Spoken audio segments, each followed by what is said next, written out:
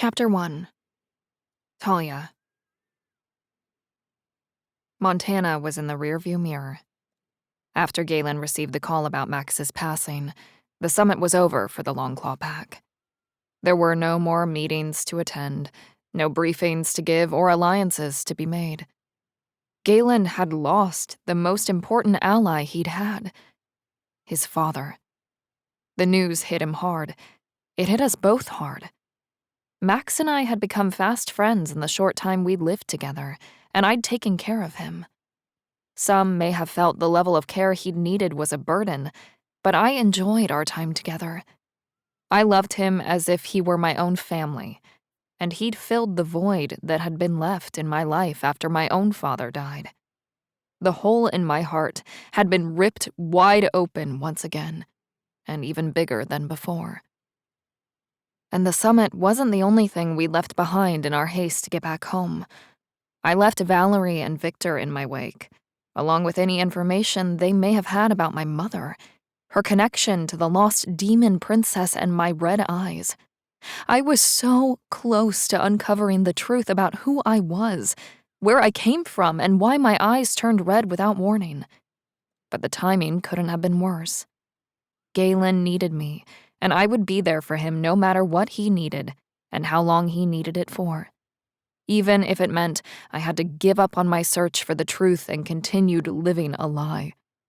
I could hold up the charade for as long as I had to, if that's what it took to help him through the loss of his father. Word that Max had succumbed to his mysterious illness spread through the pack bond. Galen's pain reverberated through it, strong enough to call every last Longclaw wolf home to the pack's territory. They soon lined the streets of the main town on either side of the road, like a parade route, heads bowed in communal mourning for the loss of one alpha, and to honor another stepping up to lead them in their time of need. Galen white-knuckled the steering wheel, a muscle in his jaw twitching as he made the turn onto Cypress Lane.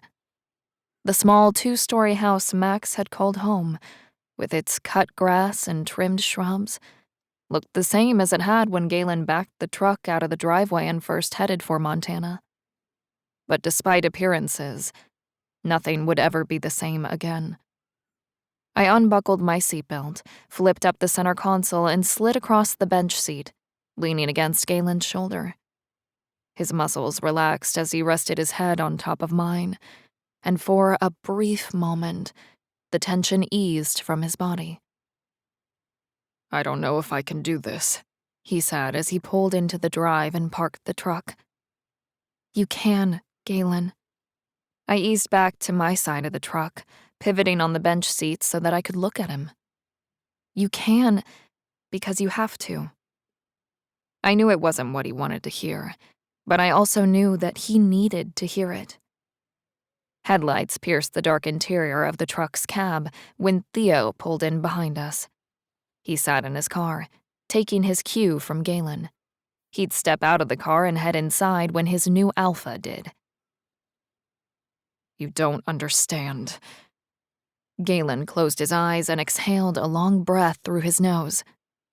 "I'm sorry, I didn't mean.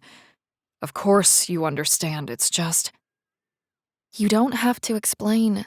I do understand, which means I've been where you are, and I no doubt said the very same things to my friends when my father died. They helped me as much as they could before I left the Northwood Pack." I stifled a sob, choking back the emotions that constricted my vocal cords and made it hard to breathe. My chest was tight and my heart ached, but I forced myself to pull in a deep breath and fill my lungs, composing myself as I let the air out slowly. They were there for me, not as long as I would have liked, but I wouldn't have made it through that first night after my father was killed if it wasn't for them. Galen pried his fingers from the steering wheel and collapsed across the front seat, resting his head in my lap. "You can lean on me, Galen." I combed my fingers through his hair, smoothing back the stray locks that fell over his eyes. "I can bear the weight. I'm stronger than you think, and I'm here to support you however you need." I wish I had half your strength, Talia. After everything you've been through, I don't know how you do it." His tears pooled on my leg and soaked through my jeans. "I don't know how to do this without him." "Yes, you do." I stroked his hair and slid my hand down to the middle of his back, rubbing small, soothing circles against his coiled muscles. "Your father prepared you for this moment your whole life. He raised you to be the man that you are today, the alpha of the Longclaw Pack. You will lead them through this, because it's what your father would have wanted you to do, and it's what your pack needs you to do." "And what about me? Not the heir to the throne and the future alpha of the Longclaw Pack, but me, the man." He pressed his fist against his chest, right over his heart. "When do I get to mourn? When does a son get to say goodbye to his father, if he's already gone?" "Galen, you need your pack as much as they need you. We're all mourning with you." I turned his head, forcing him to look up at me from my lap. "Take comfort in them. Let them be what gives you the strength to lead. I would have given anything for a pack that mourned my father alongside me, for the chance to bury him." "You're right." He scrubbed his hands over his face, sat up and stared out through the windshield at the house where his father had raised him. His hand hovered over the door handle, but he didn't open it. I hopped out of the truck's cab, walked around the front of the truck, and yanked open the driver's side door. "I know you're still doubting your strength right now. I can feel you holding back, trying to keep that uncertainty and self-doubt from seeping into the pack bond." I leaned against the side of the truck and extended my hand. "So, you can borrow some of mine. Come on, we'll do this together." He dropped out of the truck and grabbed a hold of my hand as tightly as if it were a literal lifeline I'd offered. He laced our fingers together and held on. The security lights mounted on the corners of the house flipped on as we made our way up the concrete sidewalk that led to the porch, where David and Marcus were already waiting to usher us inside. Theo rushed up the walk behind us, taking the front steps two at a time to close the distance and fall in line behind his alpha. Apart from the soft glow of the overhead light, mounted above the sink, emanating from the kitchen, and the warm yellow glow of the bedside lamp in Max's room, spilling out into the hall. The house was dark. But we didn't need light with our enhanced wolf vision. It was as if Max somehow called out to us, his body waiting to be prepared for the funeral service. A magnet that pulled us down the hall and into his room one last time. Galen dropped into the chair at his father's bedside, rested his elbows on his knees, and propped his head in his hands.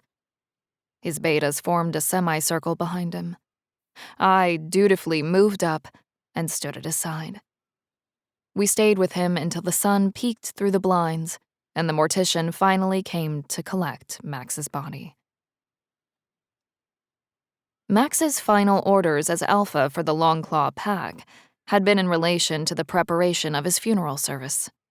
He gave specific instructions to David and Marcus, handling every last detail so that his son wouldn't have to bear the burden of making the arrangements while working through his grief and assuming the full responsibilities of becoming the new alpha.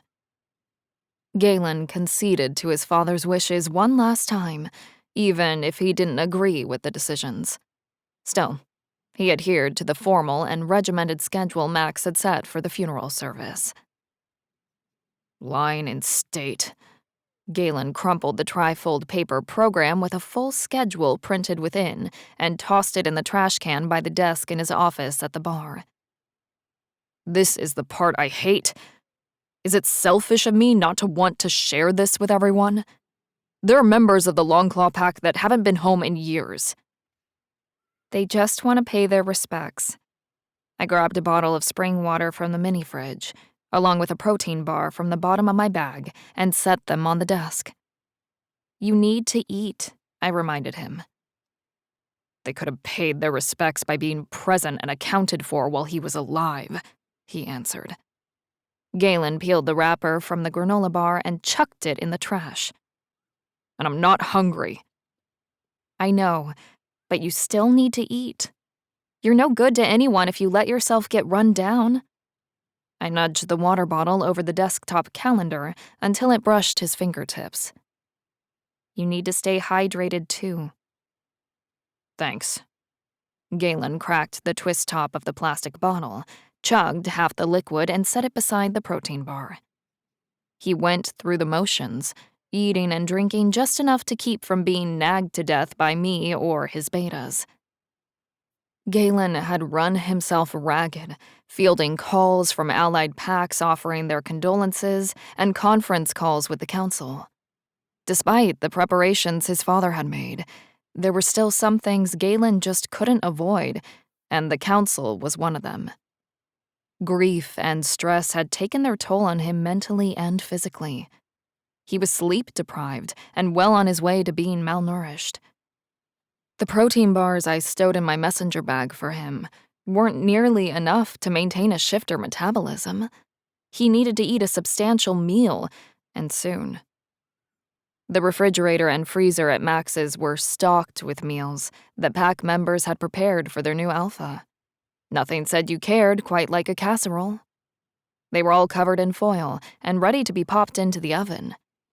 But Galen had no interest in going back to his dad's to raid the fridge. We should probably head over to the funeral home, I said as I glanced at my phone to check the time. David, Marcus, and Theo are probably wondering where you are. It had been hours since he'd checked in with his betas. Galen had withdrawn bit by bit since he first got the call about Max's death in Montana. I don't think he even realized he was doing it, but it wasn't like him to leave texts and calls unanswered. I'm not a hard man to find. If something is wrong, they know where to look. Galen grabbed his suit jacket off the back of the chair and slipped his arms into the sleeves.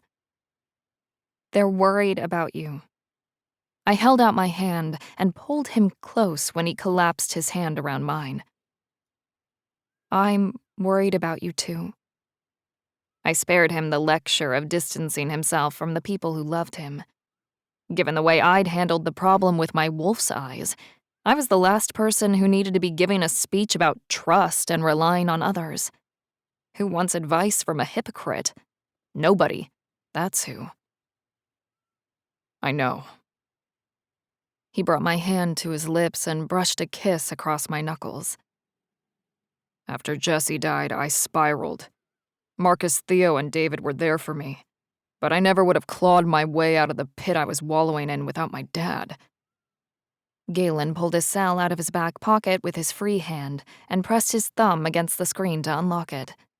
It opened to his contacts, and Max was at the top of the list. When things were good, bad, or in between, he was the person I turned to. I keep reaching for my phone to call him, or for my keys to jump in the truck and drive over there to talk to him. My dad and I were close, I offered. But nothing like you and Max, though he was the one constant in my life. I know what you're going through, and I know it's not the same, but you can always talk to me. He leaned in and rested his forehead against mine. It's like there's this hole in the pack bond that nothing will ever fill. I'm hanging on by a thread here. How am I supposed to take care of the pack if I can't even handle going to my own father's funeral? Oh, Galen. I pressed my lips to his in a tender kiss before withdrawing to look into his eyes. You're handling this the best you can. You're grieving. No one is judging you. Maybe not today, but they will. His breath skated across my skin, raising goosebumps when he sighed. Someone will sense my pain in the bond and take it as a sign of weakness. You've been leading them for months now, before your father passed. I cupped his face in my hands. Look at me, Galen. No one is going to challenge you. Someone will. We're shifters, Talia. It's in our nature. He pulled away and stepped out of reach. We should go. I wanted to console him, to reassure him that his pack would stand with him and not against him. I wanted to tell him that he was wrong. Except, I'd soon find out he wasn't.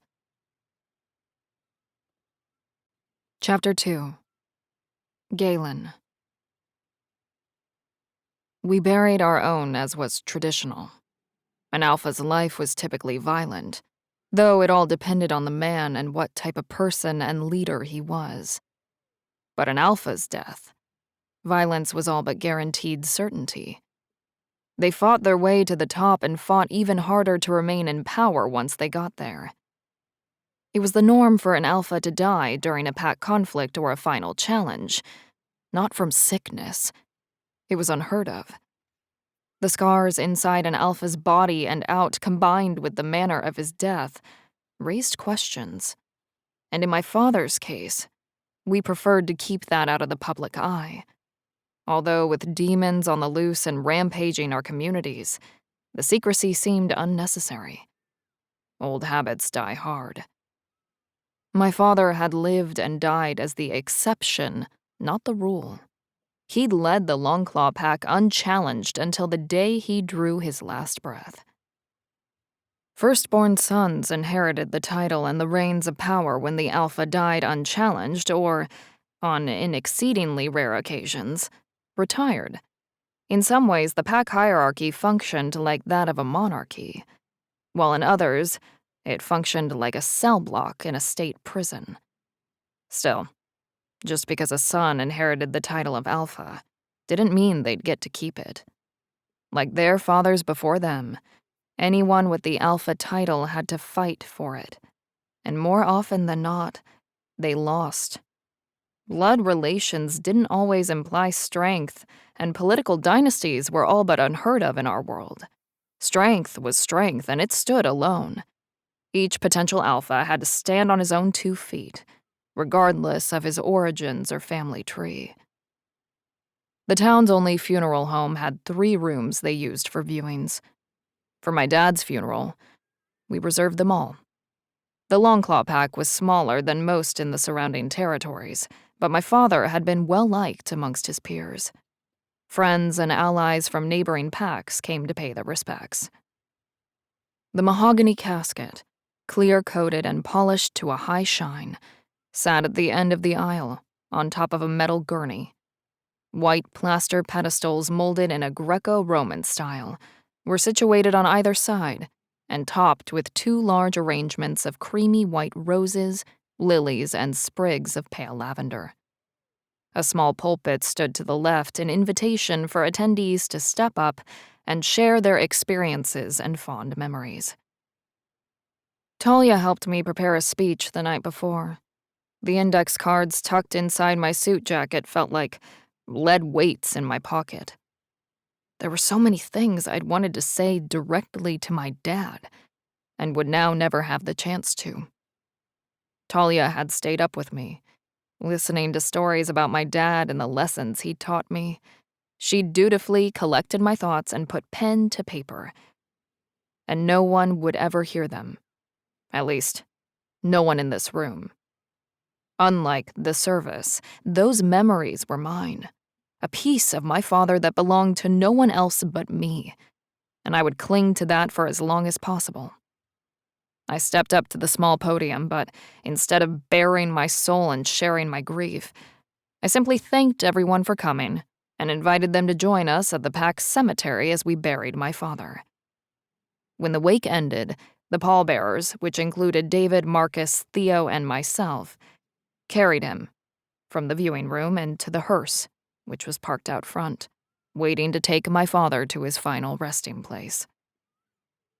To my relief, the majority of the people who'd attended the viewing chose not to attend the graveside service.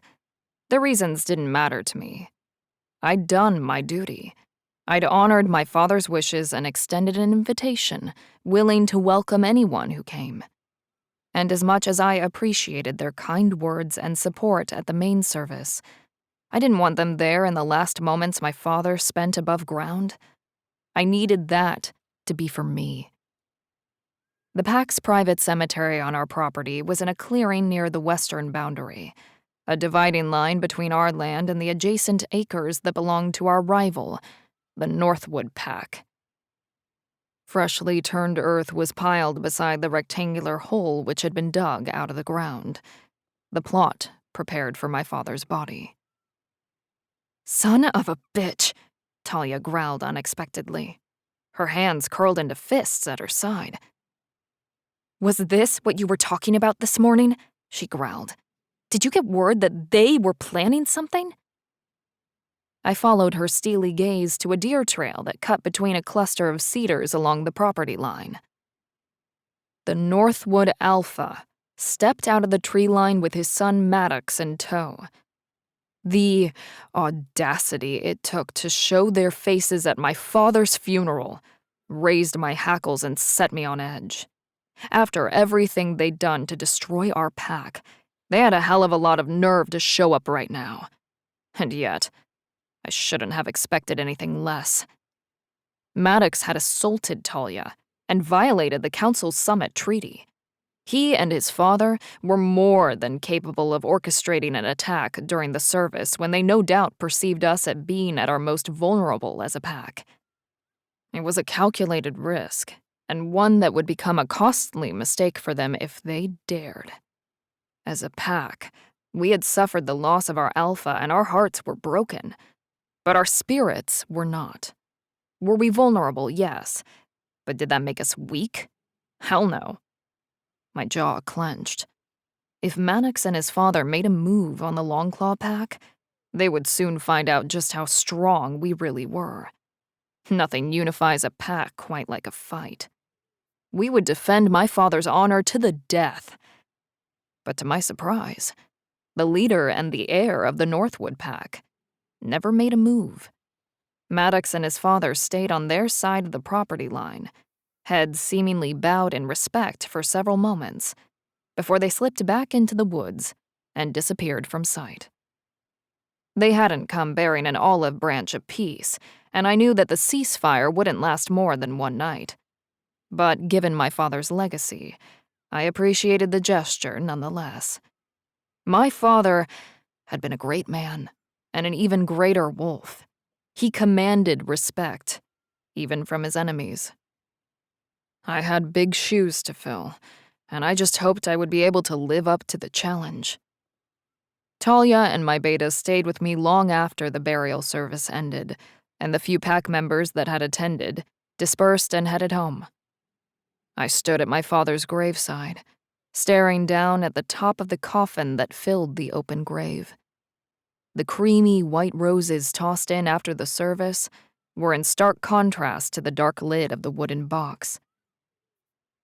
"Galen, it's time." Marcus clasped a hand on my shoulder and jerked his head in the direction of the truck, hauling a bobcat toward the cemetery. "Why don't I give you and Talia a lift back to your place?" "That would be great, Marcus. Thank you," said Talia, as she slipped her hand in mine and pulled me away from the graveside. "This shouldn't be your last memory of him." I knew she was right. The sight of heavy equipment backfilling dirt on top of the coffin and filling the grave until my father lay 6 feet under wasn't a memory that I wanted, but I couldn't bring myself to leave. I dug my heels in and remained until the ground was graded and the bobcat made its last pass. Talia gently released my hand, pulled a wadded tissue from her purse, dried her red, swollen eyes, and dabbed at her nose. Faint streaks of mascara stained her cheeks. She had cried enough tears for both of us, while we watched the undertakers finish their work. I regretted letting her stay, but I couldn't afford to let her go. I needed her support now more than ever. The funeral service had to have been particularly painful for her, not just because she cared for my father, but because she had been denied the opportunity to do the same for her father. My father's grave was presently unmarked, but a headstone commemorating his life and death would eventually mark the spot of his final resting place, which was yet another mercy she had been denied by the Northwood Pack. Her father lay in an unmarked grave beside her mother. It was callous and selfish of me to lean on her when her own grief was still so fresh. But she never complained. She simply steeled her spine and tightened her grip on my hand. Talia was my rock, the guiding light that I needed to find my way to the other side of my grief. I wouldn't have even made it back to my apartment without her by my side. My betas would have propped me up, made sure that I was taking care of myself, and helped ease my transition as alpha. They would have done their best, and as much as I would have appreciated it, their best wouldn't have been enough. They shared my pain, but they couldn't understand it, not the way Talia did. She ushered me from Marcus's car and through the bar. People dressed in black stood elbow to elbow, glasses and bottles raised in toast to Max, a hell of a guy who was gone too soon and would be missed, they said. The crowd's chorus of my father's name followed us up the staircase and out the back of the bar that led to my second-floor apartment. Talia held the collar of my suit for me, predicting my needs before I expressed them. I shucked off my jacket and proceeded to drape it over the back of a chair, heaving a heavy sigh. She grabbed the remote for the sound system and turned up the stereo to drown out the sounds from the bar below. "Want a drink?" I asked as I moved on autopilot to my personal minibar. Dropping an oversized ice cube into 2 bourbon glasses, I poured 2 fingers of aged oak barrel whiskey into each. "Come sit with me," Talia called. She had curled up on the couch cushion with one arm draped over the back of the love seat, waiting for me to nestle in beside her. "To Max," I said, and handed her a glass, clinking mine against it. "Salute." "To Max," Talia echoed, sipping the whiskey before she set her glass on the coffee table. She patted the cushion beside her. "Sit." I emptied my glass, set it on the table beside her too, and collapsed onto the empty cushion. "Closer," she coaxed, as she grabbed my tie and tugged me over to her side of the love seat. I shifted onto my back, legs draped over the arm of the couch, and rested my head on her lap. The tips of her fingers brushed my jaw as she ran her hands through my hair. Her bright, violet blue eyes glistened with unshed tears. We'd been through so much together in such a short amount of time. I opened the bond I shared with the members of the Longclaw Pack as their new alpha and focused on the connection to the woman beside me. Her pain was so familiar to me, it may as well have been my own, and Talia needed to be comforted as much as I did. Reaching up, I cupped the side of her face in one hand and slipped the other around the base of her neck, easing her down until her lips brushed mine. She smelled of vanilla, with a hint of whiskey on her breath, and I wanted nothing more than to lose myself in her scent and essence at that moment. Talia kissed me, mewling with pleasure when I not only returned the kiss, but deepened it. She loosened my tie and slipped it off my neck before moving to the buttons on my crisp white button-down dress shirt. I pulled back from the kiss and sat up, shedding my clothes before helping remove hers, until we were skin to skin, without a shred of fabric left between us. She was soft and warm and everything I needed. We took our time, savoring each other, exploring each other's bodies as if for the first time all over again. Any other time, the slow tease would have driven me crazy with need, but this was more than raw passion. It wasn't just the heat of the moment or pure desire. It was something more. It was love and caring. When I fell in love with Talia, I'd fallen hard. I thought I'd been in love before, but even the feelings I'd had for Jessie truly paled in comparison to what I felt for Talia. It was unlike anything I'd ever experienced before. I felt a fleeting pang of guilt and grief for the loss of a woman that I'd once cared for. We were young, foolish, and carefree at the time. I'd thought she was my mate, and I'd mourned her as if she were, swearing off any other mating when she died. But then I met Talia. She broke through the barrier I'd built around my heart without even trying. Talia completed me, and through the pack bond, I knew she felt the same way. She owned me, body and soul. With a strength that was uniquely her own, she reached down through the darkness that threatened to take hold of my heart and pulled me back into the light. Talia thought I'd saved her, but in truth, it was the other way around. And it didn't matter that she had been destined for another. Fate was wrong. I knew it unequivocally. I needed her more than I needed air. Talia was meant for me, and I would do whatever it took to make her mine for the rest of our lives.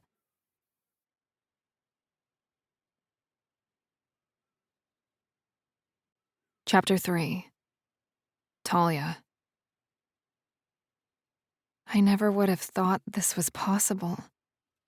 I traced lazy circles across Galen's bare chest with my index finger. I was a fated mate, or at least that's what I was told.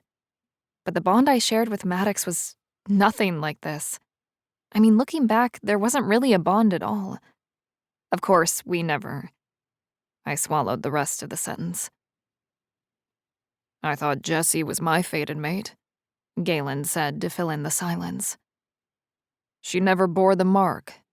We both woke up every day assuming it would appear on her arm at some point. Galen took my hand in his and brought it to his lips, brushing a kiss across the tips of my fingers. But it never did. A mark? I murmured, almost under my breath, though Galen would have heard it as clearly as if I'd spoken with more volume. You never received the mark when you and Maddox were together? Galen asked, as he snaked his arm over my hip and around my back, drawing me close, as if he feared I'd try to run away from him and the conversation. Not that I haven't given him reason to feel that way, to be fair. I had been keeping secrets. I'd been rejected once and had no desire to experience that pain all over again. There were things that I wasn't ready to share, like the color of my wolf's eyes, or the visit from the Alaskan wolves, Valerie and Victor, before we left the summit. But as for my relationship, or lack thereof, with Maddox, there wasn't anything Galen could have asked that I wouldn't be able and willing to provide an honest answer for. No. I flattened my palm against his chest, over his heart, and took comfort in its steady rhythm. I just believe it to be true. Everyone said we were, my father, his father. The pack accepted it as truth. In fact, I can't remember a time when I wasn't referred to as Maddox's fated mate. It was like part of the pack canon, and I never gave the lack of a mark a second thought. It's unusual, given the Northwood Alpha's disdain for you, that he would be so certain you would be fated to marry his son. Galen rested his forehead against mine, the warmth of his breath sending shivers down my spine. It is, isn't it? I never really thought of it that way before. However, if I had any doubt at all about Maddox's feelings for me, he'd made them crystal clear at the summit. He'd never loved me.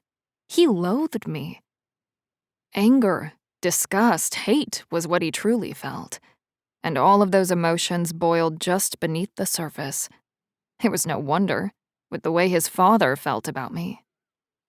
Still, Maddox had given an award-winning performance before that, in the lead-up to our end. For years, he'd led me to believe he was head over heels in love with me, that I was his one and only fated mate. But it wasn't true. It couldn't have been. All the signs were there, or the lack thereof. My life with the Northwood Pack had been nothing but a lie. I thought I was in love with Maddox, but I was far too young and naive to know any better. With nothing to compare it to, it was all too easy for my ex-fiancé to convince me that he was my destiny. Ignorance had been bliss back then, at least for a little while. But I wouldn't trade the pain of being expelled from my pack, of being cut out of Maddox's life, or of learning the truth for anything.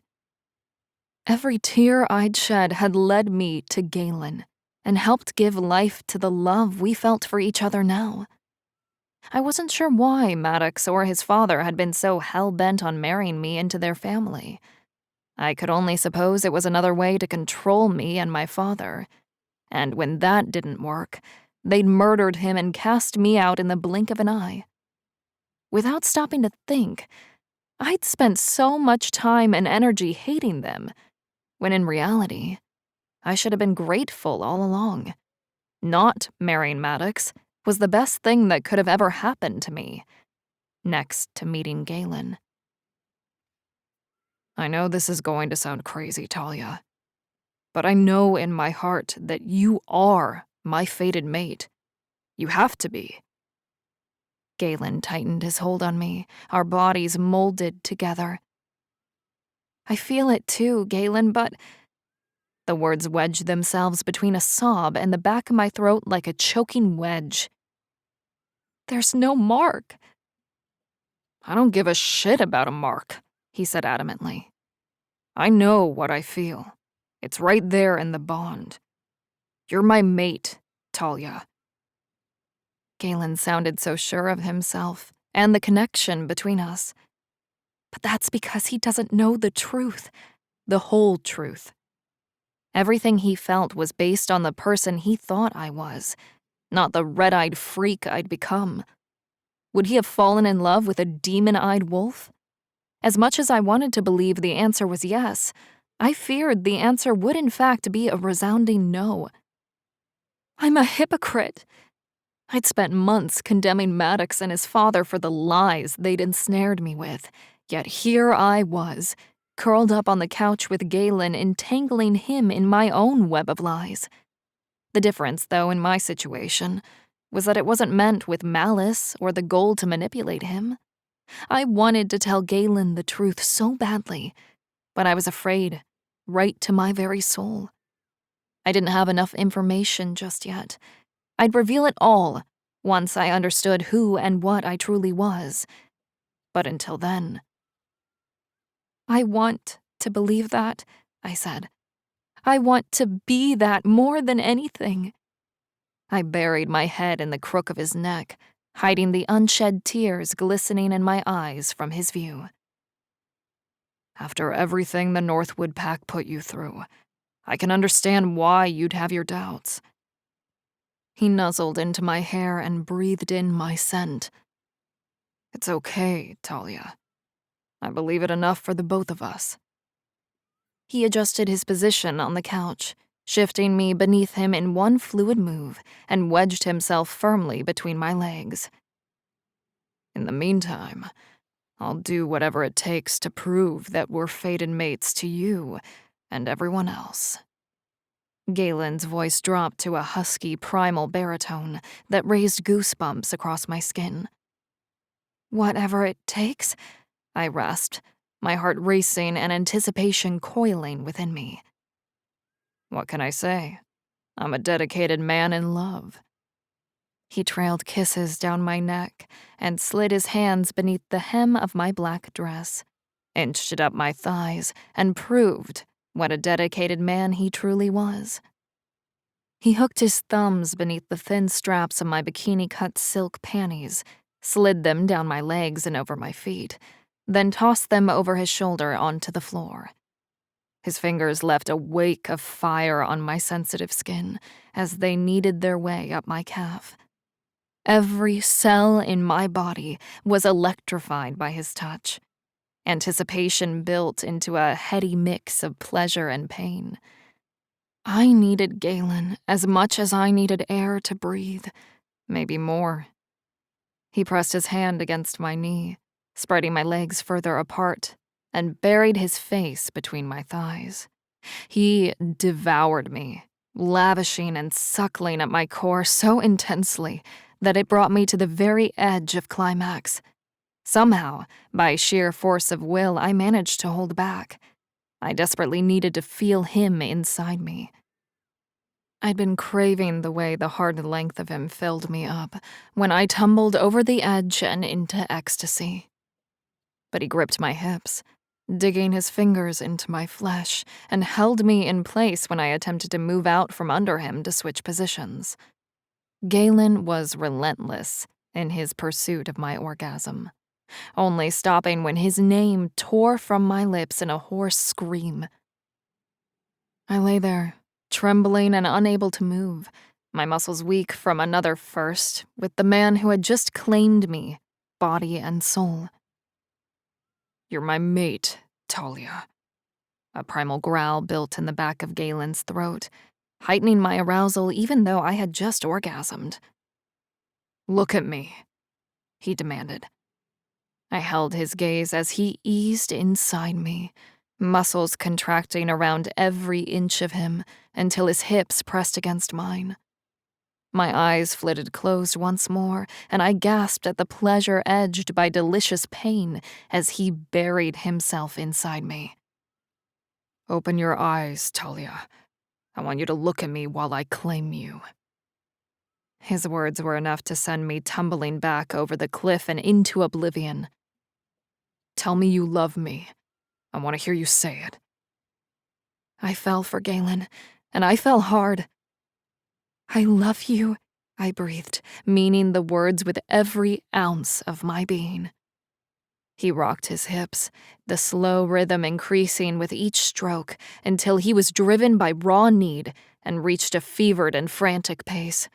It was wilder and rougher than our first time together, and I was certain I would be sore tomorrow. But I didn't care. It felt amazing. Any lingering aches and pains I might experience in the morning would be worth it.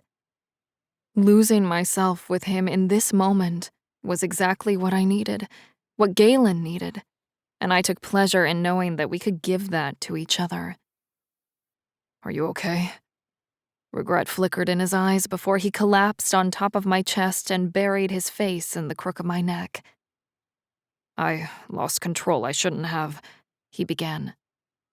I pressed my index finger to his lips as he rose, silencing the rest of his unnecessary apology. "I'm better than okay, Galen. How could I not be? He just claimed me." Granted, it was in the throes of passion as opposed to a declaration made in front of the entire pack, but there was no denying the connection between us. I felt a change in the energy of the pack bond. Besides, a formal announcement before all of the pack members didn't necessarily mean anything. That had been a lesson I'd learned the hard way, when Maddox broke off our engagement. "Do you feel that?" Galen rolled off me onto his side, took my hand in his and placed it over his heart. "My heart beats like that whenever I'm around you." "I think your rapid heartbeat has more to do with what we were just doing than it does me," I teased, tracing his well-defined pecs with my fingertips. "You have no idea the hold you have over me." He wrapped his arm around my waist and pulled me tight against him, our bodies melding together. "I just wish my father had lived long enough for me to tell him that I found my mate." "He knew, Galen," I whispered, as I rested my face on the pillow beside his and brushed my lips against his in a gentle kiss. "I'm pretty sure he knew how we felt about each other long before either of us truly did." "Yeah." A somber laugh escaped him. "I suppose he did. He called me out on my feelings for you right from the beginning, but I was too stubborn to hear it. If I'd just listened to him sooner." "Don't do that. Between the Northwood Pack, the demon's curse on the witches, and their attacks on the town, it's a wonder we've made it this far." I draped my leg over his hip and hooked my heel around the back of his thigh, entwining our bodies together. I mean, our timing couldn't have been worse. I don't know. I think we met exactly when we were supposed to. If our paths crossed even a week earlier, the outcome would have been very different. Galen licked and nipped my neck, and the warmth of his breath sent shivers down my spine. You would have hated me. You'd likely have begged me to take you back to Maddox and the Northwood Pack. It must be fate, then, I said.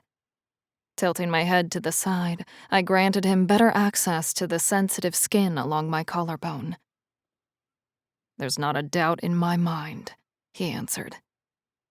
Galen's hands roamed my body, fanning the flames of my desire yet again. The evidence of his arousal grew while we cuddled, and pressed against my stomach, threatening me with a good time. He rolled onto his back then and pulled me on top of him, guiding my hips as he sheathed himself inside me for the second time. You are my fate, Talia. Galen rocked his hips and drove himself into me from below, deeper and more aggressively, until we were both up and over the precipice of ecstasy and climaxing together, vocalizing our love in the way only two wolf shifters can. I prayed to any gods that may have been listening that Galen was right, and we were fated, because there was only one mark on my arm, and that mark belonged to a demon.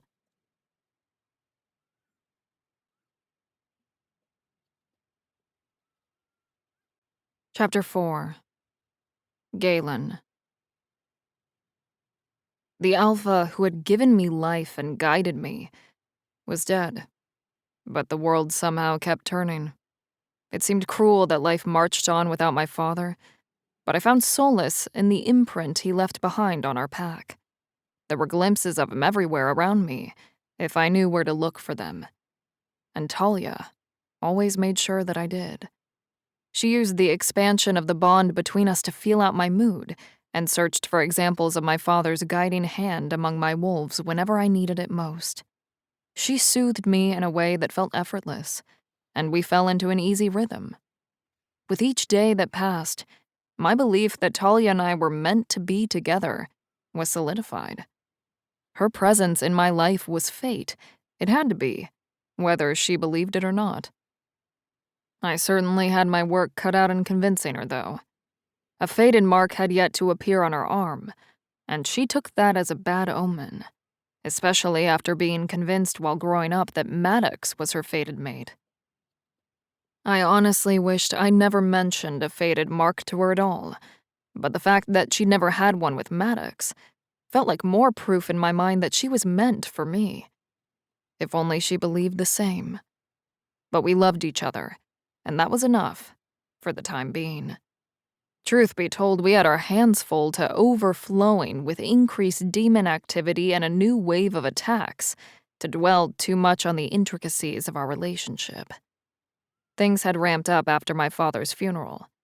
It was almost as if his death and the attacks were connected, but no matter how I tried to figure it out, for the life of me, I couldn't understand how. My father hadn't conjured nor ever been marked by a demon. Still, there was no denying a correlation to his illness, the demon attacks, Talia's arrival, and her demon mark. It felt like an array of various puzzle pieces were spread out before me, but regardless of how I arranged them, I couldn't make them all fit. One evening, I was seated at my bar, pondering my dad's illness and how it might fit with the rest of what was going on with the attacks, when my phone danced across the counter with an incoming call from Theo. "There's been another attack," he managed, before he broke off to shout orders to another wolf in the background. It was something about securing the property line. I couldn't place whose voice it was over our shoddy cell connection. "Think of the devil and a demon will appear," I muttered, sliding off my stool and heading around behind the bar to grab my keys. "What?" Theo asked, sounding confused by my remark. "Nothing. I'm on my way." I'd spent more time working and sleeping at the bar since we buried my father, but it was only a short drive back to the pack's land.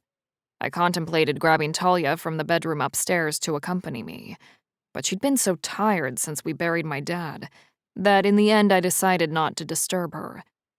The death of my father and Alpha, her friend, had dredged up a lot of memories about losing her own father, I knew. She needed a moment's peace and rest. I could handle this. 8 minutes and 3 tripped red light cameras later, I pulled up to the gate that separated the Northwood property from the rest of town. A shifter stepped out from under the cover of the evergreens that lined the property, unlocking the heavy chain and swung open the metal gate. Darius. "Theo and Marcus are already waiting for you at the northeastern marker," Darius said, as he raised 2 fingers to his brow in a mock salute, then moved to secure the gate as soon as I drove through. A plume of dust kicked up behind the truck as I veered down the dirt road at double the posted speed limit for the main drag that wound its way through our small community. My trio of betas came into view as I rounded the bend toward the property marker. Shit. The cab jerked forward and back when I slammed on the brakes and threw the truck into park. I hopped out of the truck, headlights glaring and engines still running, and ran at a full clip to join my betas at the scene of the attack. Fallen trees and broken branches littered the ground. It looked like a tornado had ripped through the woods that had always created a natural barrier between our property and the Northwood Pack's land. The ground was mounded in some places, splintered and cracked in others, as if the demons had burst through the soil itself in a surprise attack. The witches who had set up home on our pack's lands had crafted a magical ward around our property to keep the demons out. They routinely reinforced it on a weekly basis, rotating through members of the coven to ensure their magic wasn't depleted and the ward remained intact. They worked hard to keep us all safe while honoring our alliance. But the demons had obviously worked harder, at least in this instance.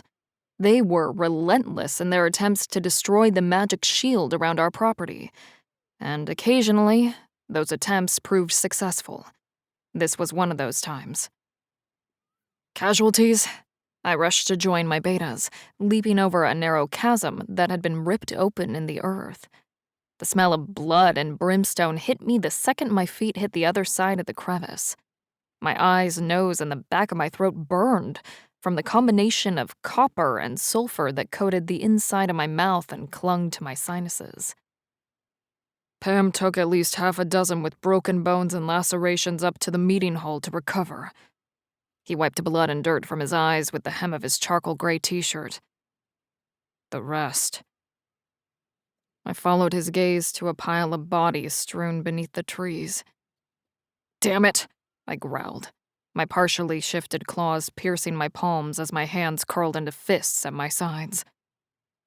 The witches plug one hole in the ward and the demons simply create another. How the hell are we going to stop them? The question was rhetorical, but Marcus answered anyway. We need to find their weakness and take the battle to them before they wipe us out, Galen. Marcus squatted down at the edge of the massive crack in the ground and stared into the black depths as if he could see the demons down below. Don't you think I'm working on that? My lip curled, baring elongated canines.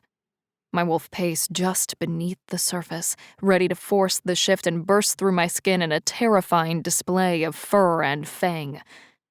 But there was no one left to fight. Our enemies had done what they'd come to do and fled the scene equally as fast.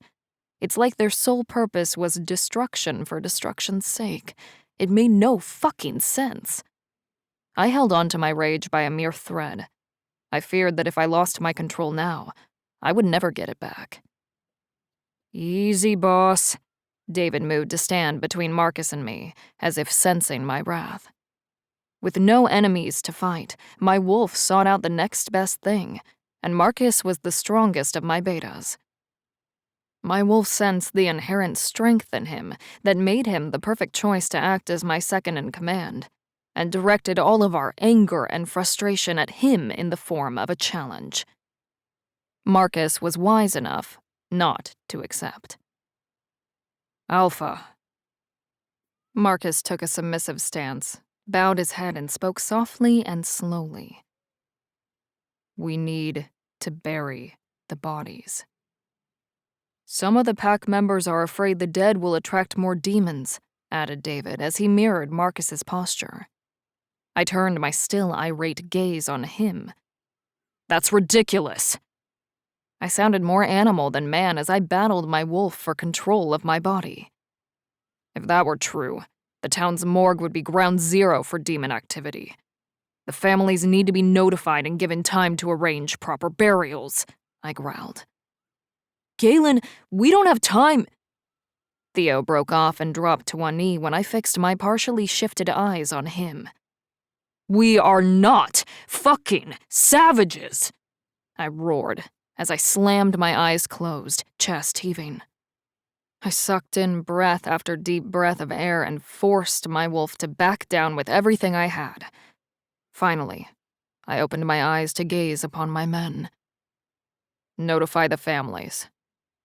All 3 betas moved, but at a snail's pace. They knew to tread lightly when I was in this condition. I knew what needed to be done to keep the peace among the pack, but that didn't mean I liked it. The problem with near immortality was that the age gap between our wolves was wider than the Grand Canyon. As a result, some wolves clung to the old ways and superstitions, and with demons roaming the earth, it was hard to blame them. These were unprecedented times. We'll prepare a funeral pyre, I called after them, offering the idea as a concession. That will be a more effective use of our time. Just let their families know that a proper memorial will be erected in their honor once we've eradicated the demon scourge. I gave my final instructions and left it up to my betas to decide amongst themselves which of them would carry out my wishes, while I put in a call to Marguerite. The coven leader readily agreed to bring members of her coven to repair the breach in the ward and help us with a funeral pyre that would be worthy of the wolves who'd sacrificed their lives to protect the rest of our pack. Obviously decided on their course of action, Marcus and David sprinted across the field, breaking into a full run when they reached the road that led back to the meeting hall. Theo stayed behind, most likely to keep an eye on me and make sure I didn't wolf out while I waited for the witches to arrive. Within minutes, Marguerite, Sarah, and several other witches appeared and set to work repairing the ward. Once the tear in the magic had been patched, they knelt before my fallen wolves and offered up a prayer to their goddess for the protection of their souls beyond the veil. I am sorry, Galen. Marguerite bowed at the waist and offered her condolences. You and your wolves have given so much to protect us all from the demons, but somehow they're getting stronger. There's only so much my girls and I can do. Our magic is not without limits. No one blames you, Marguerite, I said, wanting to reassure the High Priestess, but fell short with my clipped words and harsh tone. Alpha, Marguerite said, as she lowered the hood of her cloak and met my gaze. If you wish for me and my coven to leave your lands, there will be no ill will between us. We have each repaid our debts to one another in kind. I'm not rescinding my invitation anytime soon, Marguerite. You and the coven are welcome here. I raked my fingers through my hair and sighed. I had just hoped my father's funeral would be the last one for the pack, at least for a little while, you know? All too well, my friend. She clasped a hand on my shoulder and briefly shared in the burden of my grief, one leader to another. All too well, she repeated. Faced with the death of several more pack members, it was easy to forget that Marguerite had suffered more losses among her coven than our pack had. Their initial losses had been devastating. It was why I agreed to take them in and forge the alliance in the first place.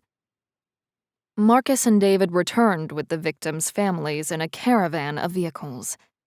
The 4 of us stood by their sides, remaining steadfast as the magical-fueled funeral pyre burned bright.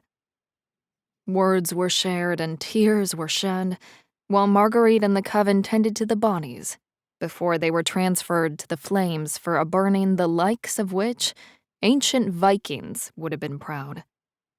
I waited until the last magical ember had lost its reddish glow, and turned an ashen black before leaving the dead to their peace, and drove back across town, back to my apartment above the bar where Talia likely anxiously awaited my return. What awaited me when I stepped into my living space wasn't the greeting I'd expected.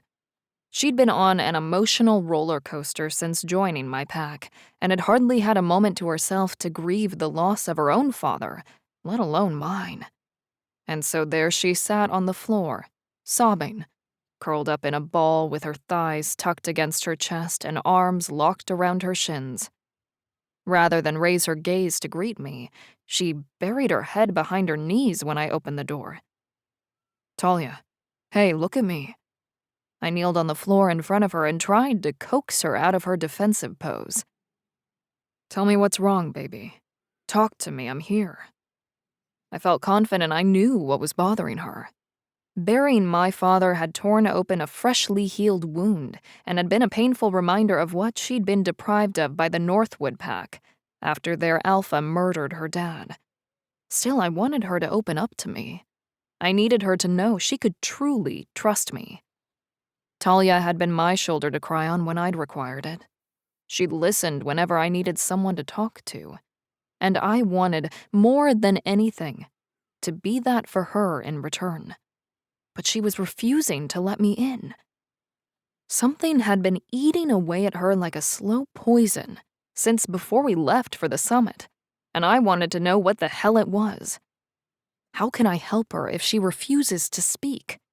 We have enough problems on our hands as a pack without my mate keeping secrets. I sighed heavily. "Talia, I've tried to be caring. I've tried to be kind, but enough is enough. I'm tired of dancing around your secrets. You are going to tell me what is going on with you. Tonight." I raked my fingers through my hair, shaking ash from the funeral pyre loose from the tangled strands in frustration.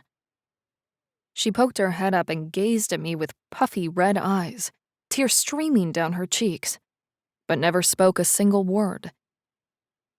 "I thought we'd made progress," I said. "I thought that we were past this." I pressed my palms against my eyes and willed my wolf to stay in the shadows of my mind. We were both raw and on edge after facing the devastation and death the demons had left in their wake. Talia shutting us out again was more than my wolf and I could bear. It physically hurt, and I'd had enough pain for one day. "Fine. You don't want to tell me?" I opened myself up to the alpha bond I shared with the pack and tugged on the thread that connected me to Talia, putting pressure on it, willing her to reveal her truth. "I have other ways of getting the information I need if that is your choice." She gasped and tried to close herself off from the bond, reinforcing the mental walls she'd built inside her mind to safeguard her secrets. I'd never played the alpha card or used the bond that way, because I'd never had to. But her refusal to share all of herself with me, the bad as well as the good, struck a heavy blow to not only my heart and pride, but also my trust.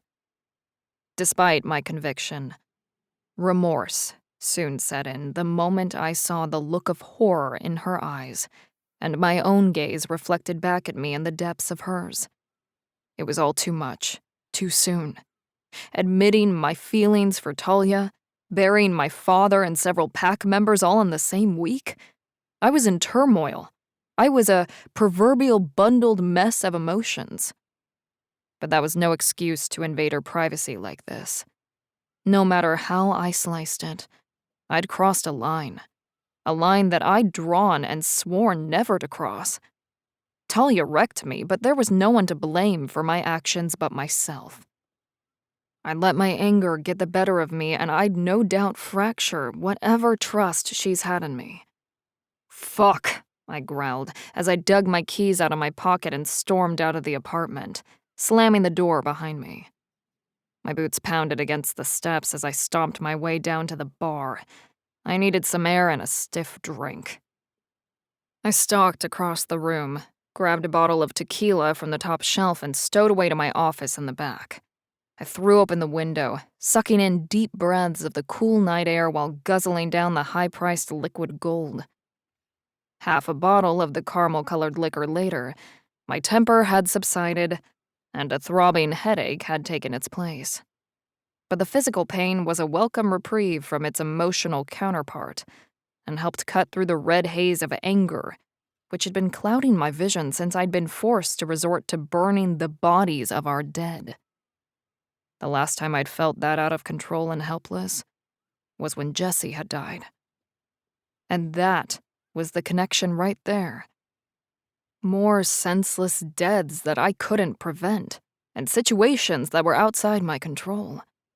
Made worse by the fact that I was the alpha and clearly failing at my primary job of keeping the pack safe and happy. As much as I wanted to know what was going on with Talia, she didn't deserve a show of force like the power flex I'd made her to endure up there in my apartment. I needed to earn her trust. I needed to be patient and wait until she was ready to spill out her heart. It wasn't something I could demand. And that was my mistake. One that I couldn't take back. On top of that, I'd gone and made it worse by walking out on her to drown my own sorrows. I wasn't there for her at all. Another promise broken.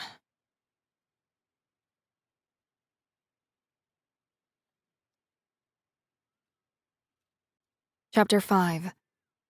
Talia. I screwed up. Fuck! Galen had come home and caught me in a moment of weakness, and rather than open up to the man I loved, I closed myself off in fear. I knew Galen wasn't prying or trying to hurt me. In fact, it was the exact opposite.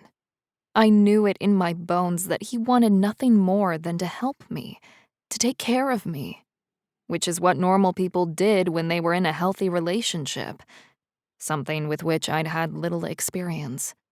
My father had never opened up to me about any of the important things. He hadn't told me about his and my mother's past, and my engagement to Maddox had been a lie right from the start to its finish. So it's what I was used to. Lies and deception were something I had plenty of experience with, for better or worse. That element of my own past I had no control over. But I'd been lying to Galen for weeks now. He'd given me the space I'd asked for and then some, while in return all I did was build lie upon lie until I'd forced his hand to use the bond to pry his way into my thoughts. I was the one at fault, and it burned me to my core. If only I could bring myself to confide in him, to tell him the truth about my red eyes and my strange origins. I can't lose him. What am I going to do? He's already dealing with so much. I don't want to add to his burden, but it seems I already have. When he'd threatened to use the bond before we left for the summit, I knew that he was bluffing. This time, I knew he wasn't. Galen wanted the truth. That was all. And he deserved the truth. But it would take a lot for him to violate my trust or jeopardize our relationship in that way. Something must have happened when he was called away on pack business this time. He'd dealt with any number of demon attacks before, but I'd never seen him react this way. Whatever it was, I'd felt it ruminating through our connection while he was gone, and then picked up on his distress when he'd walked through the door. But he'd taken one look at me and the state I was in, and put his feelings aside. And then I'd made a selfish fool of myself with my stubborn silence. So, in desperation and emotional turmoil, he tapped the bond, shocking me. But I held him back just long enough for him to see through the hurt and anger I'd caused by keeping myself closed off from him. And then he stormed out. He was only one floor away. I could sense that he was still inside the building, which likely meant he was downstairs in his office. But there might as well have been 1,000 miles separating us. I had no idea how to fix what I'd just broken, and the guilt was eating me alive, adding to the taint of the demon's claim on me. It seemed like everything I touched, I destroyed one way or another. They say time heals all wounds, and I hoped and prayed that would be true for us too, because I couldn't imagine my life without Galen in it. I didn't want to. The mere thought was unbearable, after everything we'd been through together. My wolf paced within me, begging to be let free. She was anxious and needed to run, but I couldn't let her out and risk Galen finding out the truth on his own without an explanation. I needed to be the one to tell him. If only I'd had the courage to do it before I broke his trust and forced his hand. The clunk of Galen's boots hitting the treads echoed in the stairway on the other side of the door. I watched the knob turn for what felt like an eternity, before he walked through the doorway with his shoulders hunched and head hung low. "I called a pack meeting," he said. "I'm heading back there now. You're welcome to join me if you want." He stared at the floor, refusing to look at me. "But if you prefer to take your car and go on your own, I'll understand. After the way I treated you, I wouldn't blame." Of course, I'll go with you. I grasped at the olive branch he'd extended and jumped up from the same spot on the floor I'd been sitting on when he stomped out. Let me just grab my purse. Galen waited on the landing, holding the door open for me, his body tensing when I brushed past and bounded down the stairs. We rode to the Northwood property in suffocating silence, the tension building between us with each street we passed, until I couldn't bear it any longer, and managed to make an awkward apology of sorts. I don't know why I'm like this, Galen, but please, no, it has nothing to do with you. I emptied my lungs, exhaling the breath I'd been holding since we turned onto the private road that led to the pack's property. I'll tell you everything when I can, when I'm ready. I promise. Just please don't let this come between us. I don't want this to come between us either, Talia. Galen spared a glance in my direction before returning his attention back to the road. But I also don't want there to be any secrets between us. That's more than reasonable. I know, I sighed and pressed my fingers against my eyes to stem the flow of tears that threatened to fall.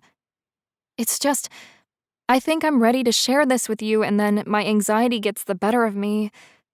I trailed off, shrugging. I'm scared. Galen sighed. I love you, Talia, and I want you to share everything with me. The good, the bad, the ugly, it doesn't matter. Your problems are my problems. You need to know that. He gripped the steering wheel, knuckles white under the strain. I know I did a piss-poor job of proving that earlier. Tonight has been, well, it's been shit, and I let my temper get the better of me. I'm sorry for what I almost did. I shouldn't have invaded your privacy like that. I'm sorry too, I offered immediately, reaching across the cab of the truck to rest my hand on his thigh. I'll try and find my courage, but until then, can we just start tonight over? If it's all the same to you, I'd rather just forget this night ever happened.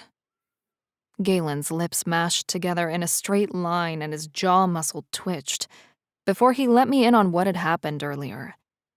It was yet another breach of the pack land's perimeter by demons, and he'd barely held it together in relation to his temper, apparently.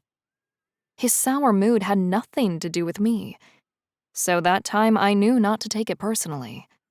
Just like he seemed to know not to press me any more regarding discussing my secret. We learned a hard lesson together, but at the same time we both knew things couldn't continue the way they were. If I wanted a life with Galen, and I did, desperately, I had to come clean. The sooner the better. But all the things I wanted to say had to wait until after the pack meeting. But I would say them, regardless of the consequences. Galen had enough on his mind and on his plate, He didn't need the added stress of my troubles right before he was set to speak to the entire pack.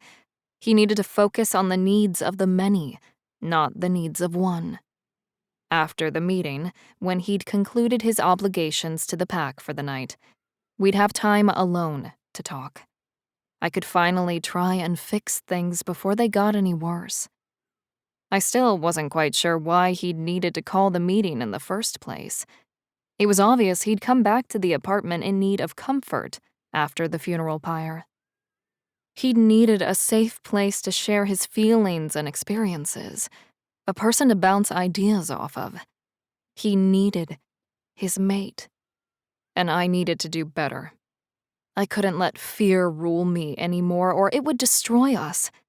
Maddox hadn't shared his true thoughts or feelings with me, and I'd certainly never been privy to his or his father's plans, and my opinion had never counted for anything.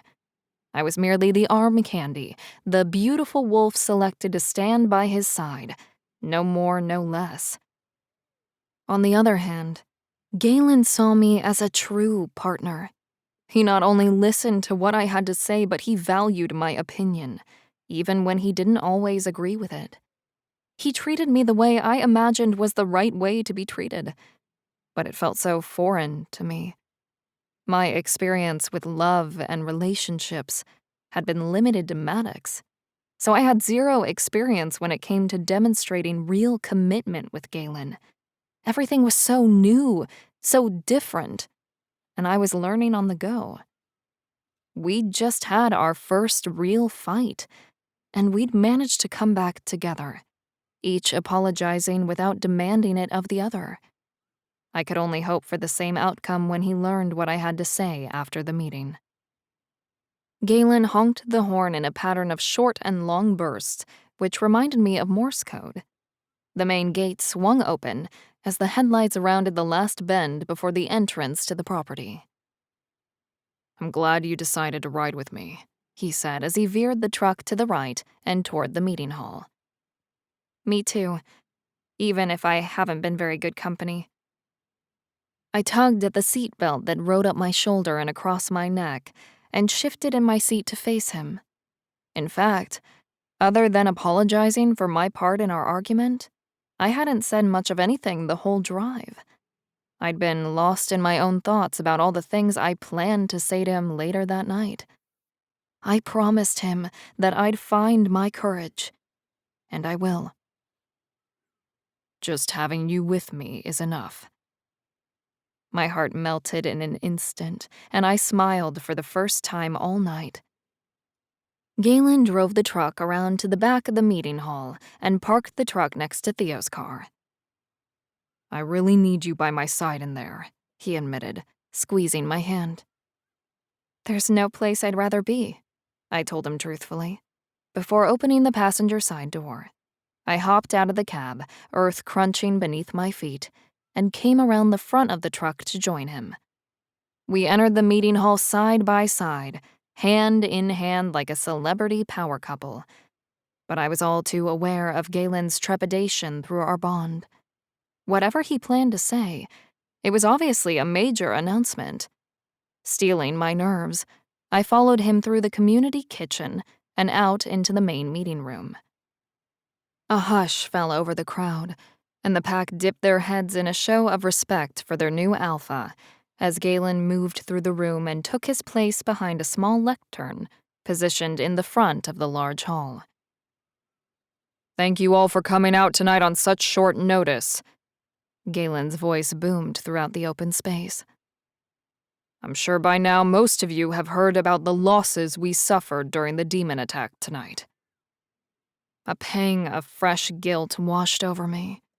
I'd been at Galen's crying over my own problems, worrying about myself while the pack was under attack and wolves had died. I felt ashamed, but kept a stoic expression, revealing nothing of my problems to the rest of the pack. Instead, I put my regrets aside and listened to our alpha as he explained in more detail exactly what had happened. "First, I need to thank everyone who stepped up tonight to tend our wounded and assist the witches with the remains of our fallen." Galen skipped over the gorier details of the attack to spare the younger wolves who had attended the meeting with their parents, but got his story across soberly all the same. I've spoken with Marguerite, and moving forward there will be a witch on patrol every shift. I know we've had a few attacks here on the property, but with the wards the witches have created, it's still safer here than in town.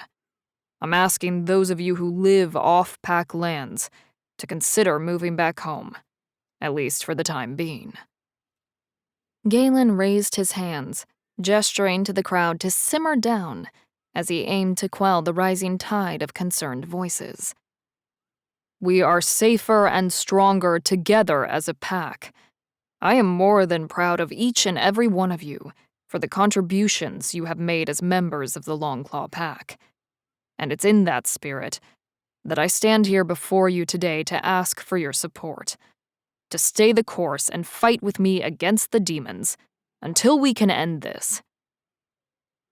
My old alpha never would have addressed the Northwood Pack that way. He wouldn't have asked for help. He would have simply demanded it. He believed in might over right, in aggression over compassion. But that's how Galen was different, and how he maintained the respect of his wolves, by giving them the respect and support they deserved. He always offered them a choice. I know you're all tired. I share your pain and grief. I feel it through the pack bonds and in my heart as if it were my own. He paused before forging ahead. Remember what my father always said. There is strength in numbers, but the real power is in unity. We've all lost parents, brothers, sisters, and loved ones, but I won't let their deaths be in vain. You have my solemn vow. Galen ended the meeting with new perimeter patrol rotations, the promise of safety protocols for the pack and coven to follow shortly, along with the renewed support of his pack. When the meeting adjourned and the pack began to disperse out the doors, Galen turned to me. I want to run the property line and check in with Marguerite before we head back to the bar. Do you want to come with me, or... He let the unspoken question hang between us, no doubt expecting my answer would be no. I hadn't joined him on a run since the Northwood Pack's last attempt at a takeover, and the first appearance of my red eyes. It's now or never, Talia. The invitation to go for a run provided the perfect segue to come clean with Galen. Yes, I'd love to join you, I said, offering him a small smile. A flicker of hope flashed in Galen's eyes, and I almost regretted my decision. As much as I hated the idea of being rejected again, or worse, hurting Galen, it was too late to back out. For better or worse, I'd just agreed to go on a run and had no rational reason for changing my mind. There would be no backing out now. But if it's okay with you, I need to tell you something first.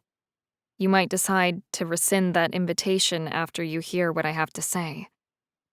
My heart raced and my stomach roiled. Swallowing the lump in my throat, I took his silence as an invitation to continue. You asked what's bothering me on multiple occasions, and I've given you the same answer every time. Nothing. But all along you've known it was something. I took a deep breath and plowed ahead, terrified I'd lose my nerve if I allowed him to interrupt.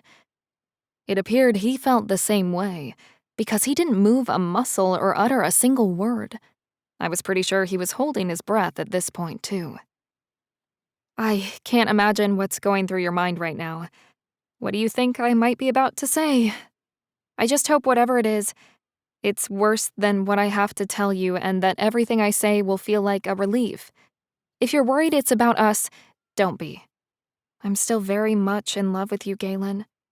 As much, if not more so, than when you claimed me. Cracks in Galen's statuesque demeanor appeared, and his coiled muscles relaxed slightly. It was clear from his posture that he was worried my issues and secrets were about us. I cleared my throat and began. After the Northwood pack attacked us and I stood up to my old alpha, you found me down by the water. Do you remember?" The question was rhetorical, but he nodded in affirmation. "Something happened when I shifted that night."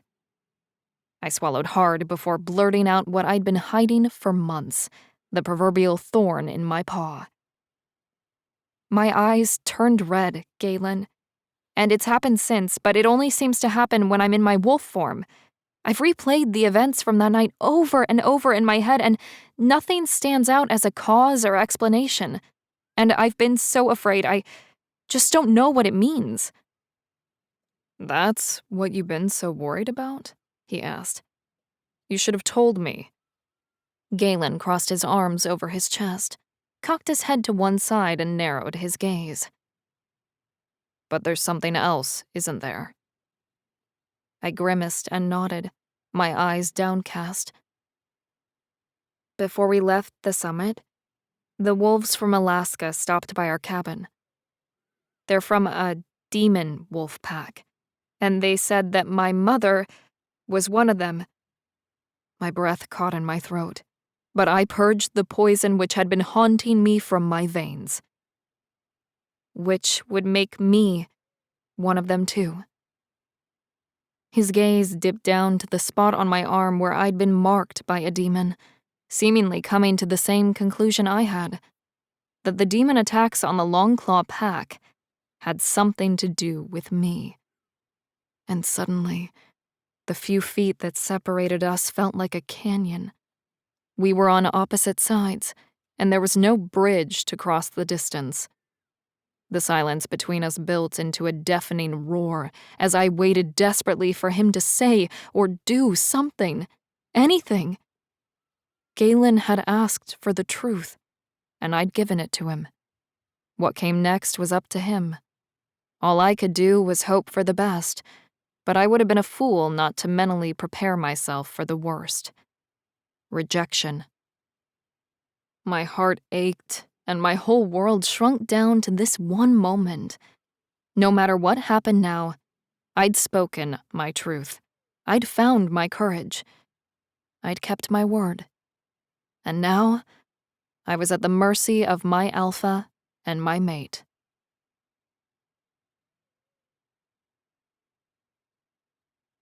Chapter 6. Galen. "Be careful what you wish for. You just might get it." I'd begged, pleaded, and threatened Talia just to get her to tell me the truth. Now that she had, I was faced with an entirely new problem I had no solution for, and I had no fucking idea where to even begin to try and find one. Talia had been marked by a demon shortly after the attacks began. I'd known that the demon mark meant something, but I assumed Talia being the one that was marked was a mere coincidence, an unfortunate twist of fate at best. A demon had appeared in my father's house and attacked. She'd bravely fought back, and the bastard creature had marked her.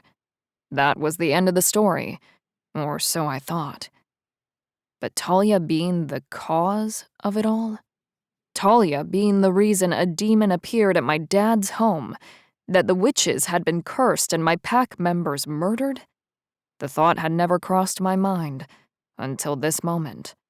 My stomach roiled and my heart thumped in my chest as some of the puzzle pieces finally began to fall into place. But what did she mean, a demon wolf pack? Were they mixed blood? Both shifter and demon at the same time? Was that even possible? And was Talia a harbinger of doom, a curse on our very town and pack? Had I damned the pack to destruction when I made her a Longclaw? When I claimed her as my mate? None of that matters. The only question that was worth asking was how was I going to save her? Because losing her was not an option. I'd fallen head over heels in love with her. She was my mate. Not just my mate, my fated mate. Mark or no mark. It didn't bloody well matter what she was. I knew who she was in her heart, and I would do whatever was necessary to keep her by my side. I knew how I felt before the words even formed in my mind. Your eyes. Do they turn red every time you shift? I asked as I uncrossed my arms and hooked my thumbs in my pockets, switching up my body language and hoping I appeared more relaxed. But the truth of the matter was that I was far from it. I needed to see her eyes for myself, and there was a good chance Talia would close herself off and run when I asked her to show me. It would be the final testament of the strength of our bond. I need you to shift, Talia. Here? She whipped her head around, her golden red locks fanning out around her as she searched the room behind her. What if someone sees me? What if they find out what I am? They'll want me thrown out of the pack. And you're their alpha. You'll have to do what is right for the pack. You're what's right for me, Talia. And that makes it right for the pack. I closed the distance between us, pulled her into my arms and reassured her with a kiss. Everyone left. Even Theo, Marcus, and David are gone. We're alone, but I'll lock the doors if it will make you feel more secure. You can trust me. You know that, right, baby? At least I hoped she did. So, you're not rejecting me? She asked, her heart in her throat as she gazed up at me with hopeful and plaintive eyes. Of course not. I clutched her tighter. After the way I'd acted back at my apartment, I couldn't blame her if her faith in me had faltered. I'd taken her secrecy as a personal slight, and that whatever she was hiding from me was somehow about me or about us. In a way, I supposed it still was, because her problems would always be mine to bear too. Talia feared rejection, which was understandable after everything she'd been through.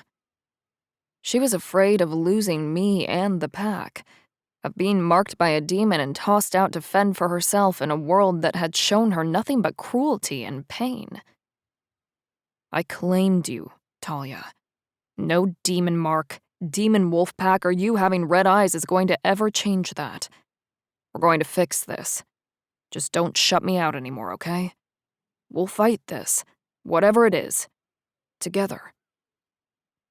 Talia's eyes filled with tears, but her lips quirked up in a smile. Quickly, she stripped out of her clothes, tugged on our bond and the magic inherent in all shifters, and shifted into her wolf without any further fear or hesitation. Her change came faster and with less effort or signs of physical pain than I'd expected. Obviously, her demon blood aided in her change, helping her not only shift, but recover from the strain of it. It's going to take a lot more than red eyes to mar the beautiful wolf standing in front of me, I said with a smile of my own. I'd seen Talia's wolf on a number of occasions, and red eyes didn't change my opinion of her or her wolf one damn bit. She circled in front of me a couple of times, then curled up at my feet. I squatted and ran my fingers through her thick, midnight black coat from tip to tail. You need to stretch your legs and go for a run, don't you? I thought back to the last time Talia and I had been on a hunt together. It's been a while, hasn't it? How about I drive us out to the perimeter checkpoint, and you can run the woods while I stalk the property line. No one will bother you out there. Talia turned those big round eyes on me, pulling me into their endless ruby depths. All of the obstacles she'd had to face, that we'd had to face together, only made me love her that much more. She was my warrior wolf and gave my life new meaning. She opened her mouth, tongue lolling to the side as she panted her approval of my plan. She really was an incredibly striking wolf. Her ruby red eyes simply added to her already unique beauty. Afterwards, we'll swing by the apartment and pack a few things. We should come back here to stay, I think. I can't ask the pack to hunker down on the property and not do the same. I stroked Talia's fur and scratched behind her ears. We'll stay at my dad's place. Talia turned her head, bathed my palm with her tongue, and nuzzled closer against my shins. She knew I'd avoided going home ever since the funeral, and just how much staying at the ranch home would cost me personally. But if I wanted to lead, I needed to lead by example. even if it meant dealing with the pain of my father's loss head-on by living in his home, surrounded by his scent and memories. All right. I gave her one last scratch behind her ears and gathered up her clothes before heading out to my truck parked around the back. We better get going. I want to make sure you're in the woods before the watch shift changes. I dropped Talia off at the tree line, waited until she disappeared under the cover of the evergreens, and shifted into my own wolf. To my relief, there were no signs or smells of any demons while I was on patrol. The hour spent running the length of the western border passed without incident. I checked in with Talia through the pack bond, ensuring she hadn't run into any trouble, before covering the half-mile between the property line and the massive pit that opened up in the ground during the last demon attack. Marguerite and the Coven had already worked tirelessly to close the canyon, but a crack large enough for a horde of unholy creatures to climb out of still scarred the pasture. Sarah had assured me that wards would be put in place to seal off the demon's entry point before the night was out, but I wanted to check their progress before I left for town. The once tall green grass was charred and black. Sulfur and smoke overpowered the smell of the wild clover and heather that dotted the landscape, and the field resembled a dystopian nightmare. It would take years for the area to recover, if it could recover at all. When I arrived, the witches had formed a circle around the large, jagged opening and stood with their arms outstretched, heads back, chanting to the moon. Small tremors could be felt underfoot as they called on the goddess to aid them and channel their magic. Satisfied the Coven had things under control, I doubled back in search of Talia. Her energy in the pack bond changed, which meant her physical form had as well. Everything okay? Talia popped up from her stretched-out position in the back of my truck, slid to the edge of the bed, and dangled her legs over the tailgate. I was starting to worry that something had happened to you. She was forced to wait for my answer until after I shifted, but seemed relieved by my presence all the same. Everything is as good as can be expected, I assured her, as I strolled to the front of the truck, enjoying the way she ogled my naked body when I walked past her. The Coven was almost finished casting the spell to seal off the demon pit when I left them. It's a good thing your trade-off with Marguerite for staying on the property is proving beneficial still. If they were in town, they might not have been here before another demon made its way through. If they came at all. You don't think they would have helped us if they weren't staying on the property? I asked, her comment surprising me. My father and Marguerite had a working alliance based on a stipend for years. While I no longer had the Coven on retainer, it hadn't occurred to me that she would have said no if we were truly in need. Of course, Talia was right, though. Even if she had chosen to honor the allegiance, the Coven's residences were too far away for them to have come to our aid during the battle. Oh, she would have helped you, Talia answered. But at what cost? I don't think the pack could afford it. She offered a lopsided grin and shrugged. But I don't think you'll have to worry about that when this is all over. You've earned each other's loyalty now. I grunted in agreement, grabbed my clothes stacked on the driver's seat, and got dressed while Talia's words rang in my ears. Had I done enough to earn Marguerite's loyalty? And if not, at what price could she be bought by an enemy of the Longclaw Pack? It was a disturbing thought. Between the demons and the pack battles, our numbers were a fraction of what they were a year prior. But I refused to raise dues on the pack. Our business ventures and investment holdings were tied to the local economy and suffered right along with us thanks in part to the demon attacks. The pack's finances were on the same downward spiral as our luck, but luck could change with the wind, and I had a feeling ours was about to turn. Though, that feeling could have had something to do with the violet blue eyes beaming at me from the back of my truck. No matter how bad things were, I felt like anything was possible with Talia at my side. If push came to shove, I would sell the bar to pay for Marguerite's loyalty to the Longclaw Pack. However, for the time being, the Coven and the Pack's missions were aligned, and we had an agreement that worked for both of us. Stop the demons and stay alive. But Talia and I had another mission altogether, one that didn't involve the Coven or the Longclaw Pack. At least that's what I hoped. We needed to know more about who and what Talia was. Her red eyes, the wolves from the demon pack that had approached her at the summit, and what they'd told her. It had to mean something. We just needed to find out what that something was. And I finally had an idea about how to find out. I think we should go have a little chat with your aunt. I started the truck and turned on the heat on low, just enough to take the damp chill out of the air.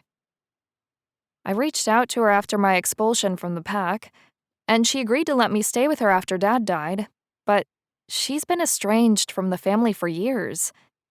Talia drummed her fingers against her thigh and tapped her foot against the floorboard of the truck. I doubt she knows anything. She's been out of the loop too long. I'm willing to bet she does, and that's exactly why she hasn't spoken to your family in years. I shifted the truck into reverse and backed out of the parking lot. It's possible, I guess, Talia said, as she stared out the window lost in her thoughts. Not that I blamed her. She had a lot to process. We both did. I think it's more than possible. It's probable. I pressed my foot on the gas, increasing my miles per hour to almost double the posted speed limit, and drove back to my father's house. It's only a few more blocks to the ranch, Talia protested, gripping the dash with one hand and the console with the other. I think you can slow down now. Sorry. I eased off the accelerator and dropped my speed to a more respectable 9 miles over the limit. It's just, we're running out of time, and after the last attack, I hate to leave the pack. I get it. I do. The sooner we leave, the sooner we get back. Talia rested her hand on my forearm and squeezed. But we can't figure anything out if we die in a car accident. Yeah, that would slow things down a bit. I spared a glance in her direction and gave her a playful wink. Just a bit. She used her index finger and thumb to indicate a small unit of measurement, with a roll of her eyes. Pack whatever warm clothes you have, I instructed, as I pulled into the driveway and shifted into park. Talia was out of the cab and in the house before the truck's engine had even stopped running. I followed her inside, pausing at the door before shaking off the sudden melancholy thinking of my father. And we made short work of packing a couple bags for the trip north to her aunt's homestead. We tossed the suitcases in the bed of the truck, agreed on what details were essential and which were worth omitting, and then met up with my betas back at the bar to explain the situation. Someone's gotta be in charge in my absence. I hate to leave you guys again so soon, I offered by way of an apology to all three of them. They'd pulled more than their share of responsibilities in the weeks prior, and even more so after my father's death, when I didn't have the capacity to handle anything outside of mourning him. Talia and I stuck to our agreed-upon story and left out the part about her red eyes and a possible missing princess that may or may not have been her mother. Instead, we said that it was Talia's aunt Victor and Victoria had mentioned at the summit, along with a demon wolf pack who lived in Alaska, somewhere near the Arctic Circle. Demon pack. Marcus narrowed his gaze, zeroing in on Talia. Our town is a hot spot for attacks. Is there a connection to her family? Maybe that's why she was marked? David lowered his gaze to the tip of the scar on Talia's forearm, where it peeked out from under her sleeve. The mark was another item we agreed to fully disclose to my betas. I hated the thought of keeping them in the dark about anything, but I promised Talia not to share what happened when she shifted with anyone until after we'd met with her aunt. We needed more information. As expected, their reaction to the news of a demon pack alone confirmed Talia's fears of causing a panic if they were to learn the whole truth. I'd convinced myself the secrecy was for the good of the pack and my beta's peace of mind. Only time would tell if I was right. Chapter 7. Talia. Galen kept his word and my secret. I hated asking him to lie for me, even if it was by omission. But he agreed that the pack wasn't ready to hear about my direct connection to a demon wolf pack, or my red eyes. Not after they'd just lost so many of their loved ones. They'd no doubt come to the same conclusion Galen himself had, and if that were the case, they might want blood. Grief was a hard cross to bear. I knew that all too well. And though I'd done nothing to actively harm the Longclaws, it seemed my mere presence had stirred the depths of hell itself. So I wasn't sure if I could blame them if that's how they felt. From every conceivable point of view, it sure looked like I was. Galen left Marcus, David, and Theo in charge. Again. Yet another thing that I could have been held responsible for. As their new alpha, Galen had delegated more responsibilities to his beta since I had arrived. I wondered if they ever regretted going along with Galen's ridiculous plan to kidnap me for leverage against my ex in the first place, but I was too afraid to ask. The truth often hurt, and that was another reason why we had decided to keep details to a minimum, at least until we got back from our trip to Kansas. Without information, we were as good as unarmed, and our foes were relentless. Approximately 200 miles of green and gold cornfields separated us from my aunt. It had been years since I saw her last, and months since I'd called her in tears and all but begged for her help. Yet now, we were less than half a day's drive from her doorstep, with no more than a voicemail left to announce our impending arrival. If she answers the door, it'll be a miracle. I dug my phone out of my bag and scrolled through my contacts for her number. Maybe I should call her again? The sun is barely up, Talia. Galen reached over and rubbed his hand along my forearm to comfort me. I doubt she's even out of bed yet, he reasoned. If she still hasn't gotten back to you by the time we hit Wichita, I'll make a pit stop somewhere and try to call her again. I could use a pit stop now, actually.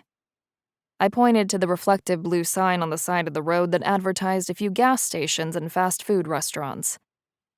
Galen topped up the tank and ducked into the adjoining convenience store for a few snacks to tide us over. In the meantime, I hit the restroom and ran a brush through my long red gold hair. Scrutinizing my reflection in the scratched-up mirror, I found myself truly grateful my ruby eyes didn't show through while I was in human form, or it would be back to wearing dark sunglasses no matter the weather, because there was no way we could let non-shifters learn about our existence, let alone real demons. That would endanger us all. All good? Galen asked when I joined him at the checkout counter. He dropped the coins from his change into a pet shelter collection cup on the countertop, grabbed a plastic bag filled with a variety of sweet and salty snack options, and another with bottled water.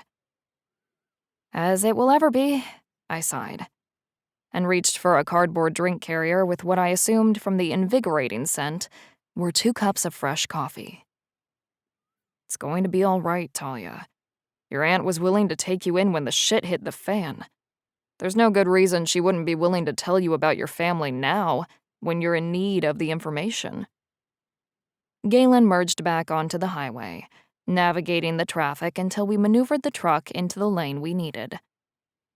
I could think of several reasons my aunt wouldn't want to delve into our family history, or divulge secrets about any demon pack roots we had, but I kept them to myself.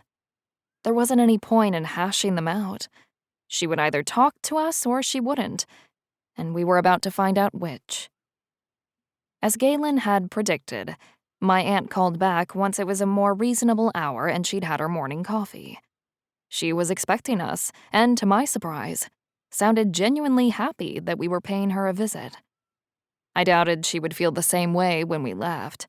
She'd no doubt managed to live a safe and quiet life away from the danger that stalked my mother to her grave.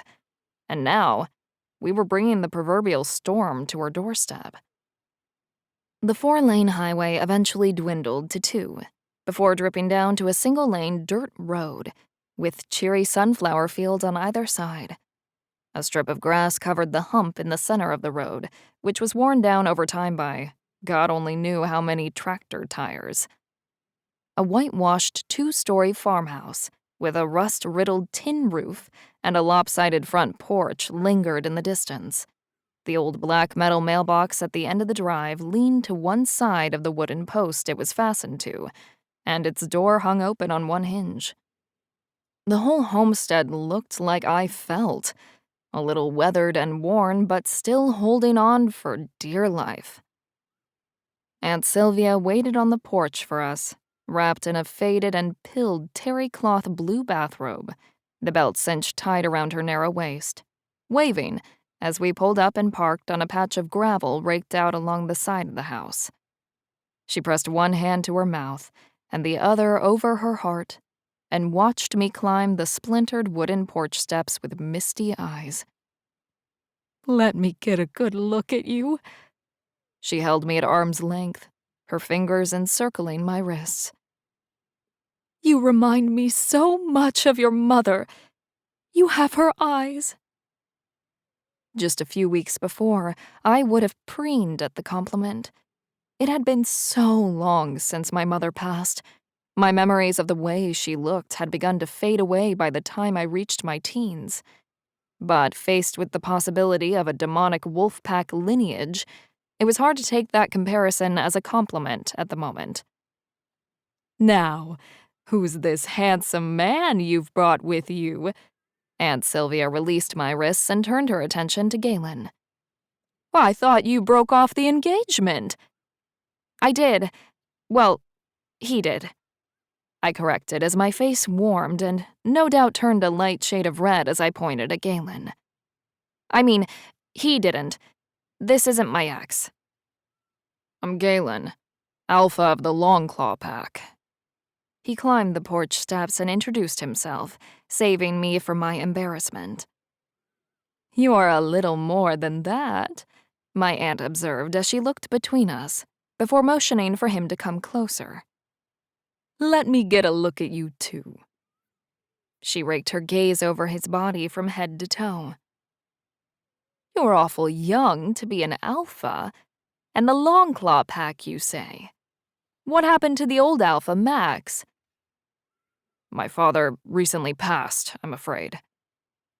Galen did his best to hide the pain in his voice, but I heard it, and I assumed my aunt could too.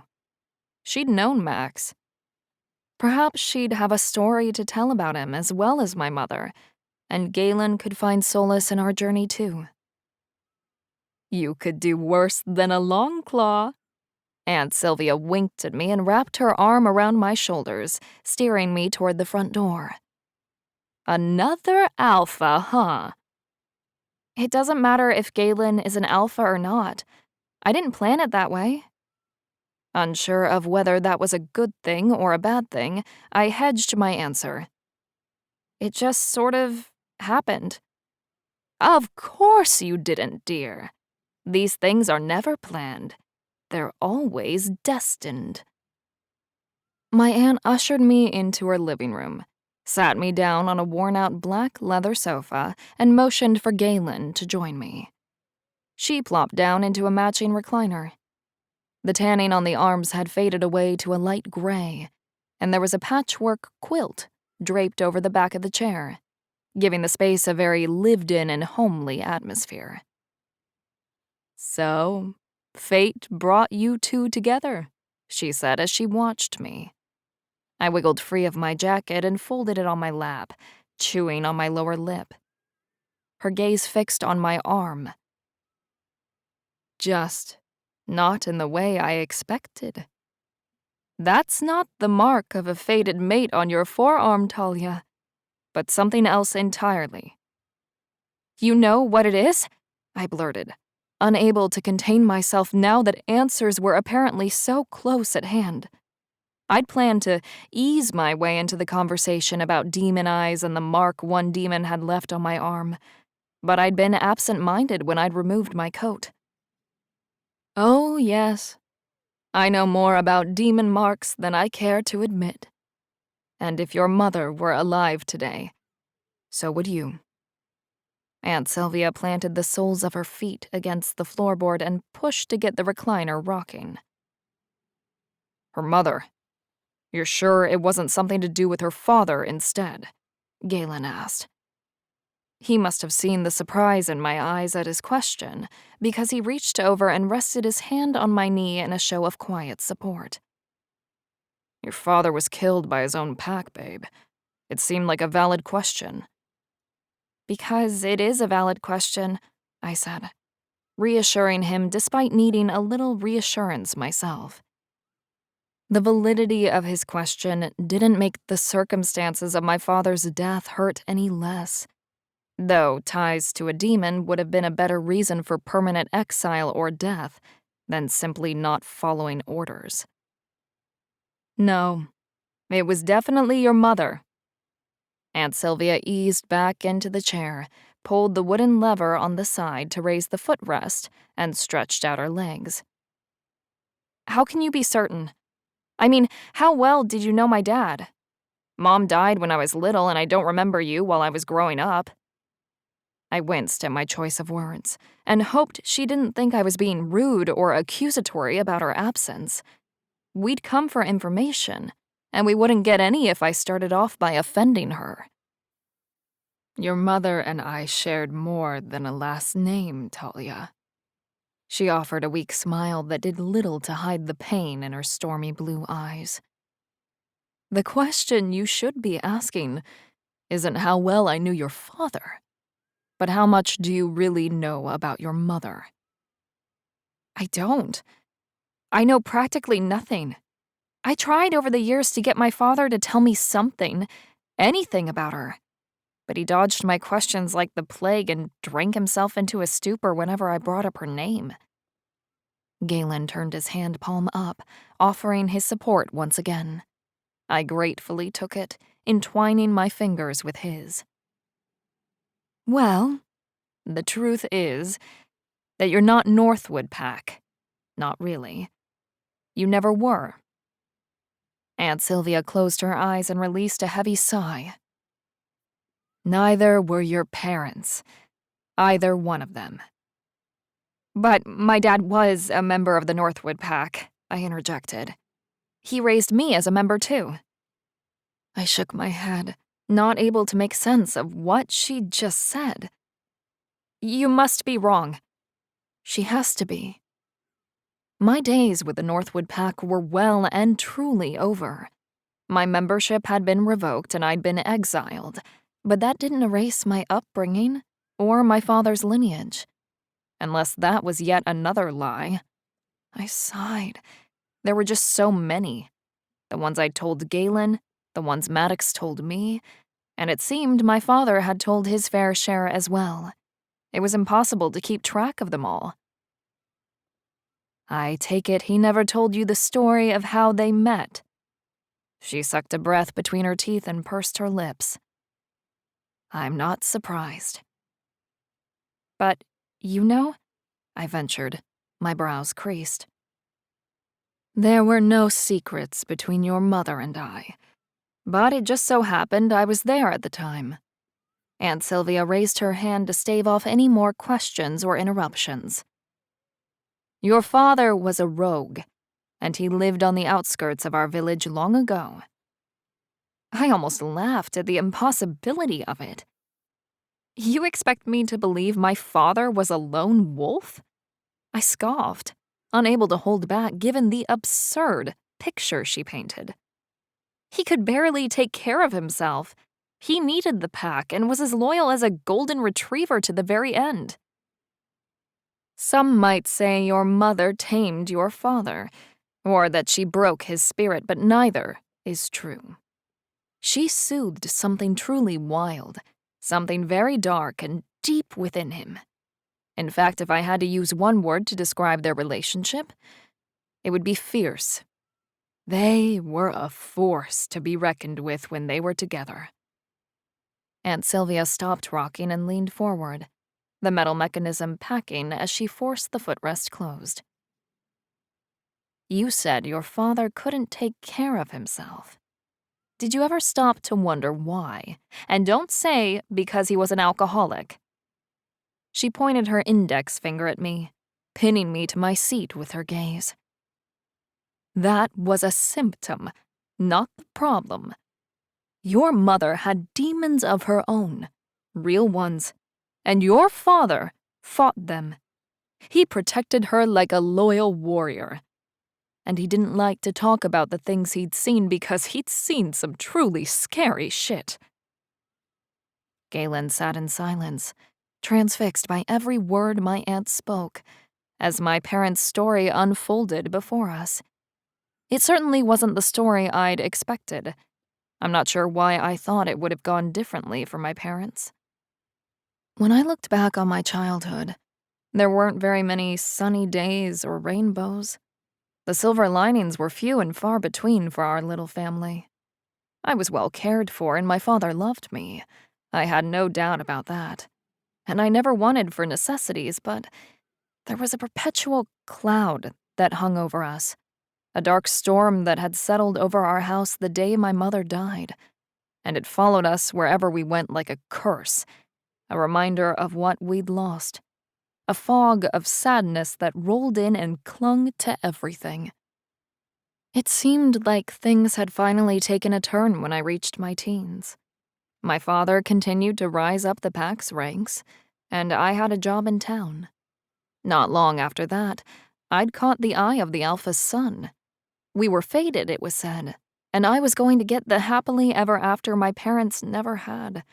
Maddox and I were going to lead the pack, have children, and grow old together.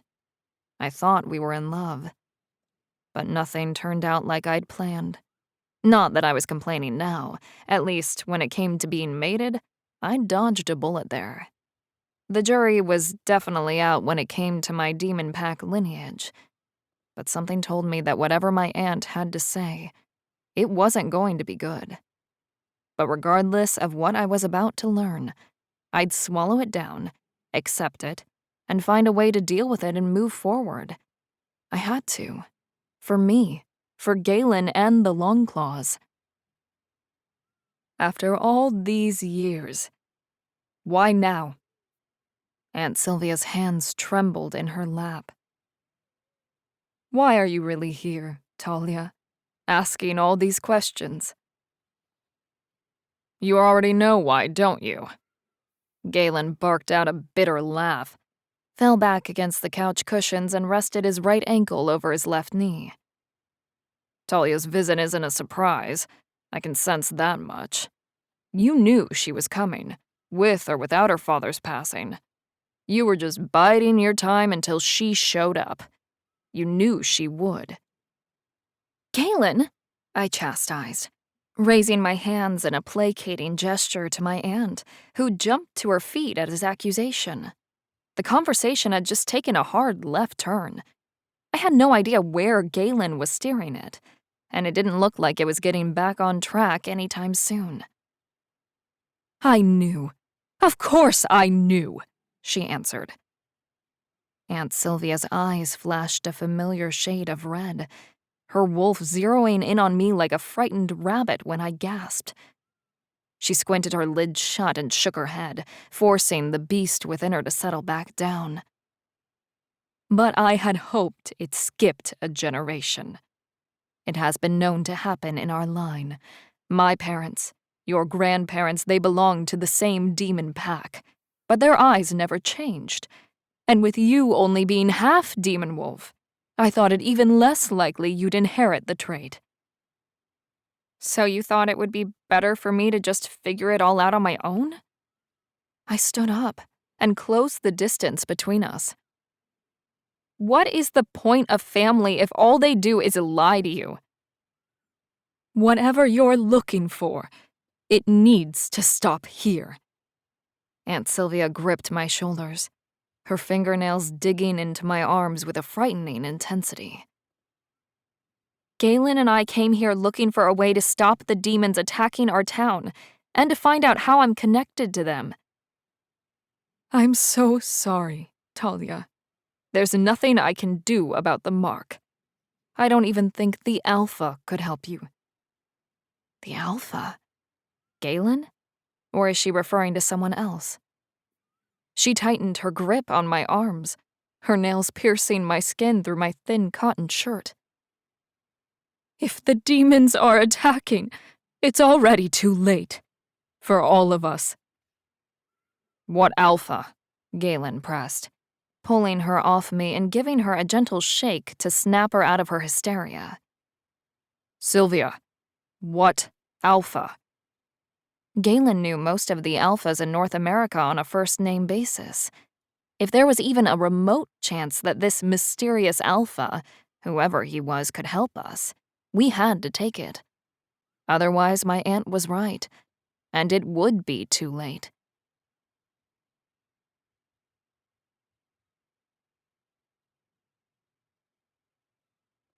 Chapter 8. Galen. Talia's aunt had known about Talia's hereditary condition the whole time. She'd hidden away from the world on her homestead in Kansas and hoped that the demon scourge that plagued the rest of the packs wouldn't land on her doorstep. But they had, the moment her niece arrived. I pressed her for more information on the demon packs and where we could find them.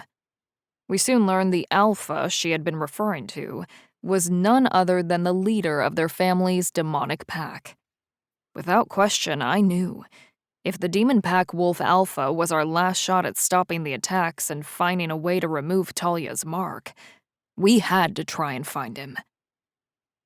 Once we'd gathered the information we needed, Talia and I hit the road again. This time we headed north, across the Canadian border and then west to Alaska. 3,524 miles stretched between us and our destination. But who's counting anyway? Me. That was who. With everything going on back home, this was a race against the clock. And as we faced 3 days of non-stop driving, time was most definitely not on our side. To get there as fast as possible, we made the trip in shifts, one behind the wheel and one asleep in the passenger seat. The truck did not stop unless the fuel light came on, and even then it was only temporarily. We'd find the nearest gas station or truck stop, with a 24-hour convenience store, grab what we needed and hit the road once more. Talia would stock up on drinks and snacks to fuel our bodies, while I filled the tank, and then we'd be off again, covering as many miles at top end as my V8 could, before we ran her dry and she needed refueling again. When we swapped roles for the next leg of the journey, Talia passed out the second she'd buckled herself into the passenger seat and rested her weary head against the window. She was exhausted, mentally and physically, but it wasn't just from driving sunup to sundown. Visiting her aunt had really taken a toll on her. The reunion hadn't been at all what Talia had expected. Hell, I hadn't seen that shit coming either. Talia's family on her mother's side were demon pack wolves with red eyes. Though Sylvia's were a paler shade than Talia's, I'd noticed.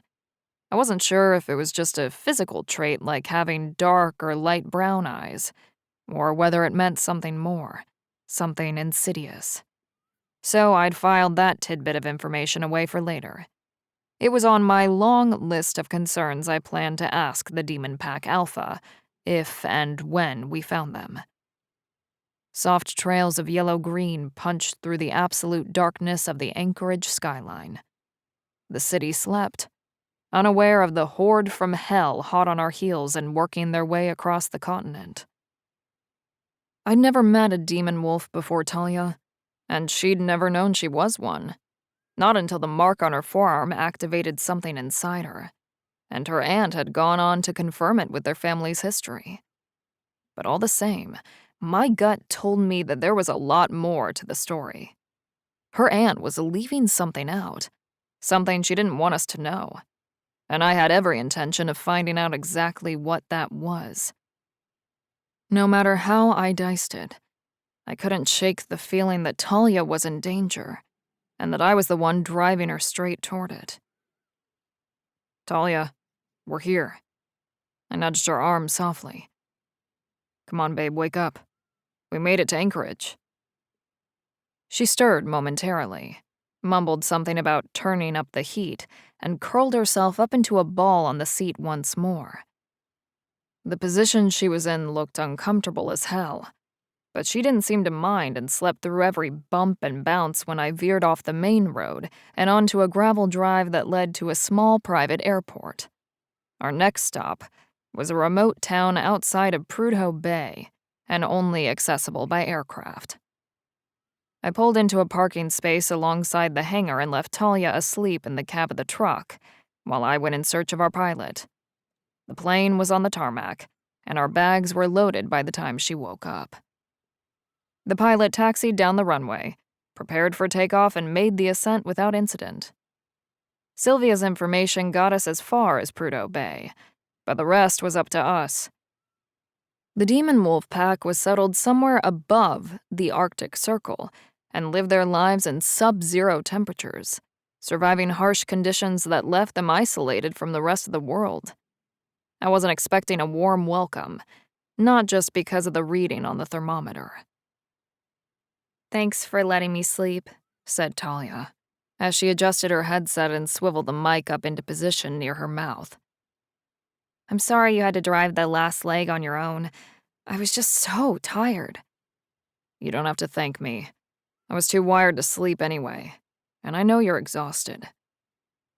Talia had grown increasingly fatigued over the past few months. Her energy levels had first started dropping when the demon marked her, and she had been on a steady decline ever since. It didn't bode well, and I was more than a little worried about her. The pilot's voice came over our headsets with a warning about turbulence. Talia gripped my hand, her knuckles white as she squeezed my fingers like a vice. The plane rocked and shook, jarring left and right as it fought the extreme weather. The pilot pushed forward on the yoke of the plane, pointing the nose of the aircraft and the propeller down to descend, attempting to get under the changing air currents. Holy shit! Talia struggled with a string of expletives, one hand pressed firmly to her chest, the other still clutching mine in a death grip. "That felt like an earthquake." "Yeah, except 5,000 feet up in the air." The pilot's laughter cut in and out over our headsets. "But we've passed the Talkeetna Mountains, so it should be smooth sailing from here on out. First time flying, huh?" he asked. "Is it that obvious?" Talia's laughter reminded me of wind chimes jangling at the mercy of her frazzled nerves, rather singing with the breeze. She released my hand and wiped the sweat from her palms on her jeans. "I'm sorry." "That's a bad habit, and one I'm going to have to break you of eventually." I stretched my hand and shook off the feeling of pins and needles in my fingers. "What do you mean?" Talia sat up straight in her seat and blinked in surprise, her violet sapphire eyes showing confusion. "What did I do?" "You apologized. Again," I explained with a wink and a lopsided grin. "You do it all the time, even when you have nothing to apologize for." "Old habits die hard, I guess." Her meager smile and heavy sigh confirmed my suspicions that she'd accepted the blame for everything and had been made to apologize for things that were never her fault in the first place all her life, simply to remain in the Northwood Pack's good graces. "You will never have to say you're sorry for being yourself with me," I promised, as I cupped her face in my hands and leaned in, pressing my lips to hers in a tender kiss. "Never again. That life is behind you." "Right behind me?" Talia sighed, resting her head on my shoulder and nuzzling into the crook of my neck. The warmth of her breath raised goosebumps across my skin. And just how do you plan to break me of this terrible habit exactly? I have my ways, I hinted suggestively, as I ran my hand along the inseam of her jeans to the top of her thigh. You'll be saying please instead of sorry. Is that so? She whispered into my ear, before nipping my lobe between her canines. Oh, it's a promise. I slid my hand over her hip and cupped her ass. The next time I hear you say those words. I'm sorry, Galen, Talia teased, her voice raw with need. She opened the bond between us, drowning me in a wave of emotion and flooding my senses. I could hear her desire in her hitched breath and racing heart, smell and taste it in the air. She drove me and my wolf wild without even trying. But we wouldn't be joining the Mile High Club, at least not on this flight. Privacy was not a feature of the Kodiak we'd chartered to fly us into Prudhoe. It was something I hadn't considered when I initially made our travel arrangements. As it was, the pilot could hear everything we were saying to one another, but I tried not to focus on that awkward detail. The mountains soon gave way, and the landscape changed before our eyes, from peaks and valleys to a flat, frozen tundra that looked uninhabitable, let alone capable of sustaining and hiding a demon wolf pack. Attention passengers! If you look out your windows, you will see the Dalton Highway and the town of Deadhorse, the pilot informed us over the radio. I've turned on the fasten your seatbelt light. We'll be making our final descent into Prudhoe Bay in just a few minutes. As promised, our pilot landed the plane shortly after his announcement and taxied down a runway dusted with snow that would have caused most pilots to ground their planes and cancel their flights. But for him, it was just another Tuesday, which made me immensely grateful I'd hired him. Talia and I bundled up against the cold, slipping on insulated hats and fleece-lined gloves. We even hiked the collars of our thermal winter coats higher, in an attempt to block the blasts of cold air from reaching the sensitive, exposed skin of our necks. Hopefully, we blended in with the locals, but something told me we were overdressed compared to the few residents bustling about, who'd long ago acclimated to the bitter winds and temperatures here. We left the airstrip, luggage in tow, and headed into the small town which consisted of 2 hotels, possessing the only eateries available, and just enough infrastructure to support the oil workers who called Prudhoe home. Welcome to Days End Hotel. The concierge greeted us before the automated doors had even closed behind us. Checking in? Yes, we have an online reservation. It's under Linetti. Talia hitched her backpack up on her shoulder and crossed the spotless white commercial tiled floor. Ah, yes, Miss Linetti. The concierge flicked his gaze between Talia and the bulky, outdated monitor connected to the desktop computer whirring beneath the counter. I regret to inform you that we're actually all booked up for the season. What? But that's impossible. I booked a room on your website 3 days ago. Talia's bag slid down her arm and fell to the floor beside her feet. She rested her elbows on the counter, peering over the concierge's side to catch a glimpse of the information displayed across his screen. Check it again, she said firmly. I assure you, Miss Linetti, I've checked it twice. The concierge ran his finger between the collar of his uniform cinched around his oversized neck and tugged at the navy blue woolen fabric. There must have been a glitch in the system. It should not have allowed another booking. I am sorry. I've been in a car for days and dealt with ass-numbing turbulence on a ridiculously tiny plane. I haven't showered, slept in a bed, or had a meal that wasn't pre-packed and overpriced from the snack aisle of a convenience store, and now? You're going to tell me I don't have a reservation because of a glitch? She growled, her elongated nails tapping menacingly against the countertop. There's going to be a glitch in your system if you don't figure out what the hell— What my overtired and underfed girlfriend is trying to say is that we would really appreciate your help given our situation. I reached into my back pocket for my wallet, pulled out a few 20s, and slid them across the counter. It was all the cash I had on me, but if the upturned nose and disdainful look in the concierge's eyes was any indication to go by, we were going to need more than $80 to grease his chubby palms. "Certainly, sir, I'd be happy to assist you," the concierge replied, sarcasm dripping from each word as he swiped the bills off the counter. His fingers flew across the keyboard, keys clacking as he punched information into the system. "Yeah, I'm sorry," he drawled, his tone lacking his previous professionalism. "Looks like we're still fully booked. Why don't you try the hotel across the street?" "Well, that was $80 well spent," I muttered, before snatching Talia's backpack off the floor and steering her through the lobby and back out the door into the Arctic winds. "I cannot believe this!"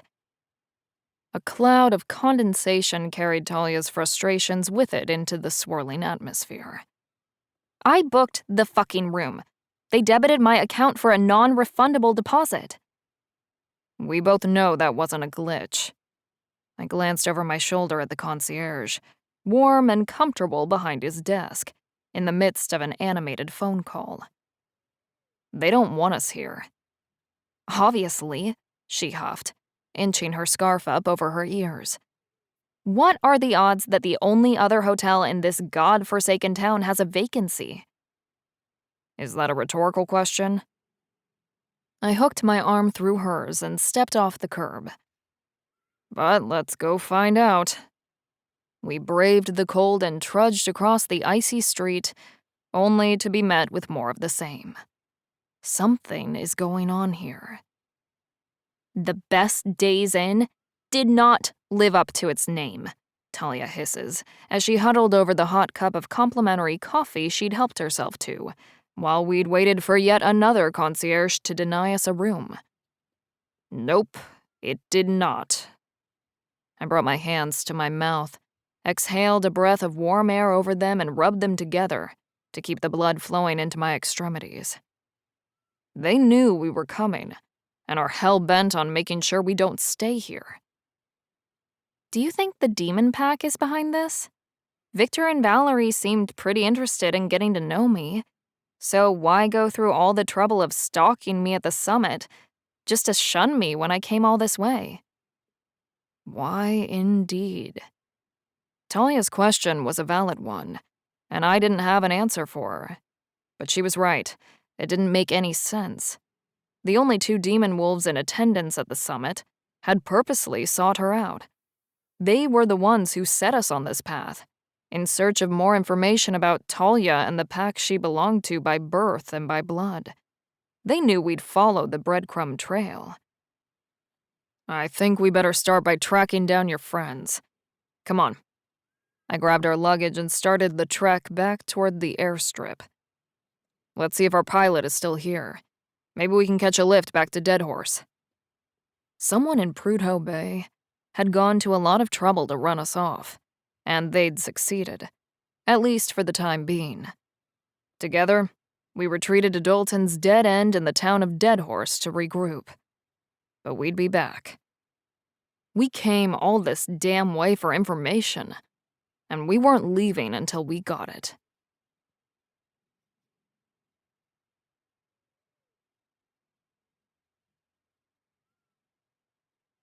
Chapter 9. Talia. The residents of Dead Horse were just as tight-lipped as their neighbors in Prudhoe, but at least they were more hospitable.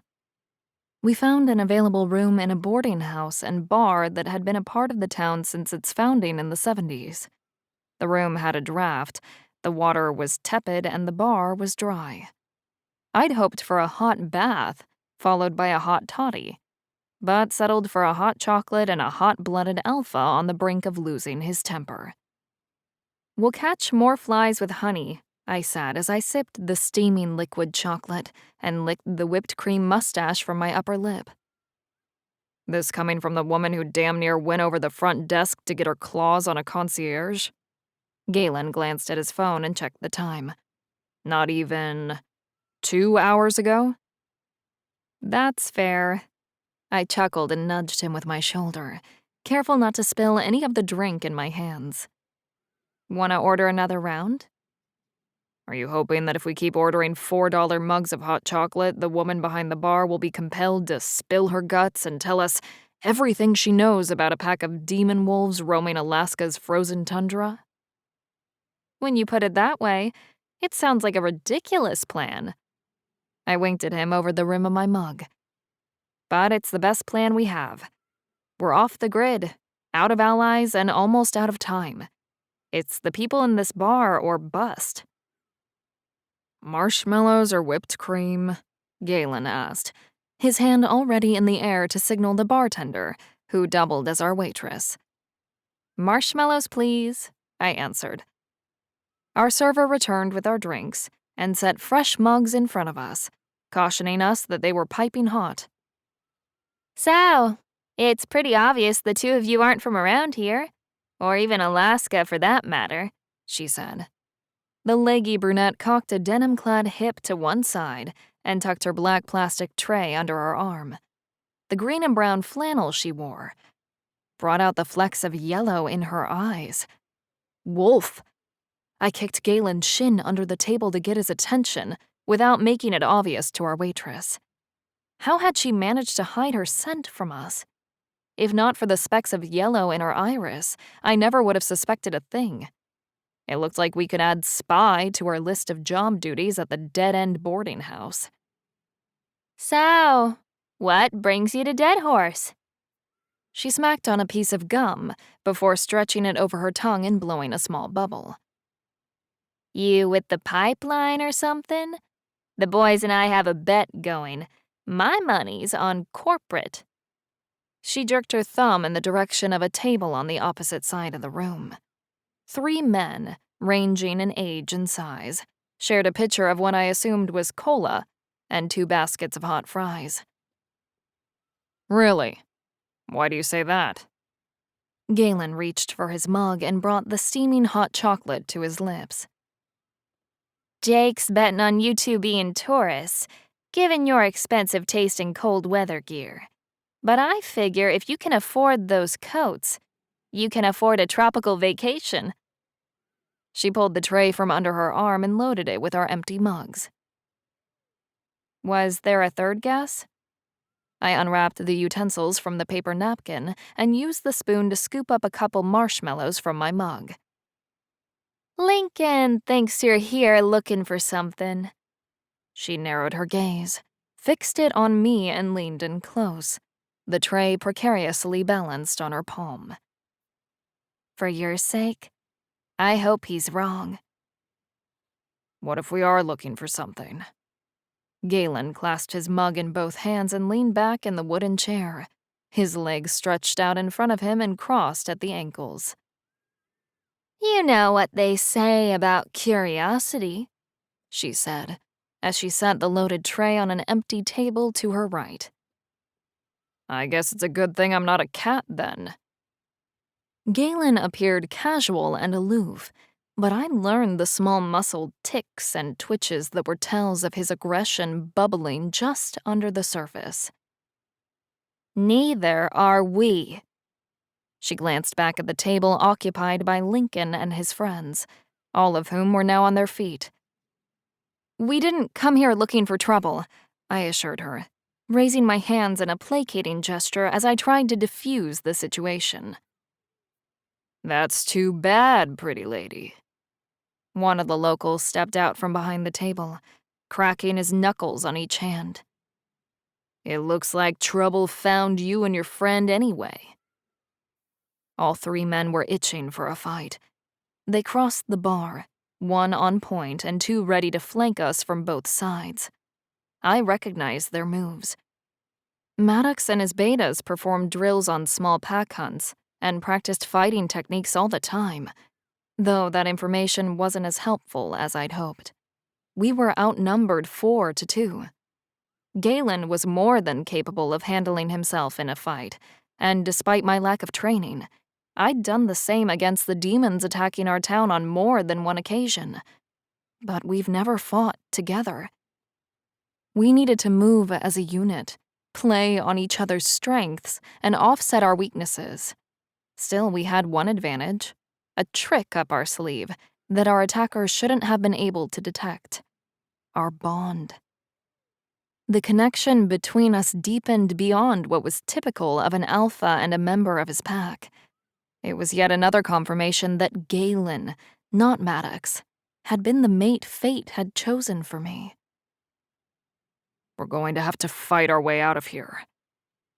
Galen's voice rubbed against the inside of my skull like velvet against my skin, soft and decadent. But there was an undercurrent of something else. Something I wasn't used to hearing in my mate's voice in the face of a fight. An edge of concern. "Galen, what is it?" I asked through the bond, fighting against the nervous energy that circulated between us. They're armed with more than just their claws and fangs. His warning, which he'd spoken aloud, came just before the man our waitress identified as Lincoln drew a gun from his waistband. Right you are. And I'll give you one guess as to what they're loaded with, Lincoln sneered, a glint of light reflecting off his gold-capped incisors. His other teeth had been filed to points and added to his menacing look and danger as an opponent. We were a long way from home, with no allies, limited resources, and were about to fight for the first time side by side. The odds were stacked against us, but we still had our own edge. Galen reached out through the bond, sharing his thoughts with me before he conceded to Lincoln. Well, gentlemen, looks like we've got ourselves a good old-fashioned standoff. Galen uncrossed his legs and sat up straight, wood cracking as his hands gripped the arms of the chair. Click, click, click.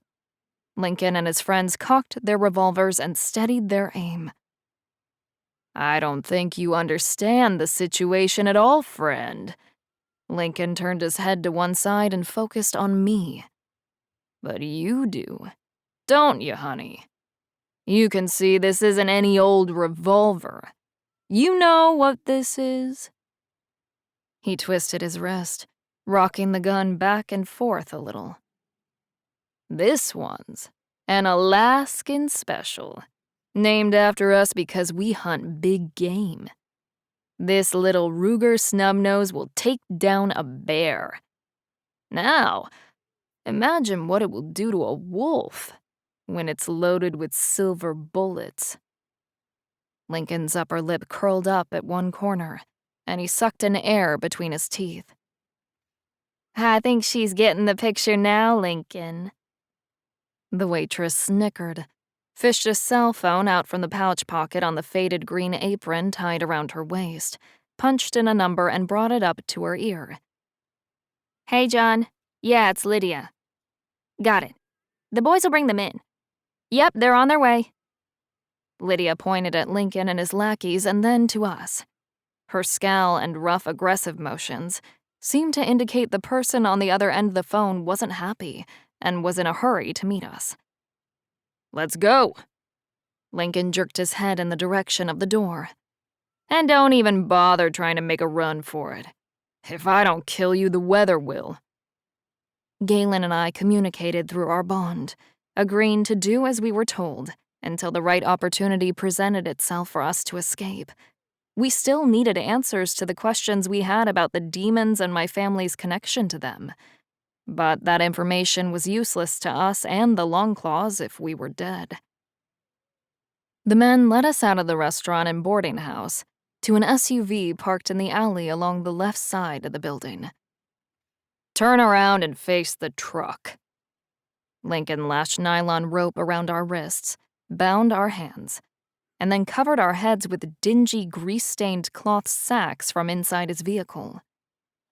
We were shoved roughly into the rear tray of the SUV. The Arctic cold penetrated the steel frame of the truck, seeped through my clothes and settled into my very bones.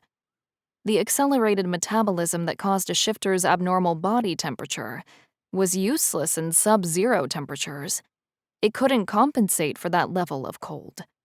My teeth chattered hard enough to chip a molar and caused a searing pain in my lower jaw. 3 doors slammed shut, the engine fired up, and radio blared a skull-rattling bass through the speaker system in the cargo hold. The throttle revved and held steady at a high RPM for several minutes before the vehicle took off. Ice and snow crunched under the tires as the SUV rumbled over the frozen ground for what felt like hours. My shoulders burned, threatening to pop free of their sockets as I struggled with my bonds and worked my arms beneath me, sliding my legs through.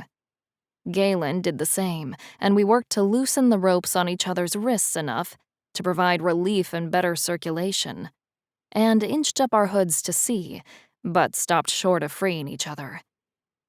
Instead, we laid there, the short, abrasive automotive carpet fibers rubbing the small of my back where my coat rode up, and contemplated our next move. Lincoln was right. We could run, but we had nowhere to go. With no heat, shelter, or food, death in the Arctic was imminent. We could free ourselves and go in for a surprise attack. Fighting Lincoln and his lackeys in close quarters increased our odds. It also increases our odds of an accident. And then, we would be in the same situation as if we'd made a break for it. Sure, the truck would provide some shelter, but only if it sustained minimal damage and if it was in working order. And the heat only lasted as long as the gas in the tank did. For the time being, we were at their mercy. But it seemed crystal clear that the first pack of wolves we'd crossed paths with in Alaska was less than compassionate. We only had one option, and that was to play our capture out. Galen seemed to think that we were being taken to a camp or compound that belonged to the pack, and I agreed. They were bound to have supplies stockpiled on site. So, we'd take what we needed and get the hell out of there the first chance we were afforded. The demon wolf pack was still out there somewhere, and we had to find them. Our pack, our town, and even our alliance with the witches depended on us.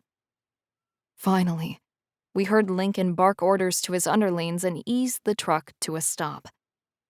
Galen and I scrambled to tighten the knots on our bonds and secure our makeshift hoods before they came around to the back of the SUV and pulled us out of the tray.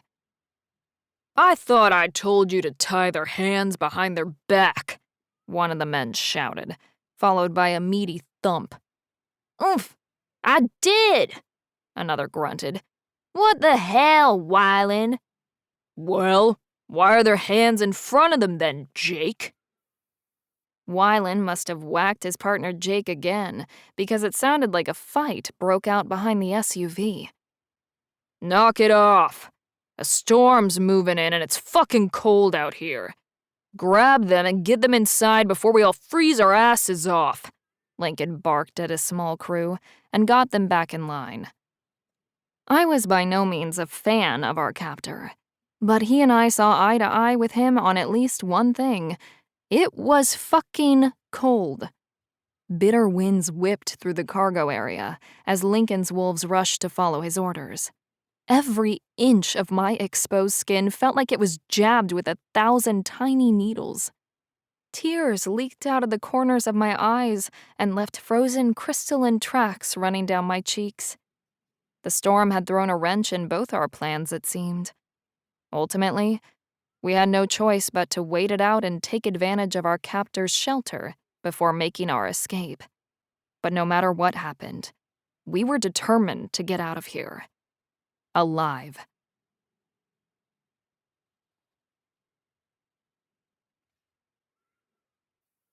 Chapter 10. Galen. Despite the harsh reality of our situation, Talia maintained a brave face. In return, I did the same for her, but neither of us were fooling the other. Our bond had been wide open since we first encountered Lincoln and his buddies in the bar, which meant so were our feelings. Everything was laid bare between us, and neither of us could hide it, even if we wanted to. She was afraid of the unknown, of what might become of us, of what could befall our loved ones and pack if we didn't succeed. So was I. In a way, I hoped she took comfort in that, in knowing that it was okay to be scared and that I didn't think less of her or think she was weak. Any wolf who saw my mate as weak was making a huge mistake. She'd survived grief, rejection, banishment, demon attacks, and a demon mark. She was stronger than anyone gave her credit for, including herself. Lincoln and his idiot henchmen led us by gunpoint from the SUV into a massive encampment that consisted of dozens of prefab buildings common to research facilities in remote locations. The site was remote, but based on the number of inhabitants, it felt anything but temporary. They pushed us to the front of our party and walked us through the center of the pack's makeshift town. Blinds and curtains were cracked as its inhabitants peered out their windows for a glimpse of the commotion outside. The front door of a metal-framed building that resembled the shape of a tunnel, with weather-resistant fabric stretched over its arches, opened up. A large man with ruddy skin and a white beard struggled against the wind to hold on to the door. "Take them straight to the pens!" He cupped his mitted hand beside his mouth and shouted over the howling wind. Pens? Talia's thoughts echoed my own through the bond. It's going to be all right. Whatever happens, we're going to get through it together. I'm right here with you. I did my best to reassure her, sending all the love I felt for my mate through the bond. Come on, move it! Lincoln jammed the barrel of his pistol into my back and nudged me forward. Make a left between those two buildings over there. Talia and I trudged along a snow-packed path between the two buildings. The sounds of barking dogs drowned out the rattle of the wind battering the metal structures of all sides. You two mangy dogs ought to fit right in, Lincoln chuckled, stepping in front of us and pounded 3 times on the door. The door cracked open, and a raven-haired kid that looked to be no more than 15 poked his head out. He took one look at the party gathered outside and scurried back inside the building. Finish feeding the sled dogs and get your ass back home. This should have been finished an hour ago. Your mother will be looking for you. Lincoln forced his way through the door, yanking me behind him. I was just prepping the fish for the morning, the boy stammered, slipping on his puffy coat and outer weather gear. Good. Now get the hell out of here and keep your mouth shut about these two. You understand? I don't need you worrying your mother over 2 rogues. Lincoln grabbed the kid by his collar and heaved him toward the door before letting him free. The kid opened the door and disappeared into the swirl of snow beyond. It occurred to me then that Lincoln assumed we were rogues. I'd made the same assumption about them. I thought that they were a ragtag pack of misfit wolves with no real lineage or alpha. That was an error in judgment on my part, and theirs. The smells of urine, feces, and rotting fish were sucked up in a backdraft of air when the door opened and closed. The putrid combination was like a sucker punch to my olfactory senses and a jump starter to my gag reflex. Saliva built in my mouth and my stomach convulsed, but I held down the ridiculous amount of hot chocolate I'd had back in Dead Horse out of sheer spite. I would not look weak in front of our captors. I'm an alpha. Be an alpha, Galen. Talia looked green around the gills as well. She swallowed hard a few times, her body jerking as she fought through a violent bout of nausea. There are a couple open crates in the back. Lock them up. Bryant will deal with them in the morning, Lincoln instructed, pulling a blue and white bandana from his coat pocket to cover his nose. I hate coming in here. It fucking reeks. You two finish up and meet at my place when you're done. An ear-piercing chorus of dog barks and howls erupted when we entered the kennel. Wylan and Jake led us down an aisle with metal crates on either side to the empty boxes against the far wall.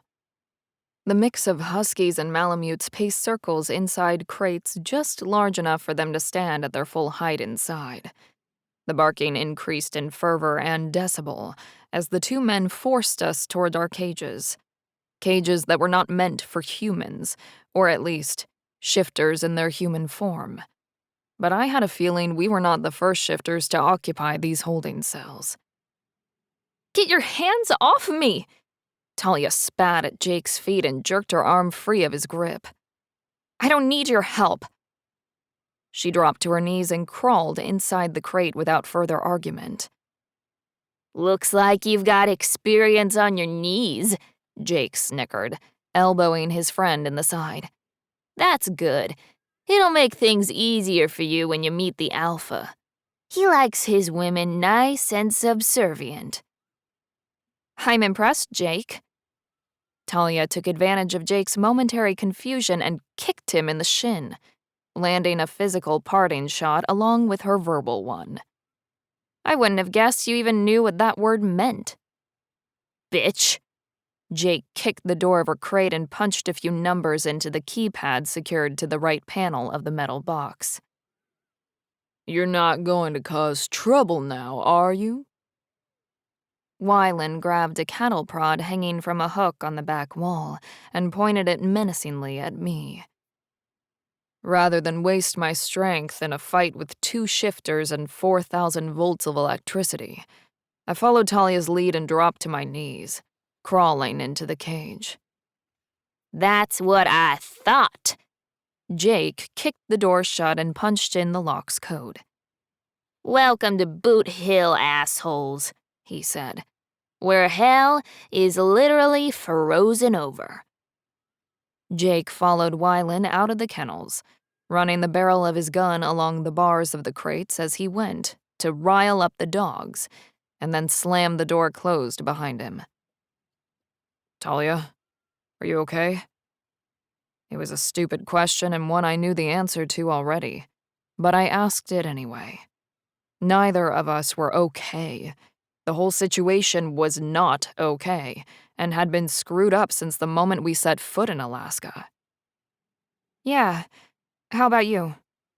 She wrapped her fingers around the small bars of the small window pane and peered out across the aisle at me. It's not the best place I've ever stayed, but it's not the worst either. The service leaves a lot to be desired. I'd give it 2 stars, I joked, hoping to lighten the mood and our spirits. Though that was easier said than done, given the incessant barking and stomach-churning concentrated ammonia smell. If I could leave 0 stars, I would.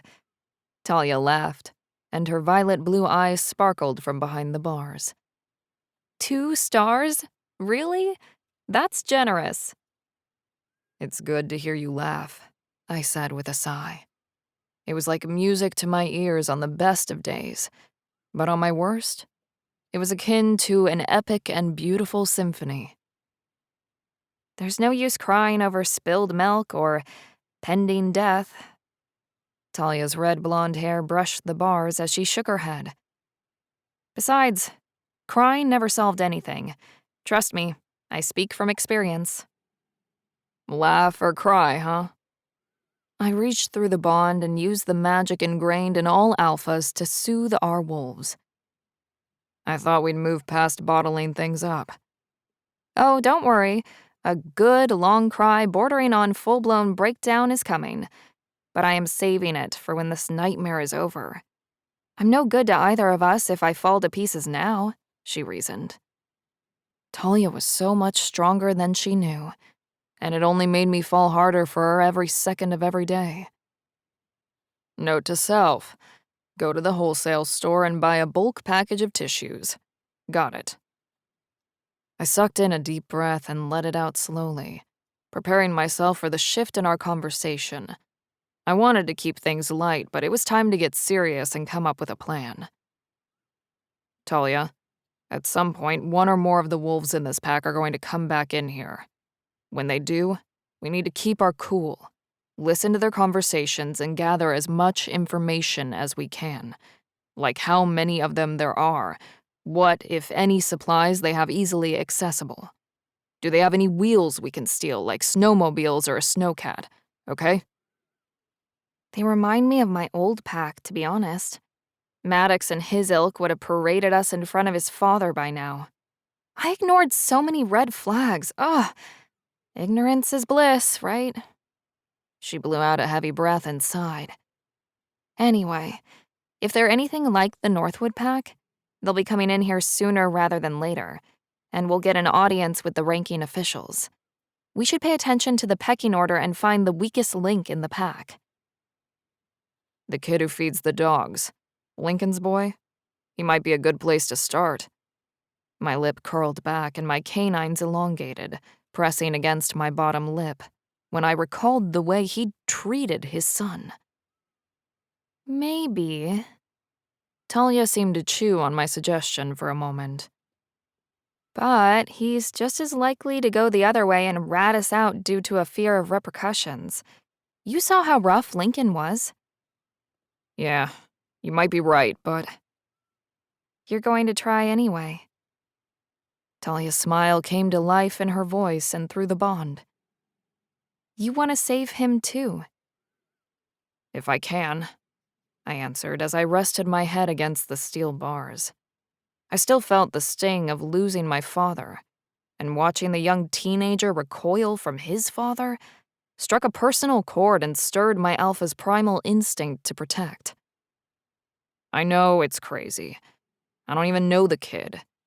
Maybe it's because we just buried my father? Hell, I don't know, maybe it's... It's because you're a good man, Galen. There doesn't need to be any other reason than that. Talia stretched and reached through the bars, straining her fingers. The aisle was too wide for us to touch each other, even when I tried to. But it had had the comforting effect she'd clearly hoped for. We should try and get some rest if we can, I suggested, clearing my throat of the emotion that clogged it up. We're going to need our strength for what lies ahead. The sound of metal slamming against metal jolted me wide awake. I'd just dozed off when a couple of wolves returned to collect us. The only wolves we'd been introduced to, or at least knew by name, were nowhere to be seen. 6 wolves dressed in knockoff U.S. military-style extreme cold camo gear, complete with a digitized disruptive pattern of white and gray tones, marched down the aisle and split off into 2 groups of 3 in front of our cages. One from each team operated the keypad on the locking mechanism and entered the codes. I focused on the tones, engaging my sensitive shifter hearing, and listened for the slightest variation and memorized the sequence. If I could get my hands on some sort of stick or rod, I could try to match the tones to the numbers on the pad. From there, I could unlock the door and get Talia the hell out of Alaska the first chance I got. It wouldn't solve the Demon Pack mystery, but our jaunt out into the frozen wilds had put my mate's life at risk, and I'd remedy that before anything else. Let's go. Get a move on. The leader on each team barked orders at Talia and I, shoving us forward when we tried to stretch out our cramped muscles. We hadn't been in the cages long, but it was enough to put a crick in my neck, back, and every joint in my body. I would have given almost anything to shift and insta-heal myself of the niggling pains. They marched us out into the cold, back through the alleyway we'd come when we first arrived, and out into the center of the encampment, where a large group of wolves had gathered around a ring of 55-gallon drums filled with split wood. The silver-haired, white-bearded Santa Claus, who'd ordered us to be kept in the kennels, stepped out of the crowd and poured off-road diesel onto a chunk of wood. Red drops of fuel fell onto the snow, staining it a strange pink as it seeped its way down to the earth below. He lit the accelerant-soaked kindling with a cigar torch lighter and tossed it into one of the barrels. A blast of warm air whooshed out from the barrels as the fumes from the gas-soaked logs packed inside them ignited, one after the other. "My name is Bjorn," he announced. "Alpha of the Deovol Pack." He raised his arms above his head and the crowd behind him roared. He gestured for his wolves to settle down and continued with his introduction. "We don't get many visitors to the town of Boot Hill, at least not uninvited ones. I'm sure you can understand our need for caution." The audience laughed and threw slurs and jeers at us, the unwelcome and unwanted outsiders. I scoured the crowd for any sign of empathy on the faces of the Deovol Pack members, but found none. But something else besides kindness was missing in the group gathered around us. The kid from the kennel, Lincoln's boy. My wolf stirred, worry and anger churned within me, but I tamped them out before the dangerous combination caused me to combust. If something had happened to him, I would make sure the person responsible paid and suffered in kind. "It might surprise a couple of soft city dwellers like yourselves to know that we have 5G this far north. But lucky for you, we do." Bjorn turned away from us and gave his attention to the wolves at his back. "Brothers and sisters, I gathered you here in the town square for a celebration, not a public execution. At long last, one of our missing wolves has finally come home." The alpha spun around, his silver hair fanning out around him, and pointed squarely at Talia. "Welcome, Sister Linetti," Bjorn roared as he stretched his arms high above his head. The crowd echoed his words, welcoming Talia back to the pack. "Galen," Talia gasped, 100 words unspoken in the one breath of air expelled from her lungs. Was this the pack we'd been searching for, and had hoped to gain information from to use against the demons back home and save Talia from the demon mark? The same pack, it turns out, who'd just threatened to kill us and held us captive in deplorable conditions. They were nothing like the wolves we'd met at the summit. I couldn't help but wonder if Valerie and Victor weren't from a different demon pack altogether. Maybe we hadn't found the one we were looking for after all, but some dangerous extremist offshoot instead. But that was the least of our problems, which said a hell of a lot about the situation in which we'd found ourselves. The Deovol Pack Alpha had done his research and publicly claimed Talia as one of their own. He knew something we didn't. And whatever it was, it did not bode well for either of us. Again, we had no choice but to see how this all played out. Fuck.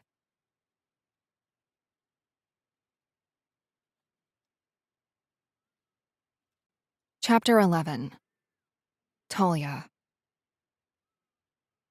They say the road to hell is paved with good intentions, but it's also paved with fucking snow.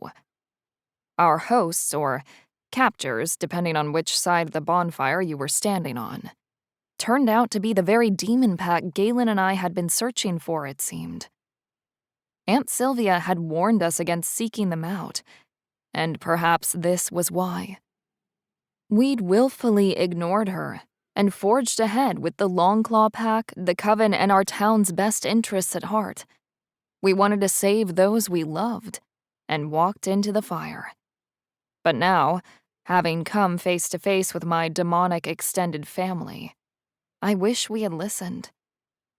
They were nothing like I'd hoped, and far worse than even my aunt feared. Things have gone from bad to worse in record time. Bjorn had publicly introduced me to the pack as a lost sister. He'd done some homework while Galen and I were locked up in the kennel with their sled dogs, and it seemed the information he found online confirmed what Valerie and Victor told me at the summit. I was a demon wolf. Part of me had hoped that they were lying and that my aunt had been mistaken about our lineage. The other, more naive part of me had hoped for a happy reunion, that I'd have a family again, and that they'd help us stop the demons attacking us. But neither of those things happened. Talia, your mother left us and chose to start a new life and family with a rogue wolf outside of the Deovol pack. She paid her debt in blood, and we hold no ill will toward you. Bjorn called out a man named Coulson and beckoned him forward. In fact, Brother Coulson welcomes you into the Bone Pack with open arms. Come forward, sister, and embrace your family. No.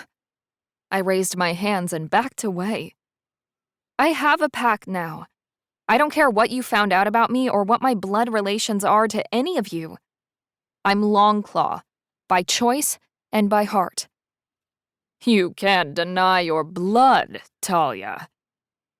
Bjorn laughed off my declaration and marched forward, closing the distance between us. Galen stepped boldly in front of me, but was rushed by two of the guards who had retrieved us from the kennel originally. They dragged him away as he fought tooth and claw. You've been marked. I can feel it through our pack bond. Bjorn pushed his way into my mind, clawing violently at the connection I shared with Galen, until only a tattered thread remained between me and the Longclaw pack. I collapsed, dropping to my knees under the weight of his voice and the force of his intrusion inside my head. Talia! Galen called as he struggled against the shifters who'd pinned him to the ground. Don't touch her, he roared. Get your fucking hands off her or I will break every bone in your body. Tough talk from a guy face down on the ice. One of the guards reared back and landed several kicks to Galen's ribs and unguarded face. Galen coughed up blood, dotting the stark white snow with crimson spots, but he never stopped fighting to break free. You better get more men, Bjorn, because if I get loose, I will end you. Galen spat out another mouthful of blood, straight onto the boot of the wolf who'd assaulted him. Is that a challenge from the Longclaw pack that I hear? Bjorn sneered, a silver-capped incisor poking out from behind his curled lips. My mate fell silent, and his body stilled beneath the guards holding him. The next words he spoke were spoken only for me through our bond. His voice was a comforting caress for my soul, even if what he said broke my heart. I'm sorry, Talia. I can't challenge him. Not now. Galen's personal torment leaked through the bond before he shut it down and closed me off completely. I gasped aloud. The silence was deafening. I hadn't realized just how much space he'd occupied in my heart and mind until he locked himself away from me. I understood why Galen had made the choice he did. I'd been groomed to be the wife of an alpha all my life, and while Galen couldn't be more different than Maddox, his duty was still to his pack, first and foremost. He couldn't risk them for anything, not even his mate, and I wouldn't expect or ask him to. A sentiment I would have gladly shared with him if he hadn't gone radio silent. I didn't think so. The Alpha knew Galen wouldn't formally challenge for the Deovol pack. He'd won the standoff without a drop of his own blood spilled. And without anyone left to stop him, Bjorn was free to proceed with his show of dominance. Look, he commanded, as he grabbed the hem on the back of my coat and yanked it up over my head, exposing my bare flesh to the freezing cold. She's been chosen. She bears the mark, there is no denying it, I cried out from the physical and mental anguish of yet another public violation and humiliation. A second mark on my back? My mind reeled, as if one wasn't bad enough. I thought back, scouring my memories for a time when the second mark could have happened, and came up empty, which meant the demon had marked me a second time and I hadn't even realized it, and that terrified me. Fate has chosen Talia, the Bone Pack Princess, as the demon's mate. Bjorn clasped Coulson on the shoulder, congratulating him and the other pack members for the blessing bestowed upon them. Blessing? I screamed at the top of my lungs. This isn't a blessing, it's a goddamned curse. I'm cursed! My dear child. Coulson knelt down before me and pinched my chin between his forefinger and thumb, pressing harder when I tried to jerk away. Our demon wolf god has chosen you as his mate, and as such, a great honor has been bestowed upon the House of Bones. Since when are demons honorable? I spat with disdain clear in every word. Do you even care about the destruction happening outside your borders? It hadn't escaped my notice that the only place left untouched by the demon hordes that were running loose in wolf territories all over the country were the towns associated with the Deovil pack and their attached packs. Of the 4 houses, the Bone Pack was chosen.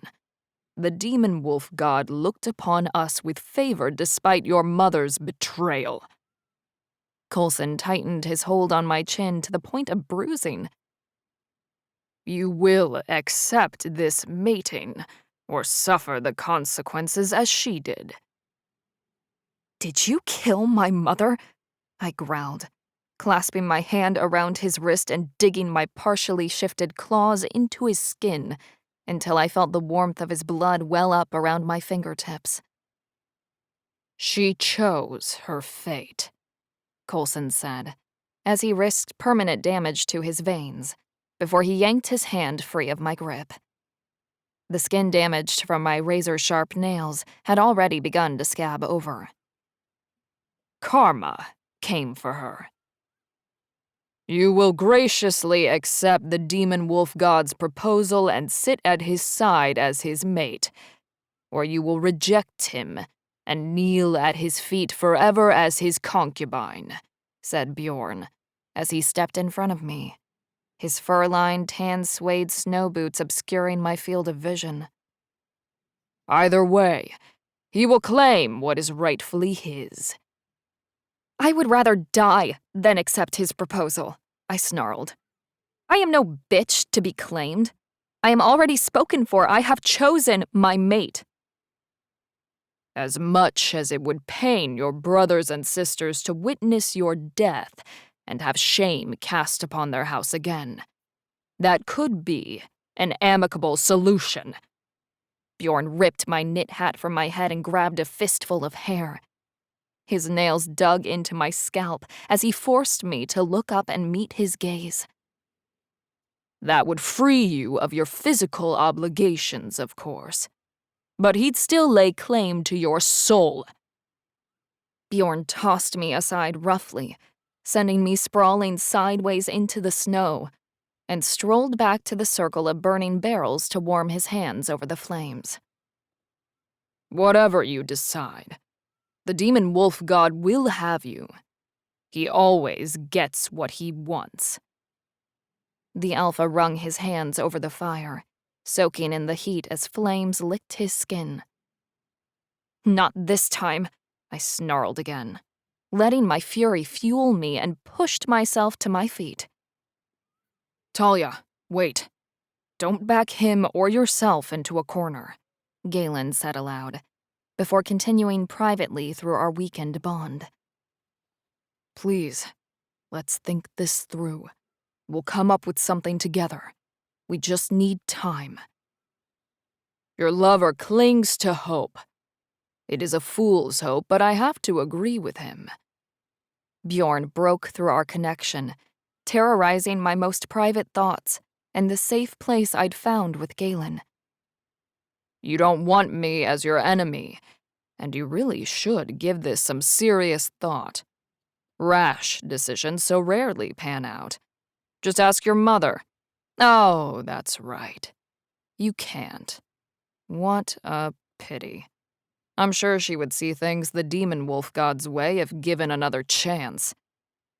You son of a bitch, I growled, unable to control my wolf any longer. The change came hard and fast. Bones cracked, skin split, and fur sprouted. Every inch of me burned with a rage so hot, it threatened to consume every cell in my body alive. The Deoval wolves had admitted to killing my mother, and had just sentenced me to a fate worse than death. My wolf demanded vengeance, and she wasn't taking no for an answer. A hush fell over the demon wolf packs clustered around the burning barrels. They gawked, eyes wide and mouths agape like fish out of water, cooking beneath a blazing summer sun. My wolf, covered head to toe in a coarse midnight black coat, stared back at them with her piercing ruby-red demon eyes. I recognized the bewildered look in their expressions.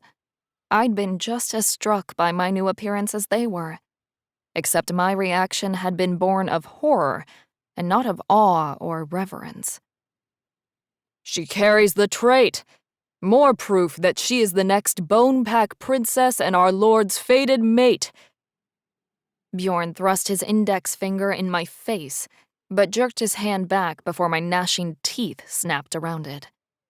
A low growl vibrated up from the darkest depths within me and out of my mouth. I gave myself over to my wolf, and she took the reins without hesitation. Hackles raised, she lunged for Bjorn, and her teeth found their mark, clamping down on his leg. Without hesitation, he dropped a hammer fist down on the top of our skull. Black spots danced around the corners of our vision, but we didn't let go. Instead, we sank our teeth deeper into his calf. The coppery taste of his blood coated our tongue, fueling my wolf's need for vengeance by way of violence.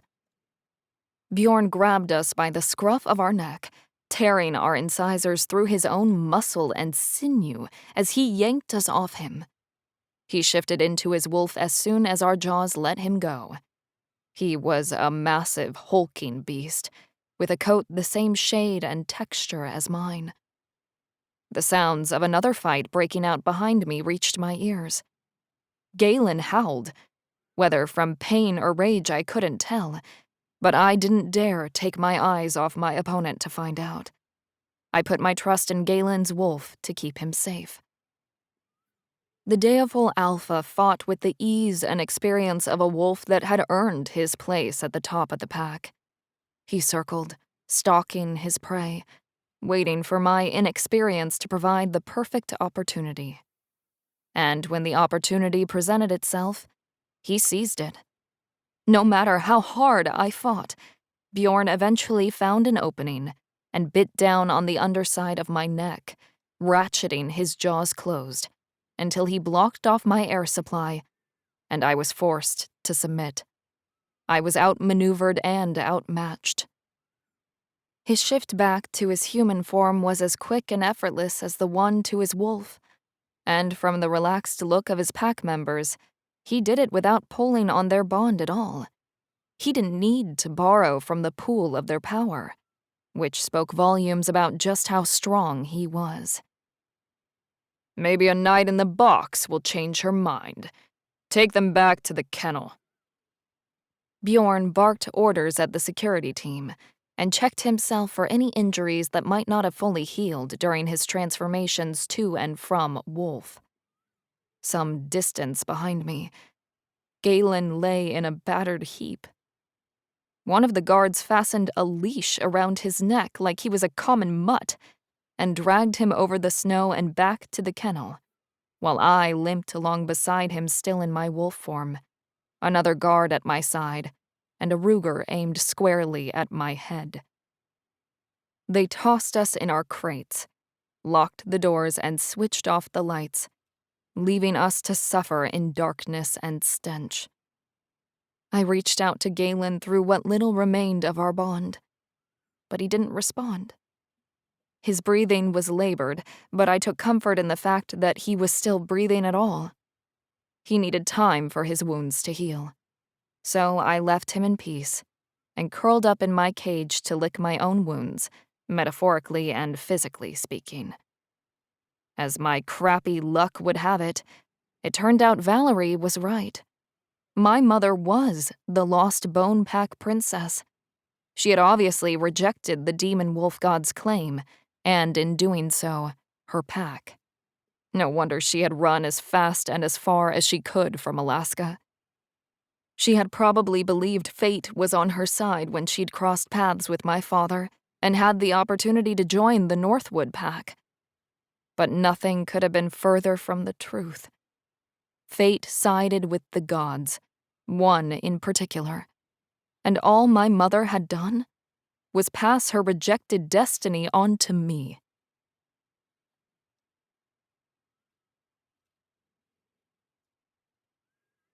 Chapter 12. Galen. I woke naked and sore, covered in crusted blood and back in a cage inside the kennels. Red flakes cracked and peeled off my skin, coating the concrete floor around me in evidence of my pain. It was still dark. The sun's restorative rays hadn't yet penetrated the cracks and crevices in the kennel that had been overlooked in its construction. Wind whistled through the gaps, largely invisible to the naked eye. The sled dog slept through the previous night's activities without complaint. There were almost times that I envied wolves with only one form, ruled by their basic needs and survival instincts. They weren't bound by greed or hate, or evil and selfish desires for power. They simply hunted, slept, and reproduced. They survived. Talia's wolf was a survivor too. She stood up for herself, for us, and fought like hell against Bjorn and the Deovil pack. I'd been terrified at first that the Alpha would kill her for her disobedience. He reminded me a lot of the Northwood Alpha in his irrational and unforgiving behaviors. Except Bjorn was worse. Much worse. Alaska and the Arctic Circle had proven to be a wild, harsh frontier beyond my wildest imaginings, and the wolves who lived here adapted to it. They were as hard and cold as the ice their town was built on. And they were evil. They knew the demons were attacking our packs, our towns, and that people were dying. And they didn't care at all that innocent blood was being spilled. They worshipped a demon wolf god and basked in his benevolence, while the rest of the world burned. No wonder Talia's mother ran away and never looked back. I couldn't blame her for that, and would have done the same if I were in her shoes. But I wished she'd had the chance to prepare her daughter for what was to come. I wished Talia's father hadn't been so utterly destroyed by her mother's death that he couldn't talk about who she really was. He had done his daughter a huge disservice in not sharing the details of her mother's heritage and what she had run from. Someone should have told Talia the monsters were real long ago, and that they were coming for her. Talia's mother was the Bone Pack's lost princess, and Talia was their new heir, a role she couldn't refuse, outrun, or hope to escape. It was abundantly clear that the demon wolf god wanted her for himself, and it didn't matter to him whether it was in this world or the next. But there was just one problem with that scenario. He couldn't fucking have her. Talia is mine. I fell in love with her the moment I saw her walking through town, the day she'd been cast out of the Northwood pack. The same day she was supposed to move to Wichita and never look back. How I'd never noticed her before that day was a mystery to me. But the threads of our fate had been entwined all along. We were orbiting around each other without ever knowing it, just waiting for the right cosmic moment for our paths to collide. Talia was my Big Bang theory. She didn't just create a new world. She created a whole new universe for me, and she was at the center of it. She was my sun, with her golden red hair and violet sapphire eyes. I didn't need a mark to tell me that she was my mate. It was fact as far as I was concerned, an irrefutable truth. I knew she was meant for me. I felt it in my heart and my soul. And nothing or no one was going to come between us. Not even a damned demon wolf god. My wolf and I had failed yesterday. We'd fought a dozen wolves in the end when we'd kicked the 2 guards' asses. But we were bested in the end, leaving Talia to defend herself against another pack alpha. That would not happen again. We'd spent the night in a cage, licking our wounds and plotting our next move. The plan was simple. Save Talia and level anyone or anything that stood in our way. We owe her that much. Galen? The melody of Talia's sweet voice entered my ears and soothed my soul, as well as the savage beast that lived within me, at least for the time being. I'm here. I'm awake. I reached through the bars, wishing for nothing more than to feel her satin-smooth skin and the warmth of her body against mine instead of cold steel. Oh, thank God. Goodness. Talia paused, swapping out one G word for another, then laughed off the silliness of it. No sense accidentally invoking anything, right? With the way things have been going lately, I wouldn't be pushing my luck either, I chuckled, hating that there was even a shred of truth to that. I was so worried, Galen. I thought they were going to kill you last night. Talia fought back tears, but I heard them in her strangled voice. I didn't realize there were so many on you until after I was forced to submit to Bjorn. She sighed. It's a price I would gladly pay for your freedom and our pack's safety, I said stoically. I needed her to know exactly where she stood with me. I needed her to know without a shadow of doubt that her place was at my side. So I dropped heavy emphasis on the word our. It's our pack and our future. Don't talk like that, Galen. I couldn't live with myself if something happened to you because of me. She clung to the bars and pressed her face against them. You're locked in a cage, beaten to within an inch of your life because of me. Her words stung my pride and broke my heart.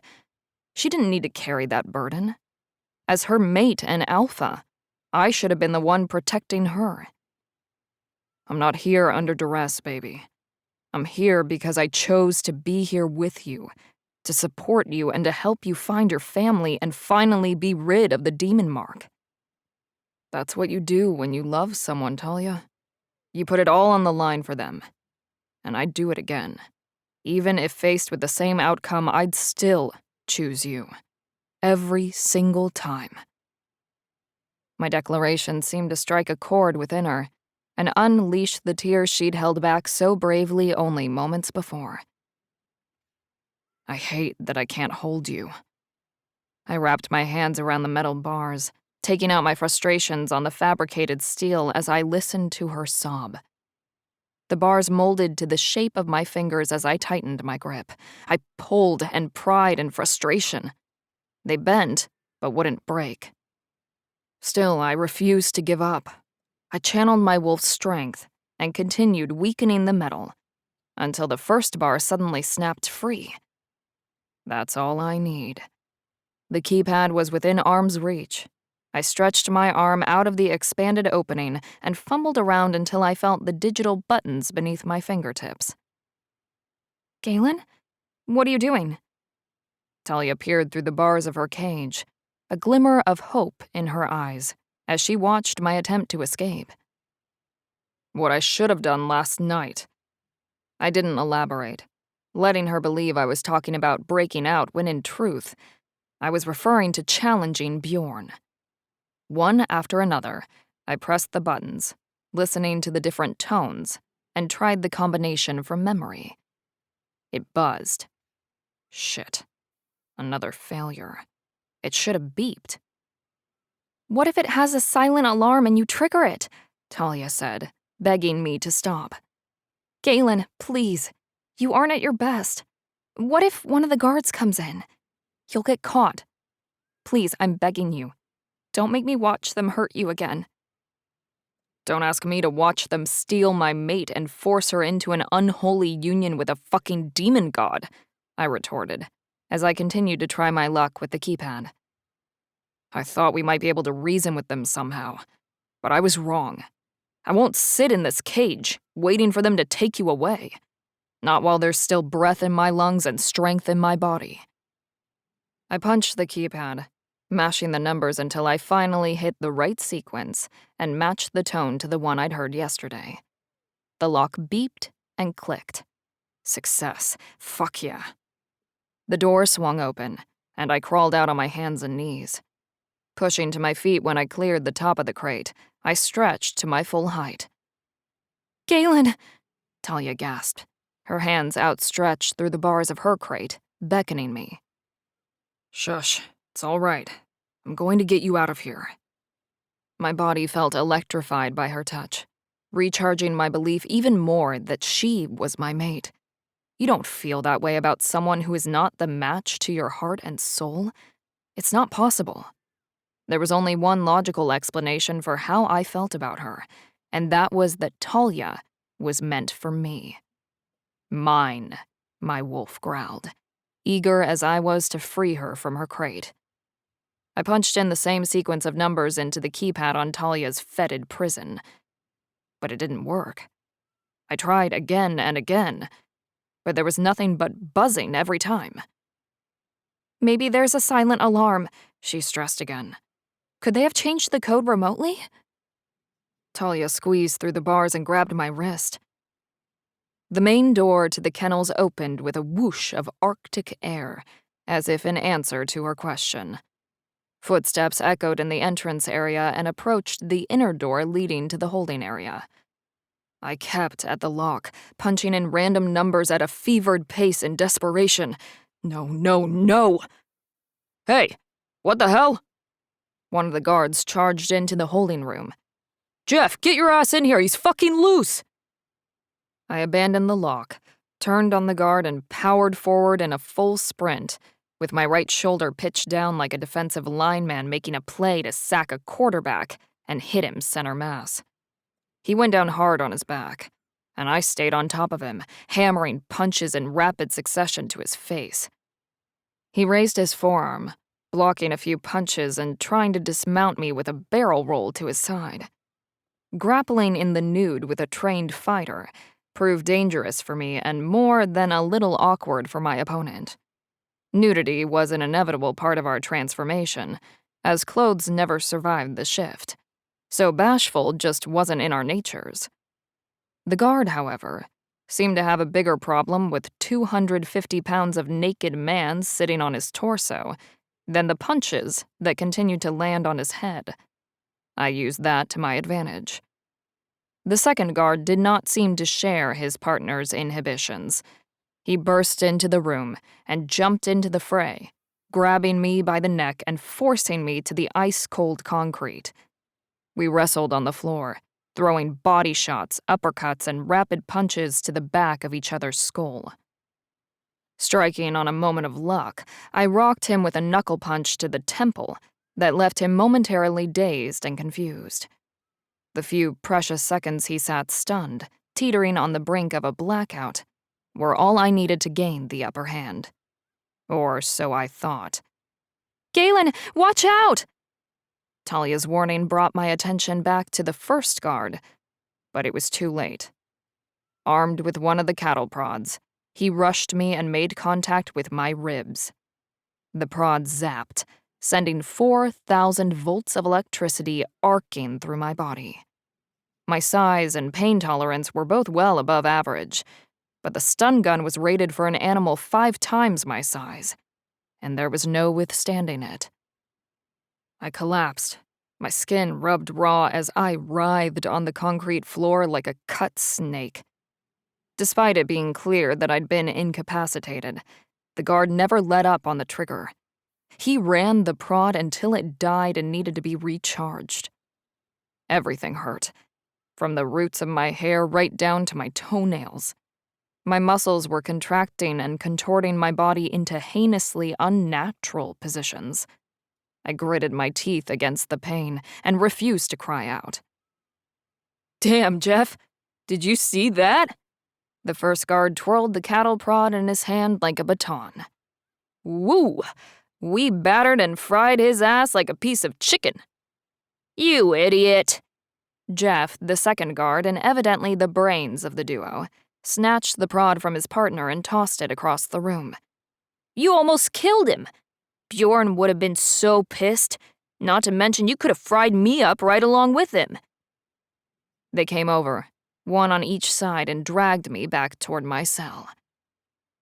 "I challenge Bjorn, Alpha of the Devil Pack, for control of the Demon Wolf Packs," I ground out between my clenched teeth, pushing past the pain with every ounce of strength I had left. You're either incredibly brave or incredibly stupid, said Jeff, as he shoved me inside a vacant crate with a functional lock 3 down from my original one. "I'll pass along the message." "No need."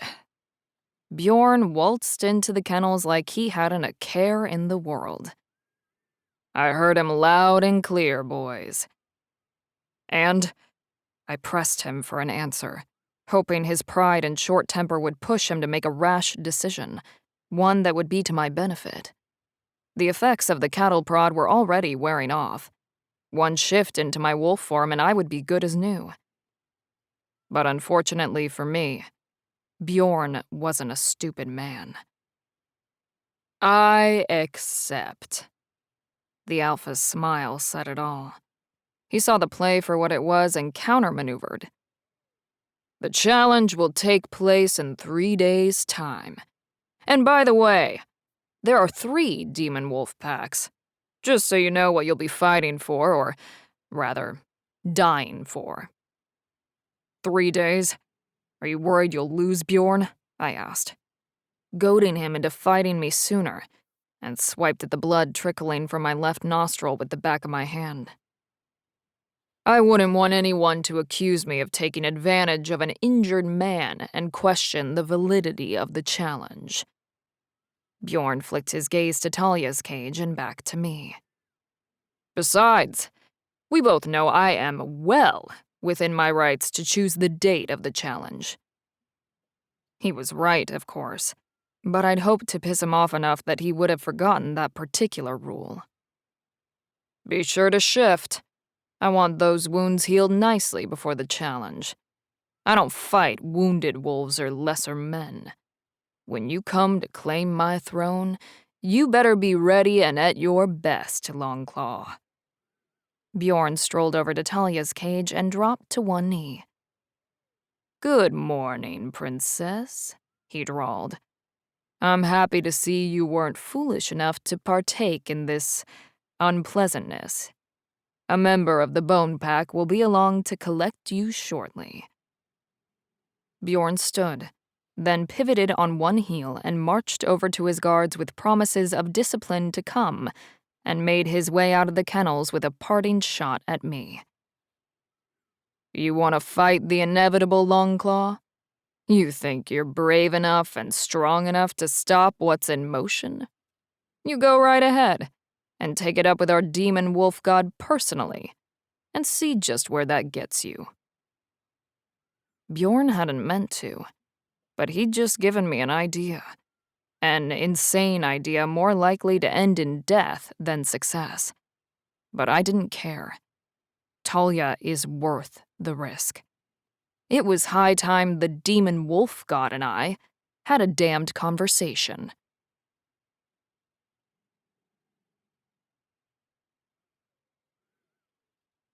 Chapter 13.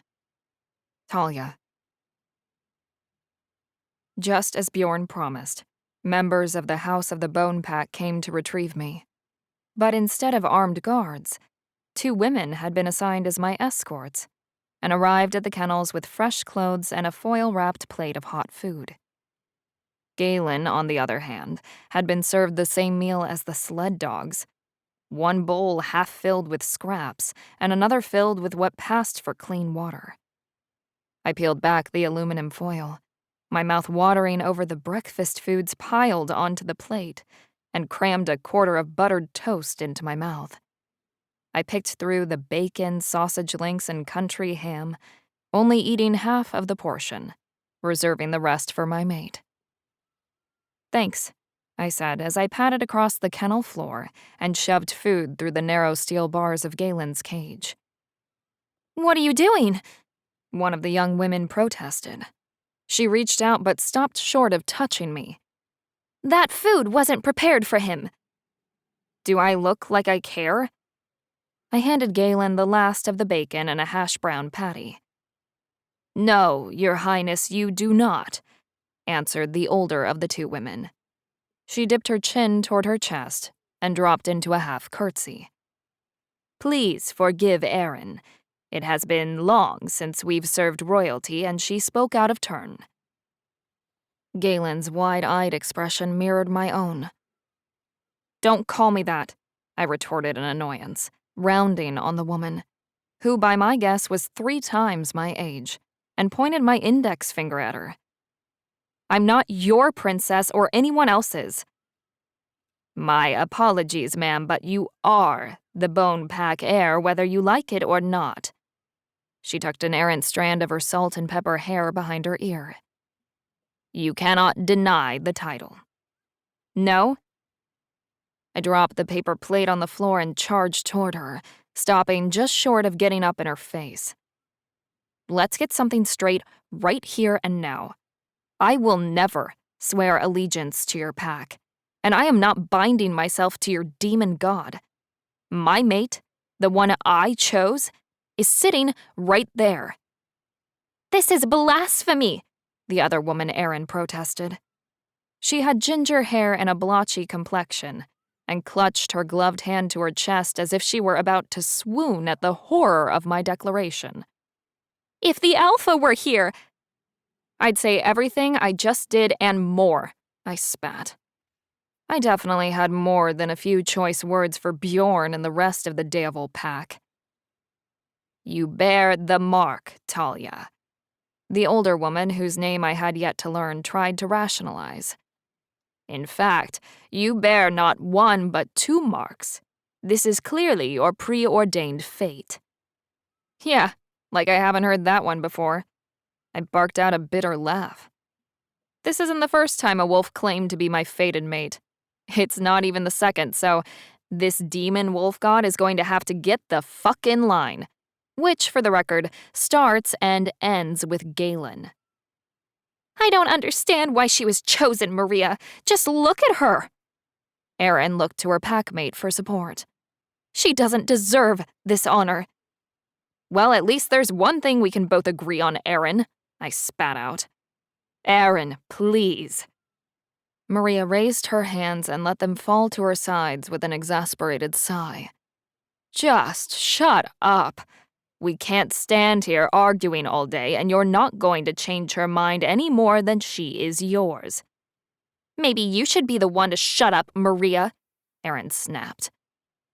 The women glared at each other, animosity that probably went back more years than I'd been alive, simmering between them. If looks could kill, Maria and Erin would have dropped dead in the middle of the aisle as they glared daggers at one another. Galen laughed, seemingly enjoying the show as he licked bacon grease from his fingers. "Are you going to come with us? Or do we need to have one of the guards brought in?" Erin said finally, as she rested her hands on her rounded hips with a dramatic huff. "That depends on where we're going," I answered, leaning against Galen's cage and crossing my arms over my still naked chest. "Bjorn has arranged for you to meet the princesses from the other packs. They're participating in your coronation and wedding ceremonies," Maria explained, in an odd and cheerful tone, as if I should have been excited about the upcoming festivities. "Then the answer is no," I told them, before bending down in front of the barred window of Galen's crate to speak directly to him. "Whatever happens, I want you to know that I love you. I love you too, baby. Bolstered by the declaration of his feelings for me in front of 2 members of the Bone Pack, I steeled my spine, went back to my cage, and crawled inside. I knew she'd be like this. Just like her mother, Erin grumbled her complaints to Maria, the only person in the room remotely willing to listen. Flattery will get you nowhere, Erin, I chuckled, and took advantage of the added legroom while the crate door was open, and scooted against the back wall, stretching my legs out in front of me with a sigh. Maybe you should go, Talia, Galen said, speaking quickly before I could shoot down his suggestion. It can't hurt to meet some of the pack members. We still need information. Do you see, Maria? Erin huffed. I mean, are you listening to this? She's openly agreeing to be a spy for the Longclaw Pack. We need to tell Bjorn about this immediately. Erin, said Maria, grinding out her colleague's name. Are you familiar with the old adage, you catch more flies with honey than... If you're asking me to be nice to this woman after everything she's said and done in the short time she's been here, my answer is going to be a resounding no. Erin pulled a gray knit beanie hat out of her coat pocket and jammed it over her curly auburn hair. The feeling is mutual, bitch. I crawled back out of my cage and rifled through the Arctic gear they'd brought along for me. I decided to take Galen's advice and go with the women from the Bone Pack, in the hopes of unraveling the secrets of the Deavol Pack and their role in the Demon Wolf God's plan. And with any luck, I might make some allies to aid us in our escape. It was crystal clear Erin would not be fulfilling that role. She'd made her allegiances plain as day, and was definitely on Team Bjorn. The jury was still out on Maria. Out of the 2 of them, she seemed more concerned with winning over her pack's heir, and that gave me something to work with. Perhaps she can be swayed to my cause. How many princesses are there? I asked casually. Does each of the demon packs have one? I pinched the hem of the coat they'd provided together and zipped it up over my layers of warm clothing. Yes and no, Maria offered, before her packmate could come up with another snarky remark. Each pack has an heir, but the official title of princess is reserved for the Demon Wolf God's chosen bride. Wonderful. I stood in the way of the other heir's ascension to full princess, a status I'd already made clear I wanted no part of. So much for making friends or allies. I hated leaving Galen alone in the kennels. It was freezing, filthy, and stank to high heaven. And worst of all, it felt like a betrayal, leaving him locked up in such a manner while I roamed free. Or as free as a person could be with 2 chaperone guards in an encampment full of hostiles. But my situation certainly beat the 4x3 metal box I was forced to leave him in. Maria and Erin escorted me across the encampment from the kennels to a large arched building with an architectural style that mimicked an igloo. This is our meeting hall. Maria opened the airlock and stepped inside the tunnel. This is where we hold all of our community gatherings and ceremonies. It's considered neutral ground. Are there problems among the factions? I asked, staying close to Maria, preferring her company to Erin's. The latter shadowed me and pulled up the rear. No more than your average pack. Maria shed several layers until she was down to a pair of black wool dress slacks and a black scoop-neck cashmere sweater. Their pack is far from average, just like our problems. You have territory disputes here? I asked, unable to hide my surprise that anyone would fight over what amounted to a massive ice skating rink without buildings. I missed the grass that covered the fields and the woodlands that surrounded the Longclaw's territory. I missed the sound of rural nightlife, like owls and crickets and even the bullfrogs croaking out their evening chorus. The Deavol territory was ice and snow in every direction, a literal frozen wasteland of doom. The only sounds to break the eerie quiet of their Arctic environment were the generators and the sled dogs. I hadn't even spotted any bird life, no kites or Arctic eagles. As far as I was concerned, there was nothing to fight over. This place is an icy shithole. Our territory is rich with resources. Do you know how much revenue Prudhoe Bay generates from the oil fields? The Deovel Pack controls all of that. We run the drilling operations, the refineries, all of it. There are millions of reasons why the packs fight, and they all involve barrels or dollar bills. Maria opened the interior door leading to a sprawling antechamber. Basket lights were suspended from the ceiling by long steel cables and cast a soft, natural glow throughout the open space. Lush fabrics and furs decorated their meeting room. It was a welcome contrast to the harsh, unforgiving outdoors and grotesque and unkempt kennels. Don't look so shocked, Princess Talia. Erin spat out my title like it left a bitter taste in her mouth and rolled her eyes. We have heat and running water, too. We're not living in the Dark Ages. Your alpha is trying to force me to marry a demon god. That's pretty dark, Erin, I fired back, engaging the same tone and emphasis on her name that she'd graced mine with. We brought you to the meeting house as the alpha asked. We fulfilled our duty to the Bone Pack. You're on your own now. Erin grabbed Maria by the arm and pulled her to the side. Come on, leave her. I need a drink.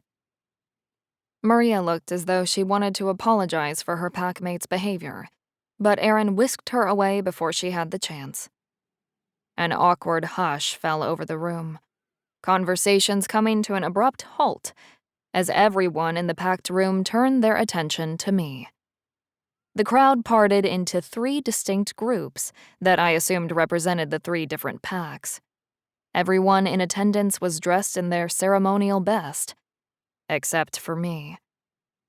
My fleece-lined jeans and plaid flannel shirt were a far cry from the suits and sweater dresses worn by the rest of the event's attendees, which I suspected was not an accident. I searched the sea of faces for Erin's and found her smirking at me over the rim of a clear plastic cup. Bitch. I mouthed the word, hoping she could read my lips. Erin raised her cup in mock salute and downed its contents. Welcome, Princess Talia, daughter of the Bone Pack and heir to the throne. Bjorn's baritone voice boomed through the room and commanded the full attention of every wolf in his pack. This is a joyous occasion. After too many years without a true heir, the Bone Pack can finally fulfill their obligation and satisfy our god. The group of wolves in the center of the room dipped their heads and bowed to their alpha, only for a familiar face to rise and address her leader. Valerie. It is not an obligation, but an honor, Alpha. The Bone Pack offers our heir willingly. The silver-haired beauty I'd met weeks before dropped into a deep and flawless curtsy, sparing a sideways glance in my direction. She'd never mentioned anything about the Bone Pack or her allegiance to it when she approached me at the summit. The nefarious plan she'd concocted with her brother Victor back in Montana suddenly became crystal clear. They had planted the seed of curiosity and teased me with just enough information to lure me here with the intention of offering me up to their demon wolf god once I showed up. I felt like a first-rate sucker, and worse for having drawn Galen into this with me. We thank you for your family's loyalty, said Bjorn, wrapping up his welcome speech, before encouraging everyone to enjoy themselves and the festivities. Talia, it's wonderful to see you again, cooed Valerie, as she moved with a fluid grace, gliding across the floor to approach me. Victor was sure we'd overplayed our hand and you wouldn't come, but here you are. Oh, you played your part quite well, Valerie, I ground out between clenched teeth and a forced smile. My aunt warned me not to come, but I followed your little trail of breadcrumbs like a fool. Sylvia. Valerie slipped her arm through mine and clasped her hands together. I haven't spoken to her in ages. I think I heard she settled somewhere in Nebraska, or maybe it was Iowa. How's she doing? She's fine, I responded with a clipped tone. There was no way I was dishing the gossip or giving her the scoop on my aunt. What loyal family I had left, I would protect to my last breath. I suspected Valerie was simply digging for information, and I wasn't going to hand it over willingly. The Deoval Pack didn't take kindly to deserters, and the Bone Pack had lost 2 important wolves when my mother and her sister ran away. They eventually caught up with my mother, but my aunt had managed to give them the slip all these years, and good on her. Sylvia had stayed off their radar successfully my whole life, and I had no intention of being the one who gave her up. She had told Galen and I not to come. She'd warned us that the demon wolf packs lived up to their names. We should have listened. Let me introduce you to the other princesses. They're just dying to meet you. Valerie started toward the pack clustered together on our left. The Blood Pack, she introduced. I thought they were called heirs and not princesses. I let my arm go limp and slid it through the crook of her elbow, refusing to take even one step toward the other pack members. They are, but in your absence, both were presented to the demon wolf god and assumed the title. But you bear his marks, and by rights, the title is officially yours. She glanced at my arm and then at my feet, which were unmoving and firmly planted on the floor. Come now. Don't be a child, Talia. She slid her hand down my arm and encircled my wrist. The only person you're making this hard for is yourself. Her red-painted nails pierced the skin on the inside of my wrist as she tightened her grip and pulled me toward the blood pack. Princess Andrea. This is Princess Talia. Princess Talia, this is Andrea. Valerie made a sweeping gesture with her hand to acknowledge the rest of the group. And this is the blood pack, obviously. She seemed far more interested in parading me around like a trophy than making genuine introductions. The lost heiress returns. So nice of you to grace us with your presence after all these years. Andrea's fiery hair matched the flames of rage burning in her eyes. What a coincidence, Valerie running into you at the National Summit like that. Andrea's tone implied that she believed my chance encounter with the silver-haired siblings was anything but. I'd begun to suspect the same thing myself, but I'd be damned if I gave her the satisfaction of saying so. Imagine my surprise to find another demon wolf in attendance, said Valerie, swooping in and seizing control of the conversation. She looks so much like her mother, doesn't she? There was just no mistaking who she was when I laid eyes on her. I knew she was our missing heir. And to learn that she'd been marked, the first true princess in years. How fortunate for the Bone Pack. Now, if you'll excuse me, Bjorn is free and I haven't greeted our alpha properly. Andrea pushed between us, knocking me with her shoulder on her way past. Come along, Talia. Valerie ignored the intentional slight, along with the rest of the Blood Pack's members, and steered me toward the next group of people. Speaking of the summit, I don't recall seeing Bjorn there, I said. I had my suspicions about Valerie's plan, but there were still pieces missing from the puzzle, and I needed her to clear them up. The more information we had to work with, the better. We don't belong to the Alliance. Victor and I were asked to attend and speak as experts in the field of demons, she explained, with a casual smile, as if treason were an everyday occurrence. "I'm sure the information you provided was invaluable," I quipped, sarcasm dripping from my every word. "Spoken like a true royal. You're a natural at this." Valerie pointed out the heiress for the third pack. "The raven-haired beauty is Jacinda," she offered.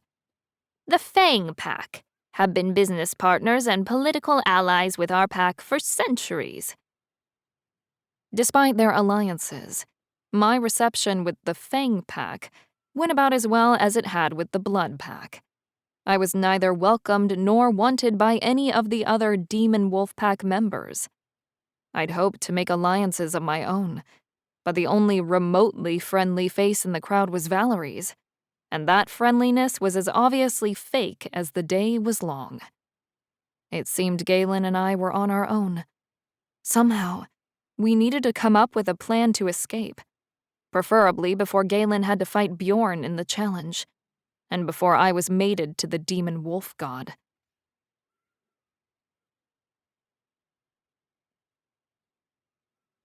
Chapter 14. Galen. Talia had been gone for hours, and I was out of my mind with worry. My wolf stirred, treading on my already frayed nerves as he paced the dark corners of my mind. I would have done the same had I not been confined to this tiny metal box. The longer we stayed with the Deovil pack, the weaker my bond with Talia seemed to be. I reached out several times, but I couldn't hear her thoughts or feel her emotions. I could, however, sense her presence at the other end of the tattered thread that connected us. She was still alive. That would have to be enough to satisfy us until she was with us again. My ears perked at the sound of the main door opening, but I was met with disappointment when I caught the scent of another guard, and not my mate. That made 2 shift changes since she'd left, which was strange. The new guard made the rounds, dishing out bowls of salmon and root vegetable scraps for me and the sled dogs confined in the cages around me. It was the best meal I'd had since we surrendered ourselves to the Deovil pack, outside of the half plate of breakfast Talia had saved for me. Grateful for the small and simple comfort of having a full stomach and enough protein to refuel my body, I forced my eyes closed and willed myself to sleep. The relief of rest didn't come easy, or last for very long. Even in sleep, my mind still managed to play out every possible scenario of why Talia had been gone so long and what could have happened to her. The familiar whoosh and click of the airlock opening and closing echoed through the building, but I refused to get my hopes up until the faint smell of honeysuckle permeated the air. Talia. She'd been brought back under the escort of 2 wolves I recognized from the summit, Victor and Valerie, the same wolves who had set Talia and I on the path to finding the demon wolf pack in the first place. Seeing them flanking Talia, it was obvious now what had happened. They had purposefully sought her out at the summit and fed her just enough information to make sure she found her way here to the pack, but not enough to give her any hint of the danger she'd face if and when she returned to this pack. Galen! As soon as she saw me, she broke free of their grip, rushed to my cage, and reached through the bars without hesitation. Her soft fingertips grazed my cheek before finding my lips. Have they let you out at all? She asked, her brows furrowed with concern. For a few minutes, just enough to stretch my legs. I lied, knowing full well she would sniff out the truth eventually. But the truth seemed pointless when it would only serve to upset her. Let him out, she demanded, as she pushed herself to her feet, rounding on her escorts with her finger pointed. I know you 2 know the code. Open the cage, now!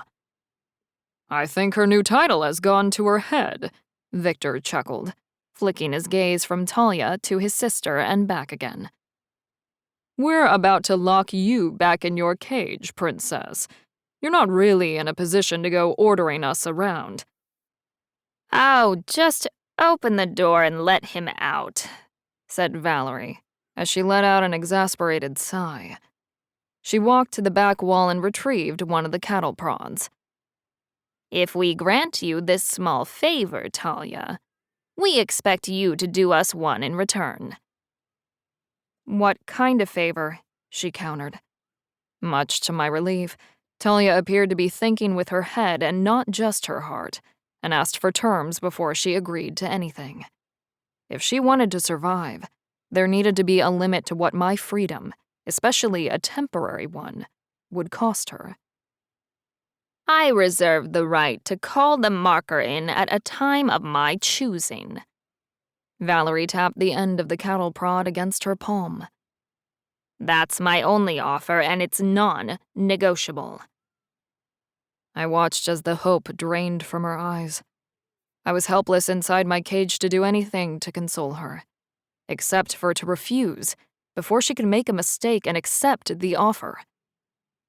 "No," I said, raising my voice. My muscles cramped in protest at the lost opportunity, but I refused to have Talia indebted to either of them because of me. "Galen, let me—" "I'm fine," I lied again, disappointed with how easy it was to do now that our bond was left hanging in tatters. But her happiness and safety were on the line, and I needed to step up in the only way I could. She deserved nothing less than my complete honesty, and I had failed her, just like I'd failed to protect her from Bjorn and the demon wolf god. "See, princess, he's fine." Victor strolled over to her cage and unlocked the door. "If you would be so kind." Talia knelt before my cage, pressed her face against the bars, and kissed every inch of my skin available to her through the narrow gaps. Victor cleared his throat and coughed into his fisted hand. "Princess." She left my cage for her own on the opposite side of the aisle without fuss and crawled inside. Victor entered the code, took the cattle prod from his sister, and returned it to its place hanging from a hook on the wall, before escorting Valerie out, leaving us alone. "You've been locked up in there this whole time, haven't you?" Talia asked, as she peered through the bars of her cage, daring me to lie to her face again. "Yes," I sighed, unable to hold her gaze or tell another lie, and pressed my forehead against the cold metal door of my crate. "But they're going to have to let me out of here eventually to use the bathroom, or clean up the mess if they don't." "Galen, you should have at least let me try to set you free. Just because Valerie said the offer was non-negotiable doesn't mean it actually was." She turned to her side and mirrored my position, strands of her golden red hair spilling out of the spaces between the bars and the window. "Tell me about the gathering. Gain any intel or find any prospective allies?" I asked, avoiding the argument I knew was coming, and changed the subject. "No to finding any allies." She sighed and let her head fall back.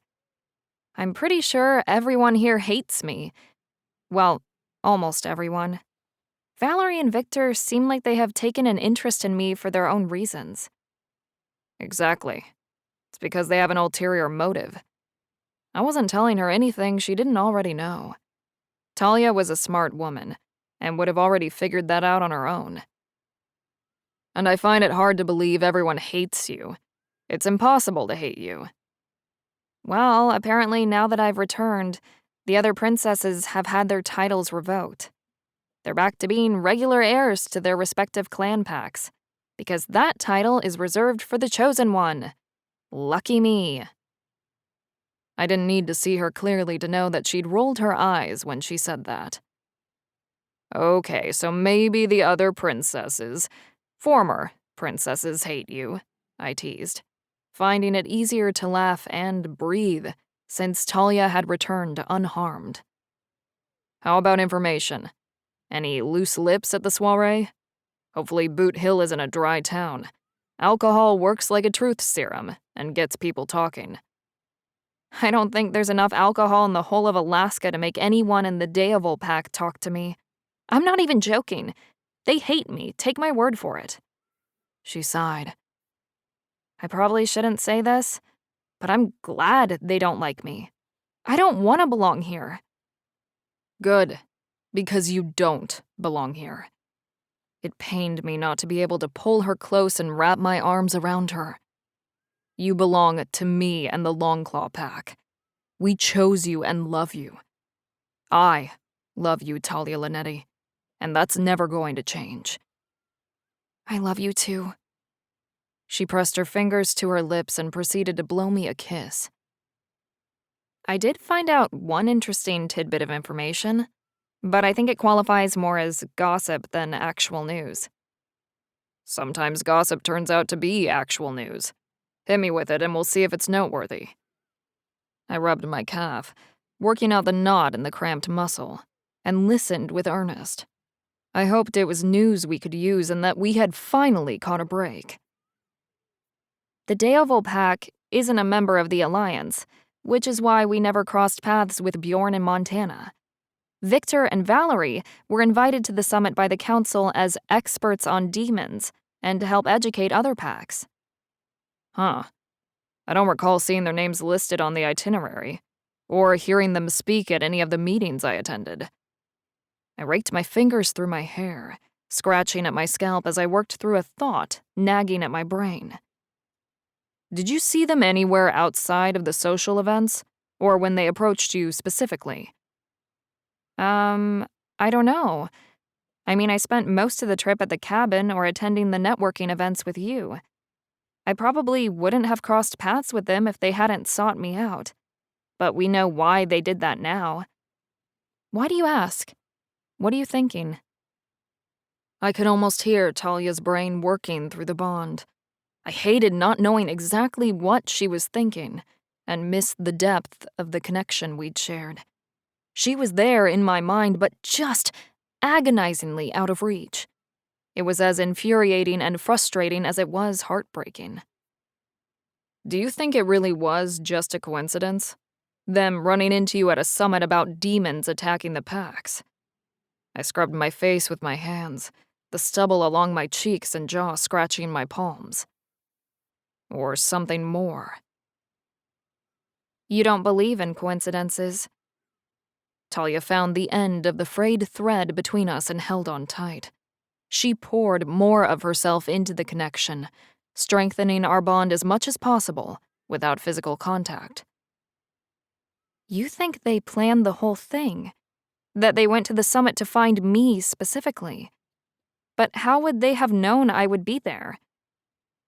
I think the first demon that marked you was sent by their demon wolf god, and the mark works like some sort of beacon. It all seemed far-fetched, even for our witch and shifter-filled world, but I couldn't come up with a more logical or fitting explanation. The demon equivalent of being chipped. Talia barked out a bitter laugh. Demon marks, beacons, demon wolf packs, and sacrifices to gods? How insane is this? If we weren't here right now, I mean, if someone else tried to tell me that this happened to them, I'd probably say they were nuts. I know. The whole thing sounds crazy, but I can't come up with another explanation for how Victor and Valerie ended up at the summit. The council wouldn't have called on a non-member pack to offer expert advice. I stifled a groan and shifted my weight to one side, trying to stretch out again. The muscle aches and pains were becoming more than a nuisance. They were so painful that they were affecting my train of thought. I needed to keep a clear head if we were going to make it out of Boot Hill unscathed. We have to get out of here, Galen. Talia echoed my thoughts and gripped the bars of her crate. What about Marcus? Can you reach him through the pack bonds? He'll rally the pack and come looking for us. I'm sure of it. I didn't want to worry you, but...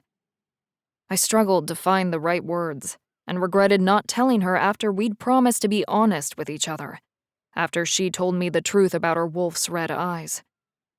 But I hadn't been able to bring myself to rip the single shred of hope from her, not when I wasn't entirely certain myself that the pack bond was truly broken.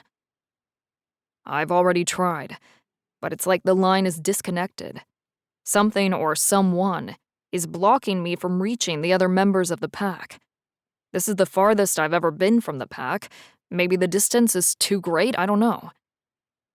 What if they did something to you to foil the bond? Maybe they're putting something in your food, Talia offered, continuing to surprise me with her grit and determination.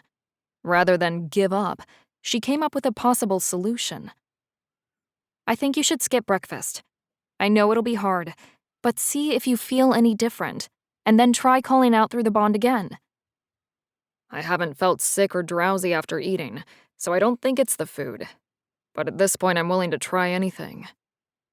I didn't want to shoot down her idea, but we couldn't put all our hopes for escaping the Daevil pack in my alpha bond. But Talia, I can only skip so many meals before I become useless to both of us.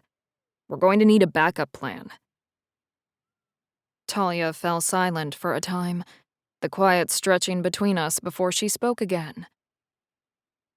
What if I accept my title and become the Bone Pack Princess for real? Talia's voice wavered, as if she was uncertain about the plan she was forming, and rightly so. That has to come with certain power privileges, right? I don't think the privilege that comes with that role is for you, I growled, anger burning in my gut at the thought of the demon wolf god laying as much as a finger on my mate. We have to try, Galen. If we don't, you'll die in that cage, and I'll be forced into marriage with a demon wolf god. Talia turned her head to the side and pressed her ear against the window of her crate. Someone's coming, she breathed. It's now or never, I answered, keeping my voice low. We make our move, find an opportunity, no matter who comes through that door. Being the expendable party in this Arctic equation, I knew the stakes better than anyone. Talia was right. We had to try something. We couldn't wait for a rescue team that wasn't even coming, or hold on to hope that someone in the Daevil pack would see reason. We have to save ourselves. The door to the kennel opened, and 2 guards entered, armed with tranquilizer guns and hunting knives. Time to hit the latrine. You know the drill. One of the guards stepped in front of my cage, tapping the tranquilizer gun holstered on his waist. Be a good dog, and don't give us any trouble. I'd hate to kill you in front of the princess. I waited for him to unlock the door, biding my time, and followed commands until an opportunity presented itself. The second guard stepped in front of Talia's cage, blocking her from my view. 2 against 1. Ordinarily, I'd like those odds, but they were both armed, and that tipped the balance in their favor. Not to mention I was in a ton of pain, having been cramped up like a mutt for so long. A fight wouldn't be easy. Still, it was the best chance I had to get Talia and myself out of the kennels, and I knew I had to take it. I crawled out of my cage, pushing through the pain of cramped and stiff muscles, and got slowly to my feet. Good boy. The guard pulled the tranquilizer gun from his hip holster, aimed and shoved me forward with his free hand toward the bathroom at the front of the kennel building. The other guard removed his gloves and knelt in front of Talia's cage, reaching for a strand of her hair that draped through the bars of her window. I can see why our god chose you. The golden red lock of her hair slipped through his fingers. So beautiful. If you weren't spoken for, I'd sure as hell like a taste. What the hell are you doing, Eric? The first guard risked a glance over his shoulder at his partner. Get the fuck away from her cage. That is it. My one chance, and my wolf was as ready as I was to take it. He answered my call and burst free of my human form. The transformation was mortally excruciating, but came faster than any shift I'd ever experienced before. Together, we pushed through the pain and lunged into action, seizing the small window of opportunity the second guard's distraction had provided. Without hesitation, I gave myself over to my wolf and let his instincts take over. In an instant, we were off the floor and lunging for the guard's neck. He fired the tranq gun, but it was too late. The dart skidded across the floor uselessly, missing its mark by a wide berth. My wolf did not.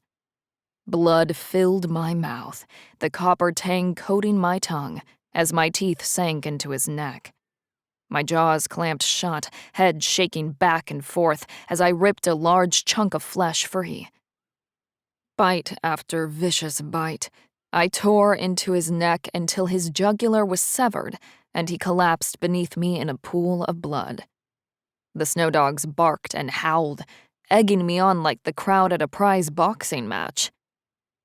"What the fu—" The second guard's shout was cut short.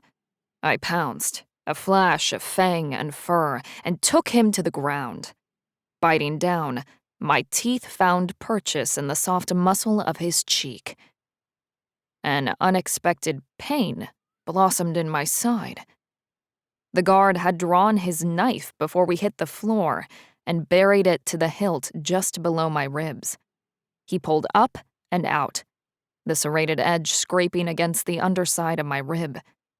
He raised up again in desperation, driving the knife in again and pulled the blade, creating a grisly long gash along my side. Blood seeped from my wounds, matting my fur and coating the floor, as he grappled for control of the fight. I used everything at my disposal, fangs and claws, but I was losing blood faster than I could heal. I was in very real danger of bleeding out, and my opponent sensed it. So did my mate. Talia cried for mercy, begging the guard to stop as she shook the bars of her crate.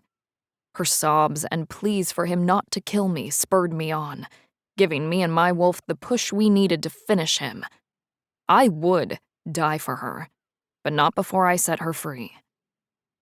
With a renewed surge of self-worth and determination, my teeth and nails tore into his flesh without remorse.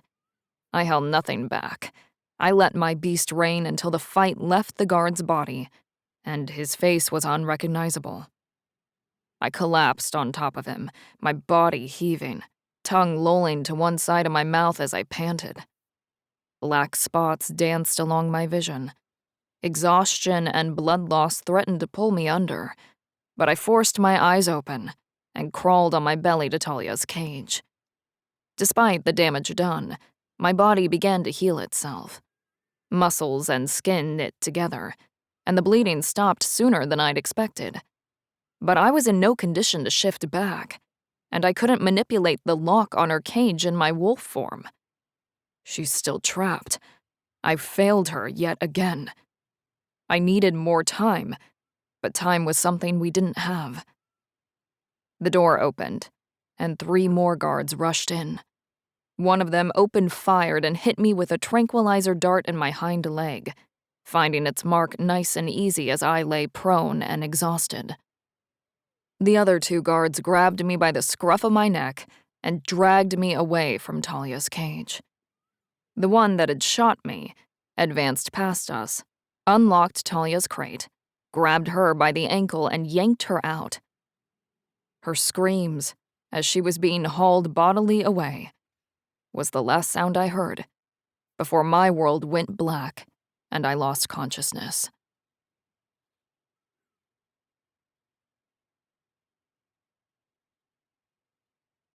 Chapter 15. Talia. My head spun like a top, and I pressed my palms against my temples to slow the pounding drums inside my skull. I nestled into the soft down pillows and duvet, pulling the covers over my eyes to block the assaulting light, blaring in through the large window with its curtains drawn all the way over to the opposite sides of the room. Wait, what? Pillows? Blankets? Neither comfort had been afforded to Galen or I since we'd arrived here. The vicious headache rolling through my mind like a runaway freight train made it difficult to concentrate. But I clawed my way through, processing my situation as best I could. I battled the nausea roiling in my stomach and sat up, taking in my surroundings slowly as clarity returned at a snail's pace. I'd been moved from the kennels and into a posh bedroom, with no recollection of the transition happening. The cotton mouth and unquenchable thirst, combined with my other symptoms, confirmed my suspicions that I'd been drugged. They'd obviously sedated me after Galen. The last thing I remembered was watching Galen fight for his life and my freedom against 2 guards in the kennels. He'd been stabbed, almost gutted, and had lost so much blood. Too much blood. He'd crawled to me, a broken man, and collapsed in front of my cage. His coat was matted with red, his eyes half-lidded, and his breathing shallow. Fear and pain unlike I've ever experienced gripped my heart with a cruel, vice-like grip.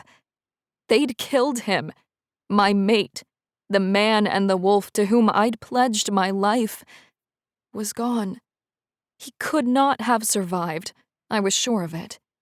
He'd been lying in a crimson pool of his own spent life. The memory almost made me sick. I ripped back the covers and tumbled out of the 4-poster bed, collapsing under my own body weight. The drugs were clearly still in my system, and if I was going to survive, I needed to shift to burn the sedatives from my system.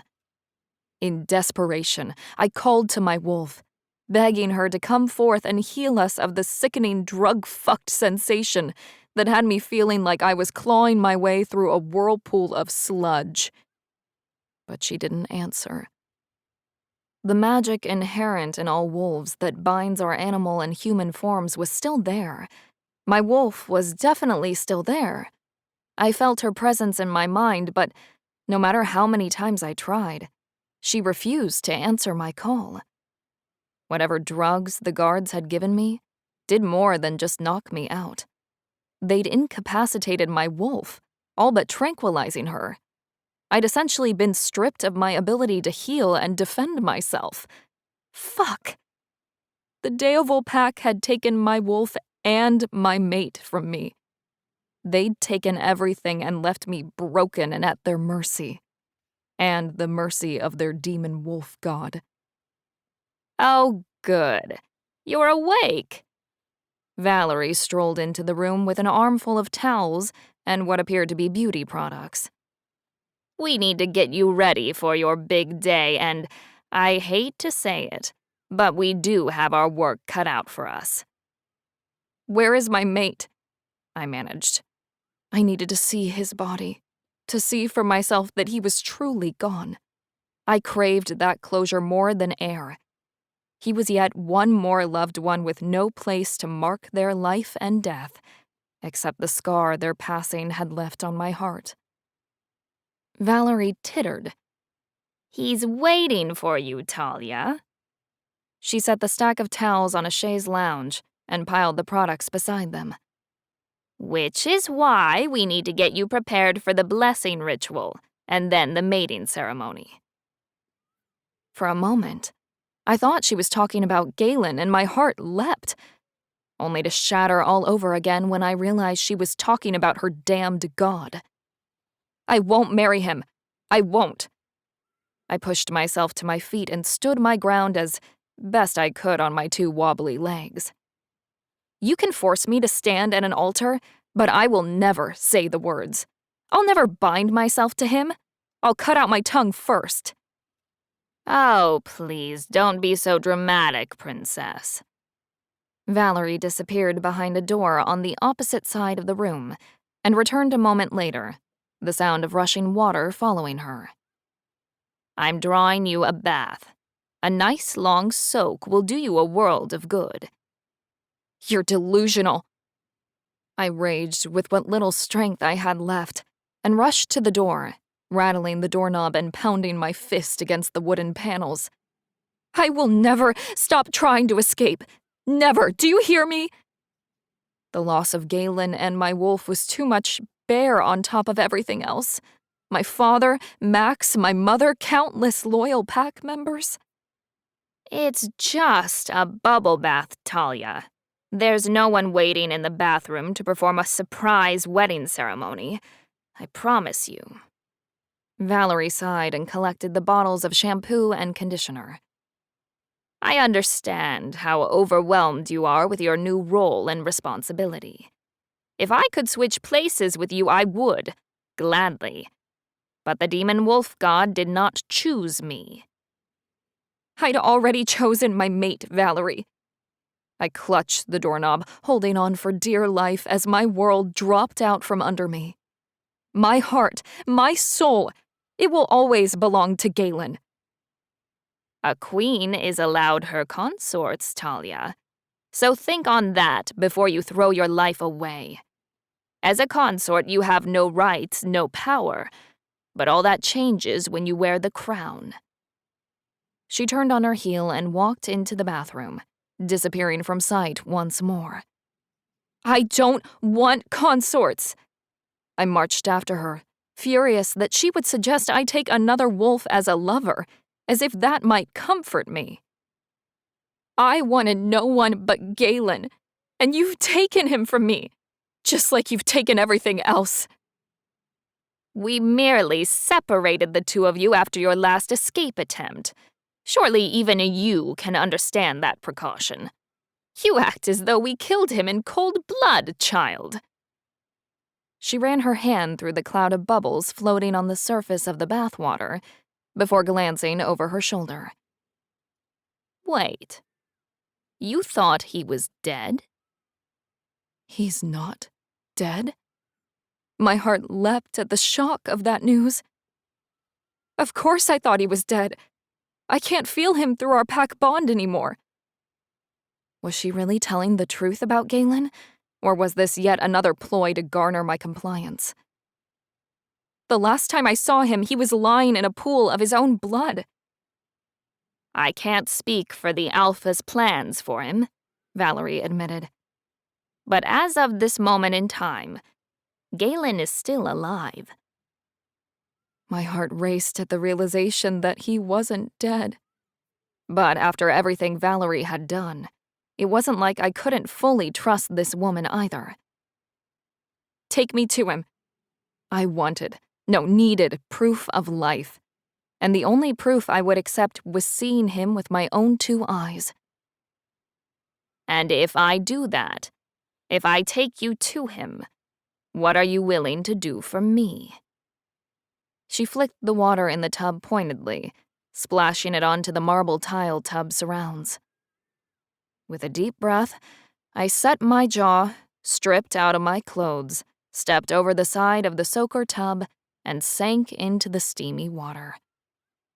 I'll play along, for as long as it benefits me. There's a good girl, she crooned. Now lean your head back. Valerie raised a white porcelain pitcher and poured hot water over my head, soaking my hair. What do you know about our god? She asked. Nothing. It didn't cost me anything to admit I was entirely ignorant of their ways. My mother had gone rogue and run away from the Deovil pack. That told me all that I needed to know as far as I was concerned. This pack was obviously one to be feared. You're all fucking insane. He is a benevolent god, Talia. Believe me when I say he will treat you like the goddess that you are. Valerie squeezed a puddle of shampoo that smelled of rosehip and bergamot into her hand and lathered it into my long golden red hair. He's cursed witches, attacked innocent people and wolves. Do you call that benevolent? I asked. I think we might have very different definitions of what that word means. I swiped the back of my hand against my forehead to stop a trail of bubbles from reaching my eyes. No wonder you're so resistant to marriage. That couldn't be further from the truth. Valerie refilled the pitcher from the faucet and rinsed the shampoo from my hair. Our god isn't the one responsible for the curses or the attacks. His wife is, she explained, as if that truth was the most obvious fact in the world. I'm sorry, what? His wife? I rounded on her in the tub, sending a wave of bathwater splashing over the side. He's already made it? Then why would he take another? He's a god, Talia. It's not our place to question why. Valerie took me by the shoulders, easing me around until she had access to my hair again and applied a generous amount of conditioner. The goddess is a cruel and jealous creature by nature. She fell out of favor with our god, but refuses to let go of her position and power. If you are looking for someone to blame, it should be her, not your future husband. My mind reeled, struggling to process what Valerie had just revealed. First and foremost, Galen was alive. Secondly, the demon wolf god was not responsible for the curses and demon attacks. And thirdly, it was the demon god's wife all along. He had a wife, a demon wolf goddess. Stories of Zeus and Hera came to mind, the classic tale of a woman scorned. I scoured my brain for anything else in the myth that could help me, but I couldn't recall a single tale where Hera had shown mercy to Zeus's mortal lovers or given them their freedom back. She'd cursed them all and made them suffer, as if it were their fault the king of the gods himself had pursued them. Something told me it would be the exact same story with the Deovolpac's goddess. Blinded by the love of her mate and burning with jealousy over his desire to claim a mortal bride, she'd taken out her rage in the only way she could, on the mortals.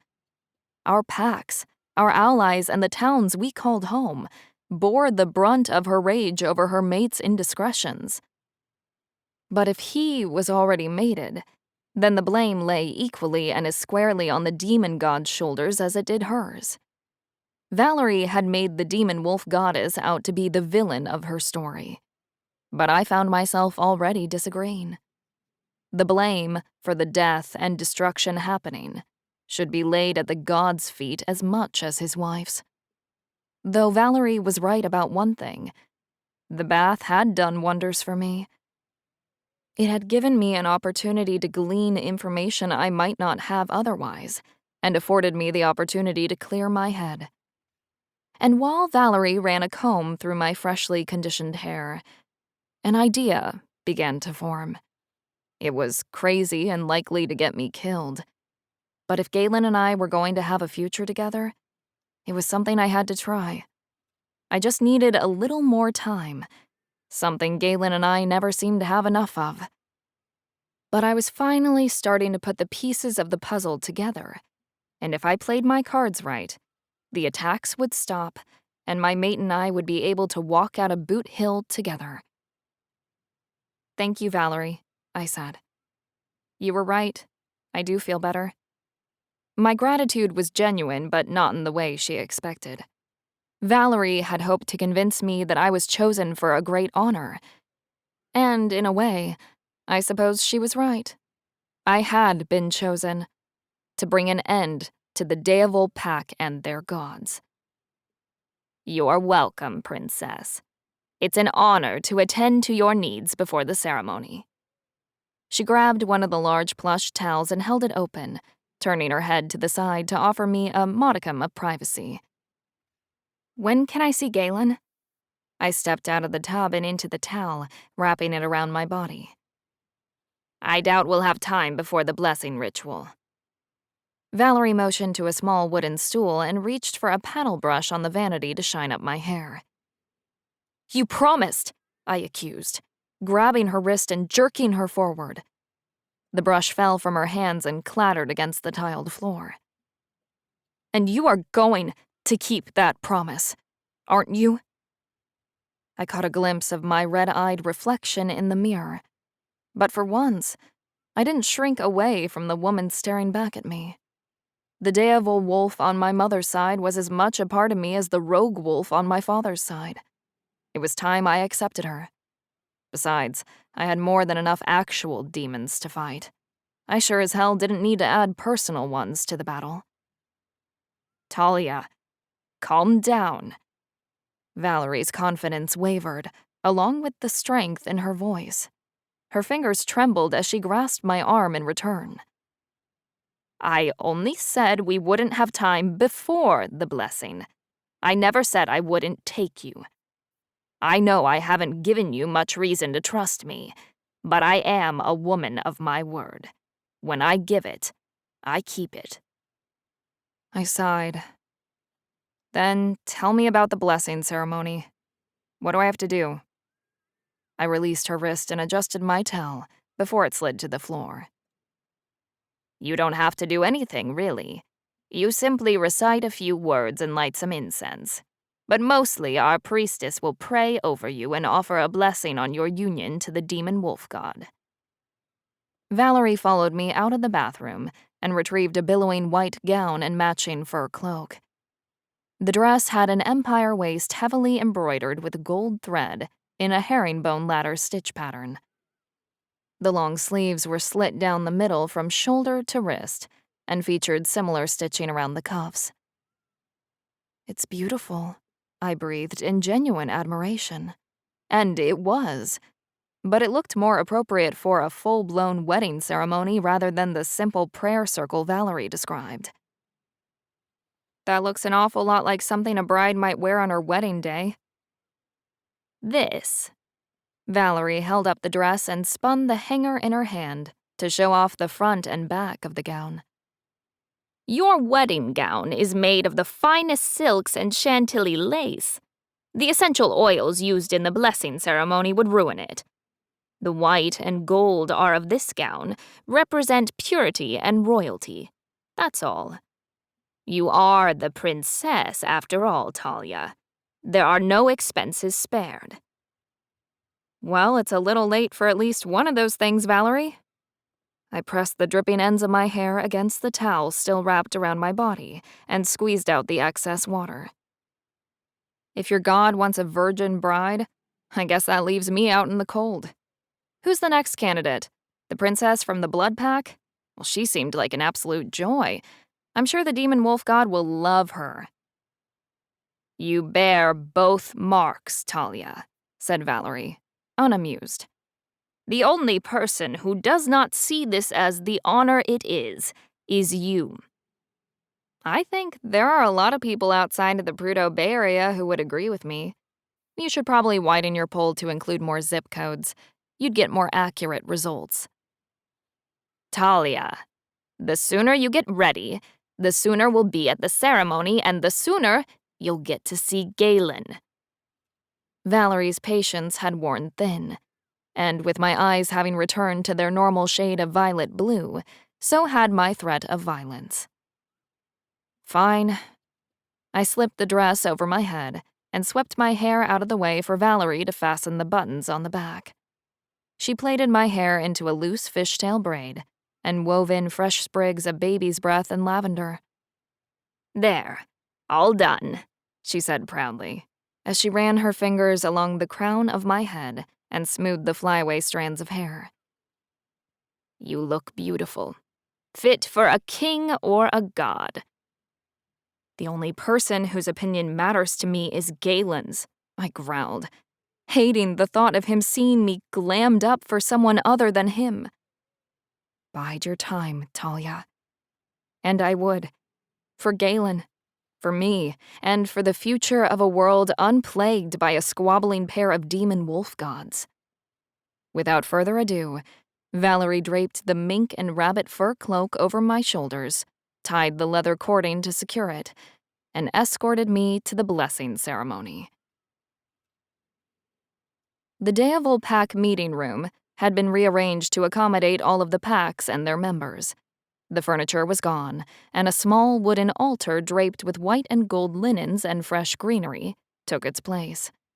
A long gold runner, lined with pillar candles on wrought iron floor stands, ran down the center of the room, directing me to my destination. A priestess with a garish and macabre wolf headdress stood behind the altar, her arms outstretched as she beckoned me forward. Swallowing my fear and dread, I began my walk toward the inevitable. The cloak dragged to the ground, rippling the gleaming runner in my wake, as I walked down the aisle toward the altar. Again, I was struck by the similarities to what I thought a wedding ceremony would be. Still, it was nothing like I'd imagined my wedding to Galen would be like one day, and for that I was grateful. The priestess retrieved a brass triangle from beneath the altar and struck it with a metal tuning rod.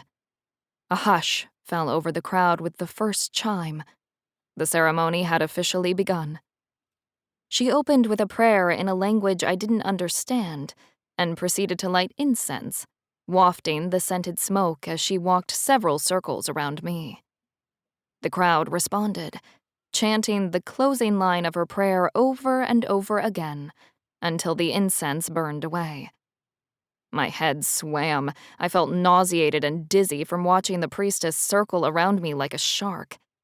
The lack of food and water in my belly, not to mention the potent scent of the incense, didn't help my condition either. To my relief, the ceremony was brief and ended with a final prayer to the demon wolf god and more triangle chimes. Bjorn stepped forward then, thanking the priestess for preparing me, the demon wolf god's new bride, for the long-awaited union. Servers carrying trays laden with glasses filled with ale moved through the room.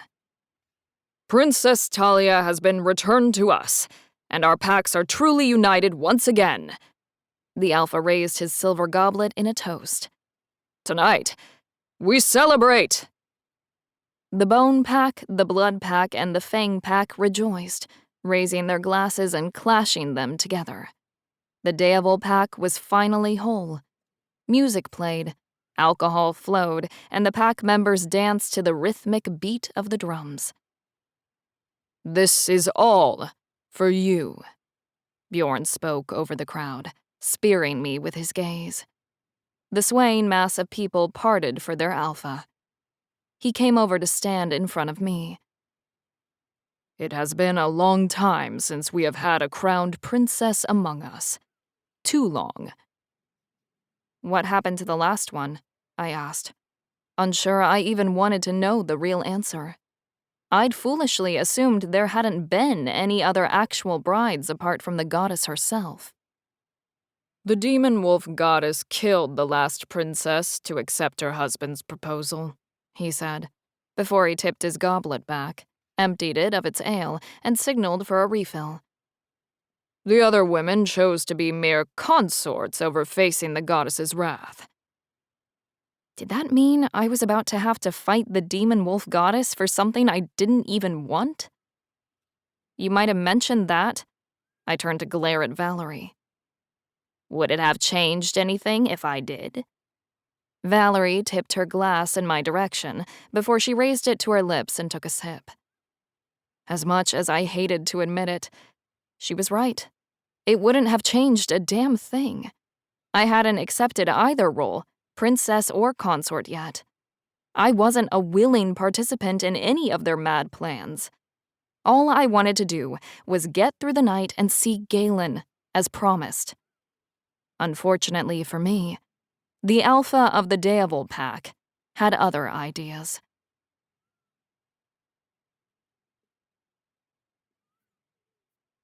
Chapter 16. Galen. I woke up naked and covered in blood. Most of it was mine. It cracked and flaked off my skin, speckling the bottom of my cage like brick-red confetti. New skin had begun to knit over the previously gaping wound in my side while I slept.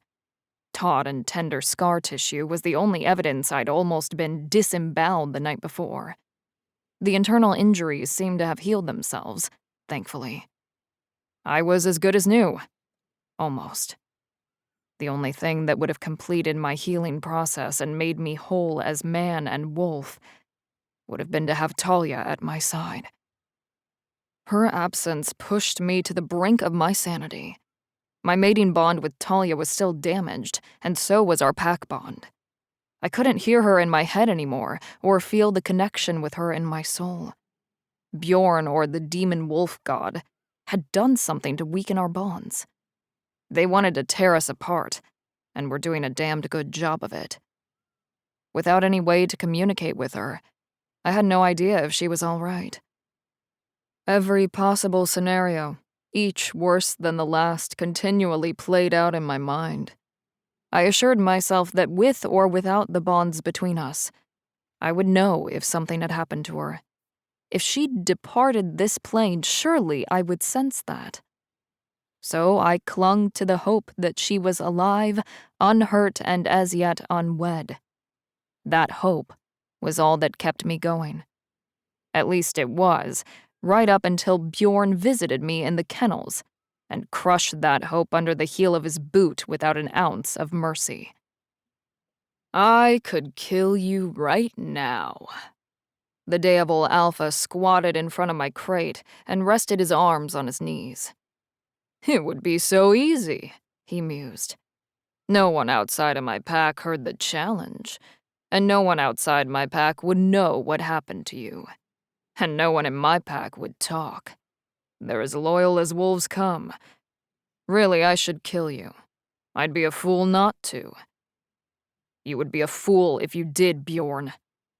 I picked at the crusted blood around my fingernail, refusing to meet his gaze and formally acknowledge his presence. I may not have the support of a false god, but I do have the support of the Alliance, and my pack knows where I am. They may know you're in Alaska, but not precisely where. Bjorn cracked his knuckles, first on his right hand and then his left. This is wild country, and a lot could happen to a big city wolf like yourself out here. There are things more dangerous than you or me in the Arctic Circle. I laughed at him, still refusing to look him in the eyes. Both actions were a sign of disrespect, and both were entirely intentional. I wanted to upset and anger him. He clearly wanted me out of the picture permanently, so I wanted to push him to play his hand. The Daevil Alpha didn't strike me as the type of wolf who understood discretion. No, I know his type. I'd met alphas like him at Alliance functions, wolves that fed on spectacle and were driven by their own ego. Bjorn would want to make an example of me, to remind his wolves what happened to anyone who dared question his authority or stepped out of line. He needed them to witness my judgment and my execution, and I knew he would want that, especially for Talia. True, but my betas had my itinerary. They knew Talia and I were flying into Prudhoe Bay, and they knew why. It won't take long for them to find you and the rest of your pack. The GPS tracker in our gear will probably have sped things along nicely. Tracking device, huh? Bjorn snapped his fingers and ordered one of his guards hovering by the door to come forward. Find out who checked their gear when they were brought to camp. I want a full accounting of everything they had on them. If there is a tracking device, I want it found. Now. Too little, too late. I stifled a yawn, feigning boredom with our conversation, and rolled to my side, essentially giving him my back. Talia and I are overdue for the rendezvous point. They're closing in on you, mate. Did you pass a lot of cell towers on your way through Dead Horse? It was Bjorn's turn to laugh, but his amusement was genuine and at my expense. As for satellites, well, if they're even turned toward Prudhoe, you can bet it's on the oil fields.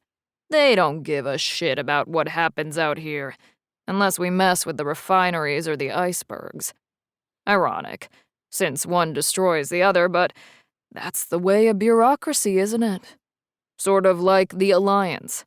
They don't give a shit about you, an active member, any more than they do a disenfranchised alpha like me. I guess we'll find out together then, won't we? I replied with far more confidence than I felt. There was a tracking device in my pack. I had no way of knowing if they'd brought my backpack here, or if it was still back at the boarding house in Dead Horse. If it was, then Bjorn's story about us disappearing in the Alaskan wild stood a chance of playing out. They were slim. But then, slim was more than none. Hell, it was more likely than my chances of getting out of this cage alive as far as I could tell. Maybe. Bjorn ran his hand over his beard, smoothing the coarse silver hairs. Or maybe you'll die in battle after all. You really want to challenge me for alpha. Prove you're worthy enough to stand in a ring with me. I'm an alpha. That's the only proof you need. It seemed Bjorn had forgotten my status, so I made a point of reminding him. I'm familiar with your pack, Galen, and how you came to be alpha. You inherited your position, unchallenged by anyone in your community. Your wolves are weak. They gave you control without even questioning your authority. And look at you now, locked in a cage.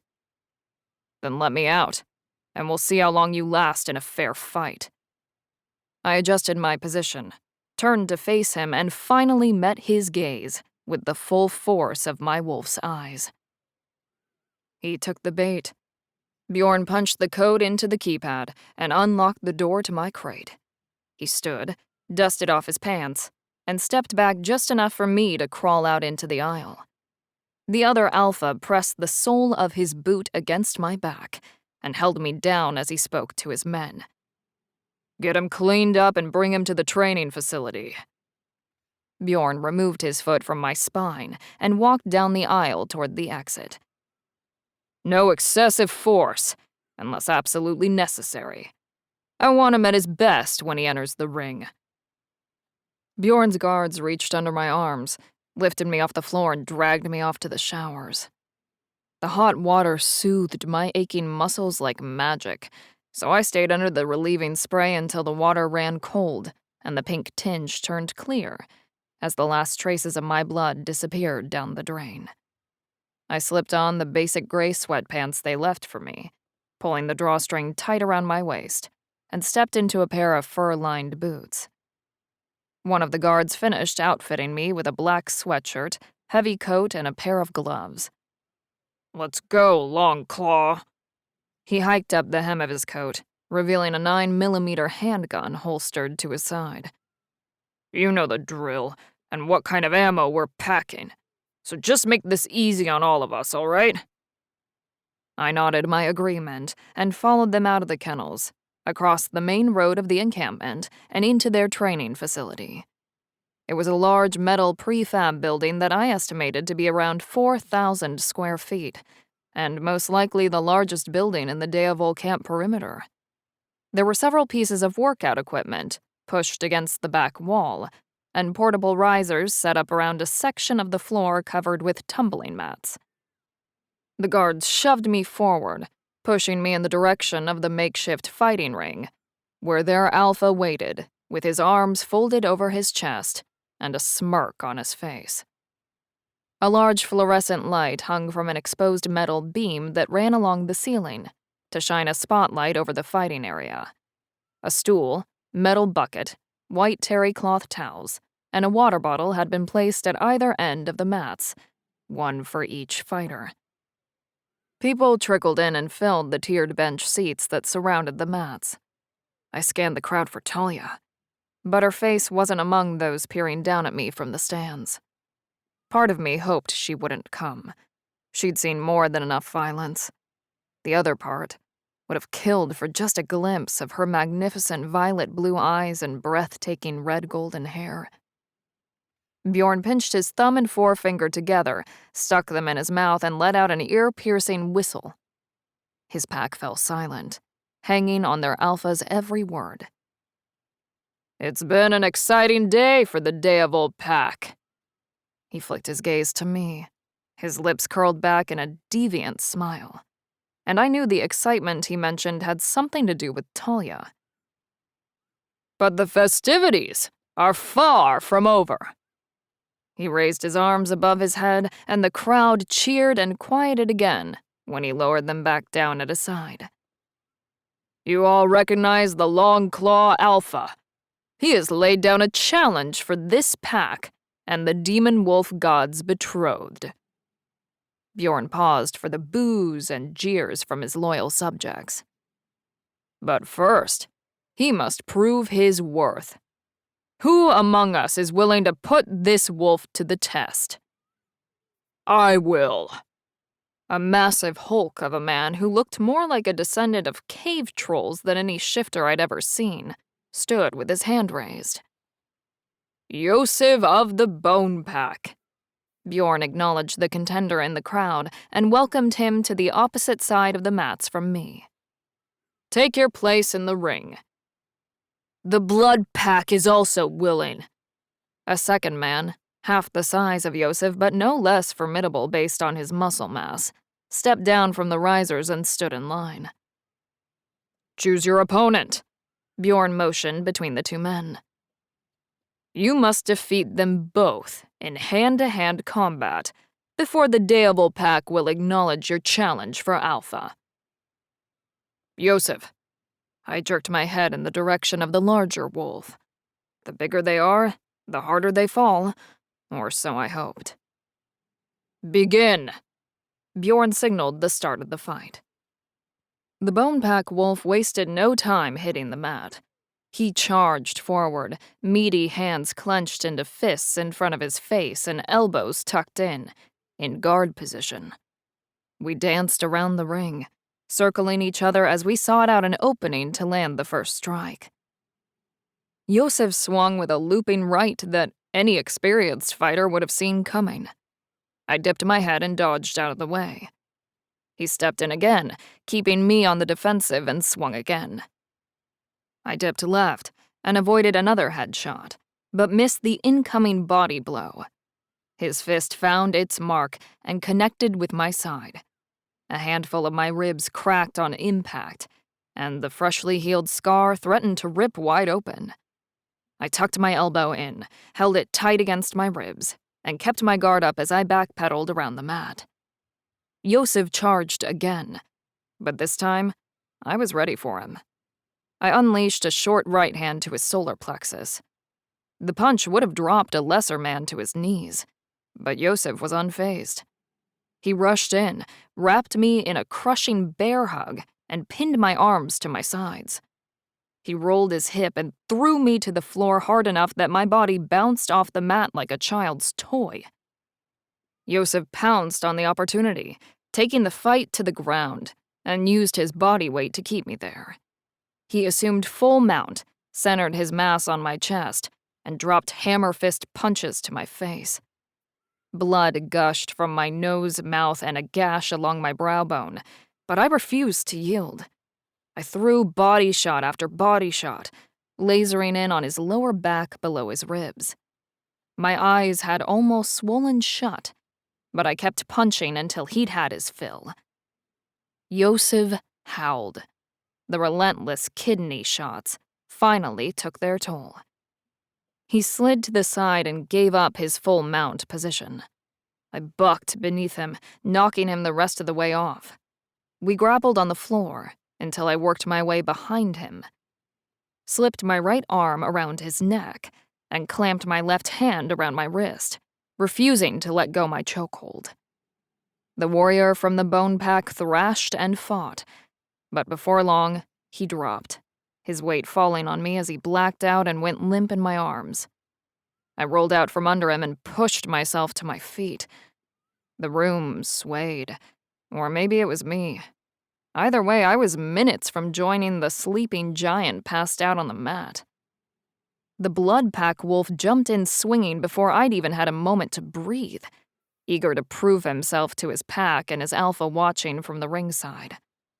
Full of energy and injury-free, my second opponent had the upper hand, literally and figuratively. He rocked my world with a right uppercut that smacked my jaw together and chipped 3 teeth. Fuck. I'd underestimated the wolf from the Blood Pack and made a tactical error by fighting Yosef first. My plan had been to take the bigger, stronger fighter out of the equation, but in doing so, I'd taken bigger punches and a hell of a lot of damage. My second opponent moved with the experience of a trained fighter. He was comfortable in the ring and knew how to use every inch to his advantage. Had there been ropes like a traditional boxing ring, he would have had me against them for sure. For every punch I landed, he landed too. I struggled against his defenses, and when I did manage to work my way inside, I was punished with more body shots.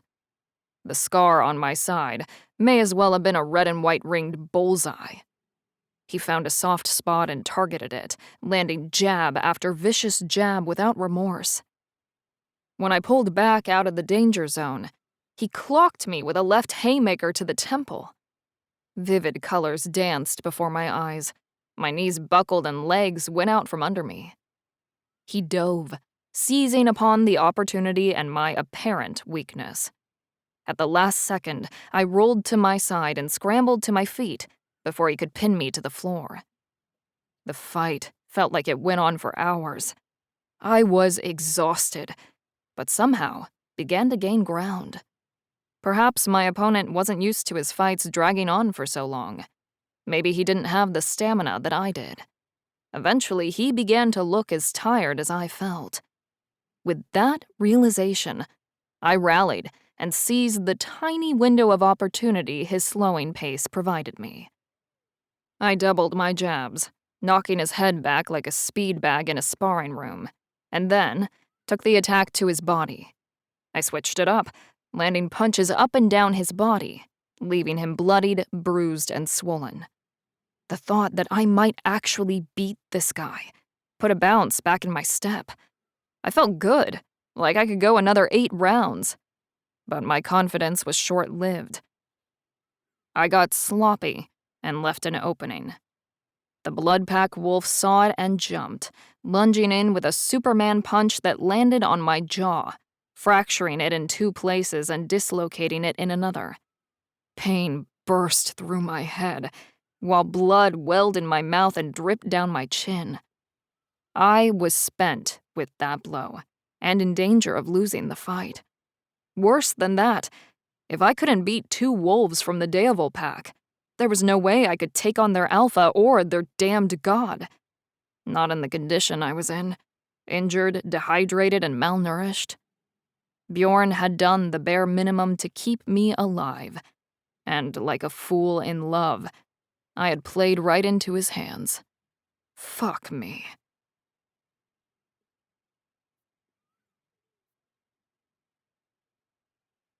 Chapter 17. Talia.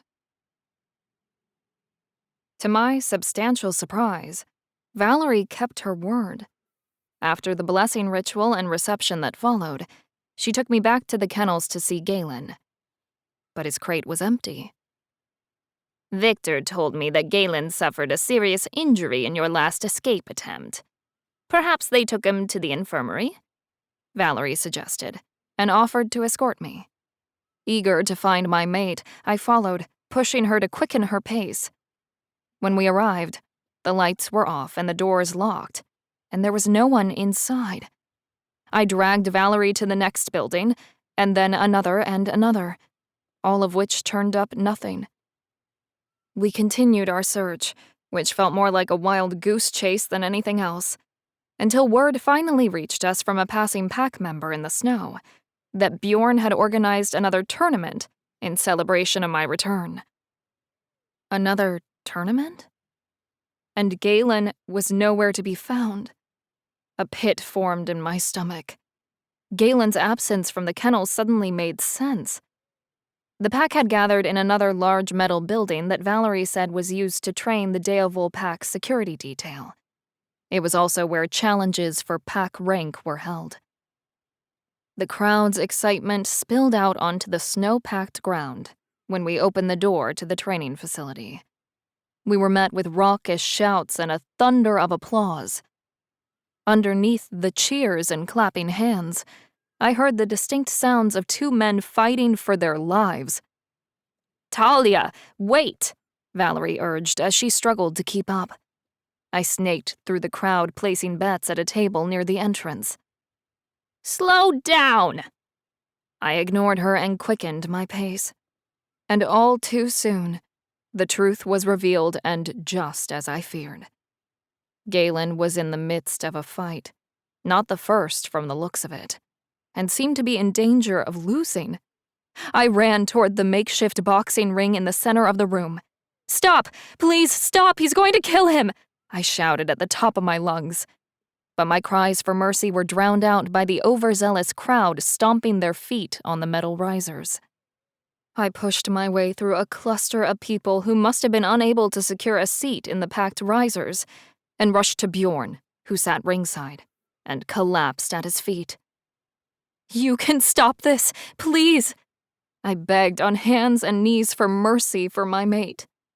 Galen had already taken more abuse at the hands of my mother's packmates than any wolf should rightly have to endure. I couldn't sit by and watch him suffer more pain, not when they kept him injured and in a weakened state, unable to fight and defend himself the way I knew he could. "That's a good look for you, princess. I do believe our god will approve." Bjorn's upper lip curled in a sadistic grin. "Don't worry. Stefan looks ready to finish the fight. He'll put an end to Galen's suffering." My heart burst into flame, and a strangled sound crept from my lips before I found the words I needed to say. "If I accept my place in the Bone Pack and claim my throne, will you spare him?" I bowed my head and pressed my hand on the top of Bjorn's tan suede boot. "Please, Alpha, as Princess of the Bone Pack, I am asking you to show mercy to Galen. Let him live."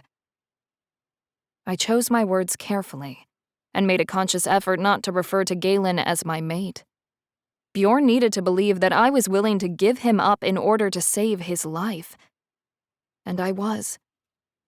I loved Galen enough to save him from himself, and from me. If I had to walk away from him to do that, I would. "Enough!" Bjorn stood and walked to the edge of the mat, one hand raised above his head. "The fight is over. Our princess has declared the winner." A few of the pack members growled, muttering their discontent over the decision to stop the fight early and spare Galen from suffering any further injuries. "Silence!"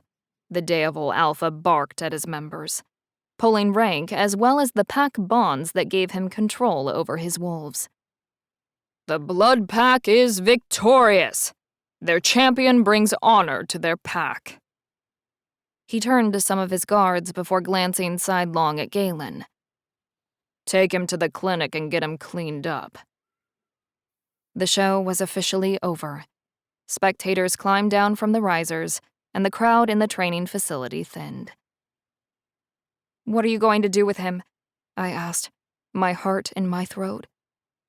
I hadn't given my plan to stop the fight much thought beyond saving Galen from taking another beating because of me, and had failed to negotiate for the terms of his release.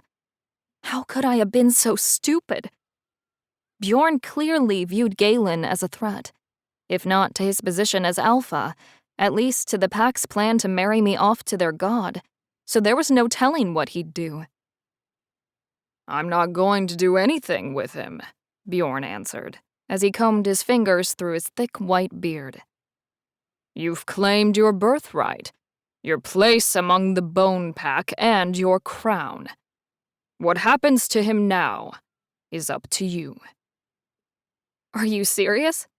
After all this, the beatings, the starvation, and locking him up in a crate with dogs, you're just going to let me decide his fate? I didn't even bother to hide my feelings of disbelief or mistrust. What is he playing at? Bjorn had proven himself to be a cruel leader, and less than honorable. The fight he'd arranged between Galen and the two wolves instead of accepting the challenge himself proved that. He was more than willing to take on a severely wounded man and call it a fair fight. I would be a fool to take him at his word. "You've accepted your fate," Bjorn said simply, and parted the slit in the sleeve of my dress and touched the demon mark on my wrist. It was darker and more pronounced than the last time I'd checked, not an hour before in the bath. "This proves it." He traced the sigil with his finger before adjusting the fabric of my sleeve and covering the mark. "There's nothing your boyfriend can do about it, no matter how much he loves you or you love him. You saved him, and you can keep him alive and in good health by reminding him of that." So, what happens now?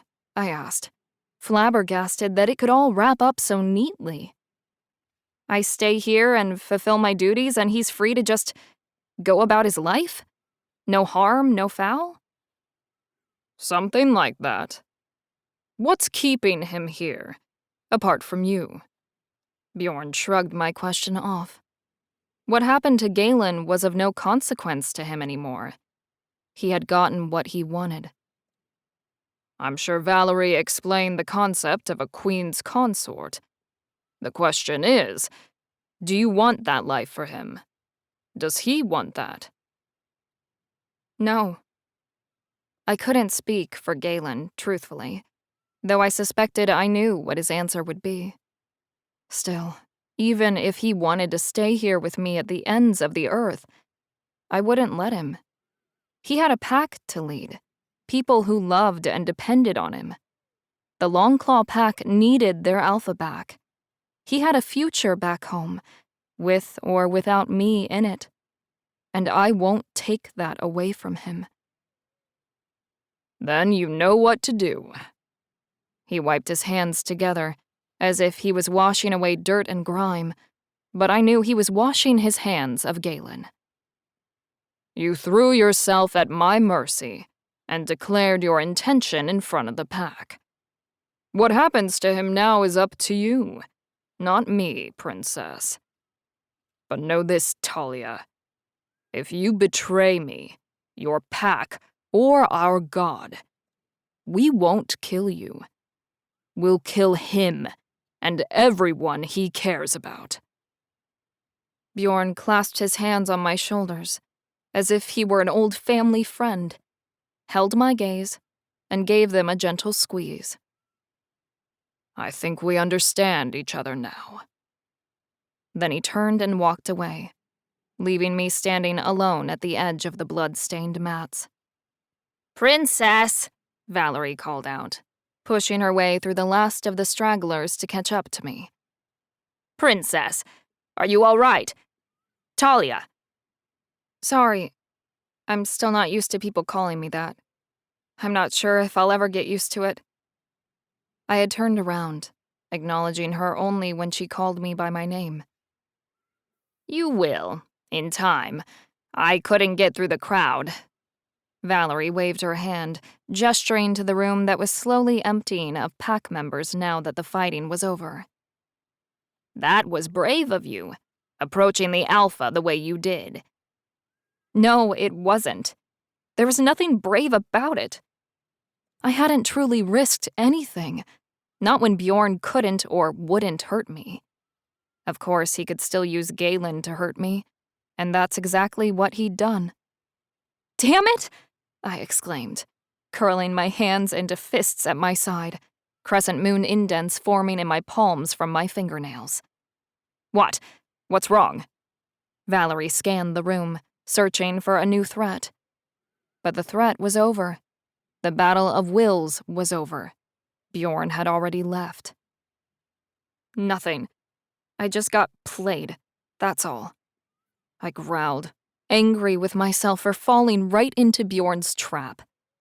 The Alpha had cleverly played the long game, moving his pieces around the chessboard, until in the end, he had taken the queen. Checkmate. "I'm sorry, I don't understand." Valerie's brows pinched together, her eyes clouded in obvious confusion. "Who played you? How?" Never mind. It doesn't matter now. I wrapped myself more tightly in my fur cloak and headed for the medical building. Bjorn had achieved what he wanted: vindication. After my mother had run away, a blight lingered over his reign as Alpha. I got the distinct impression that she was the very first wolf to defy him. And faced with me, he'd refused to have another of the same line, the very same blood, do as she had done.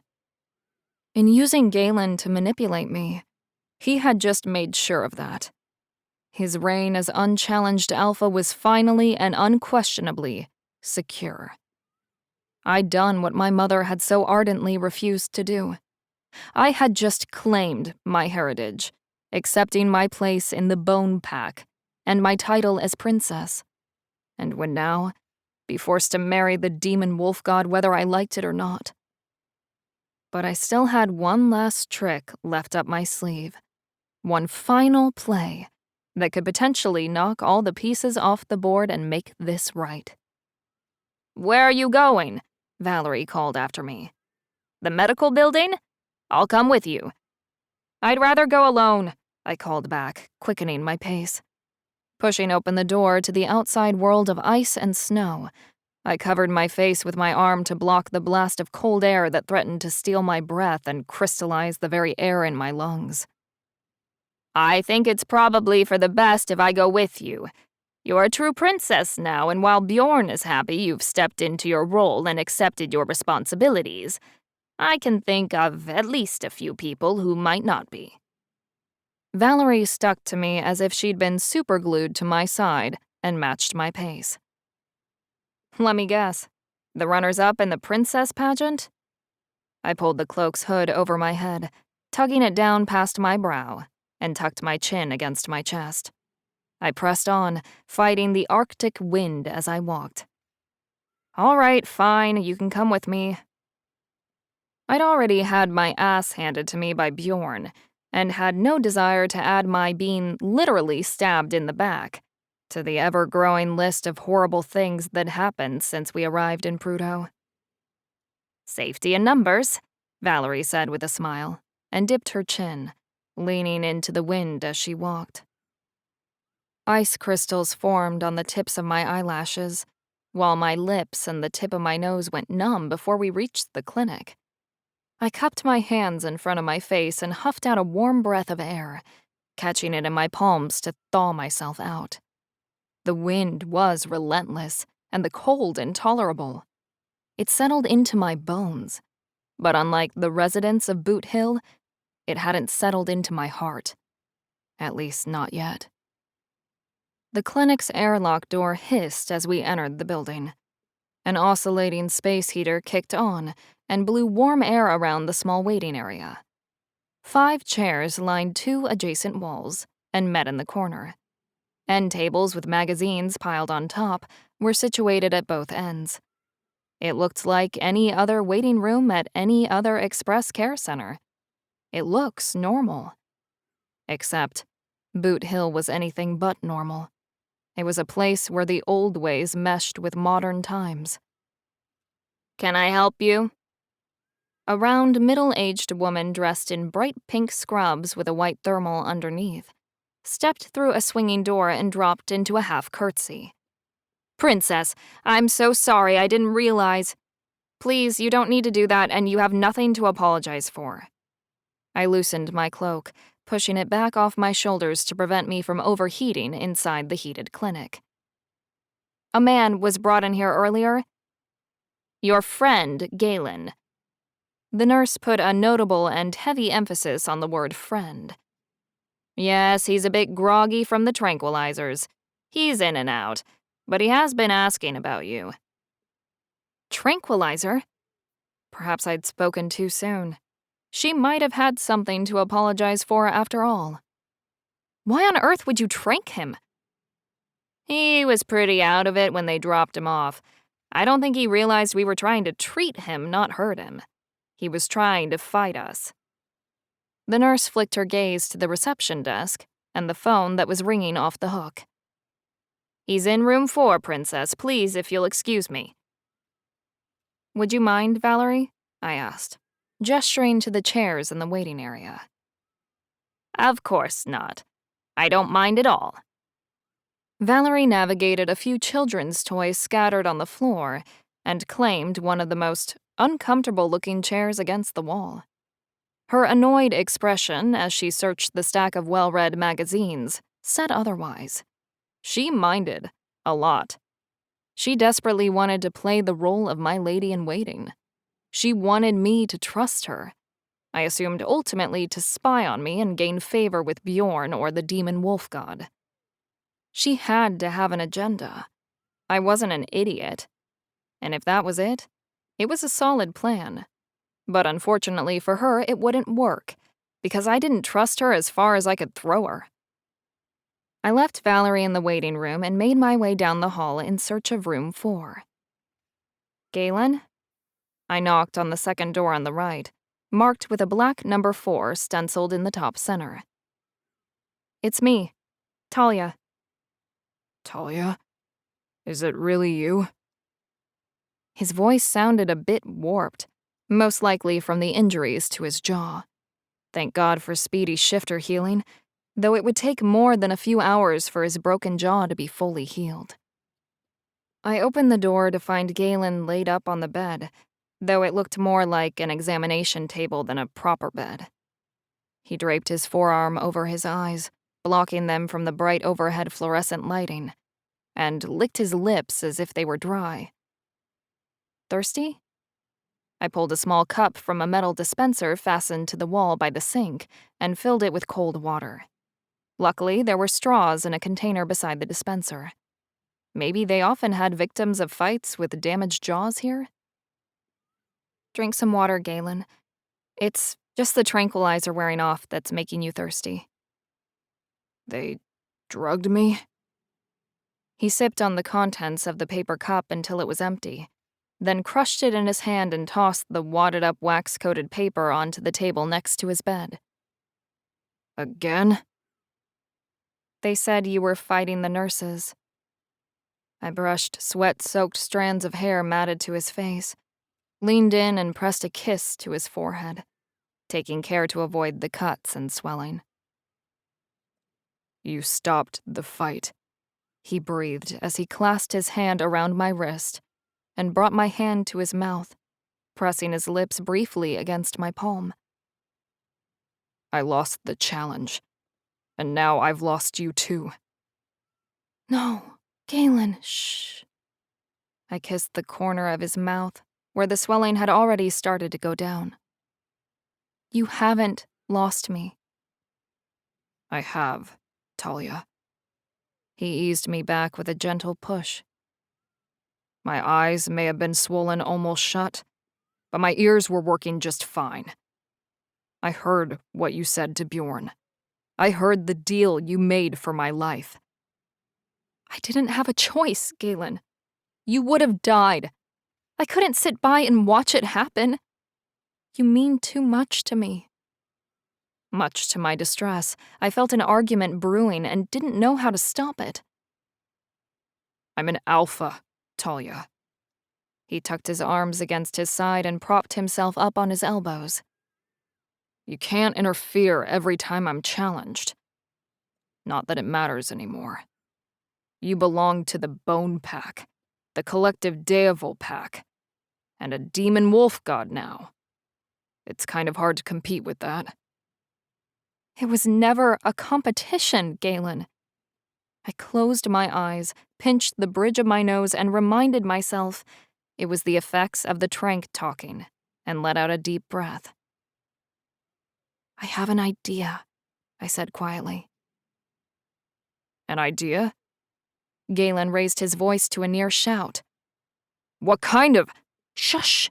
Before Valerie, aka my shadow, comes barging in here.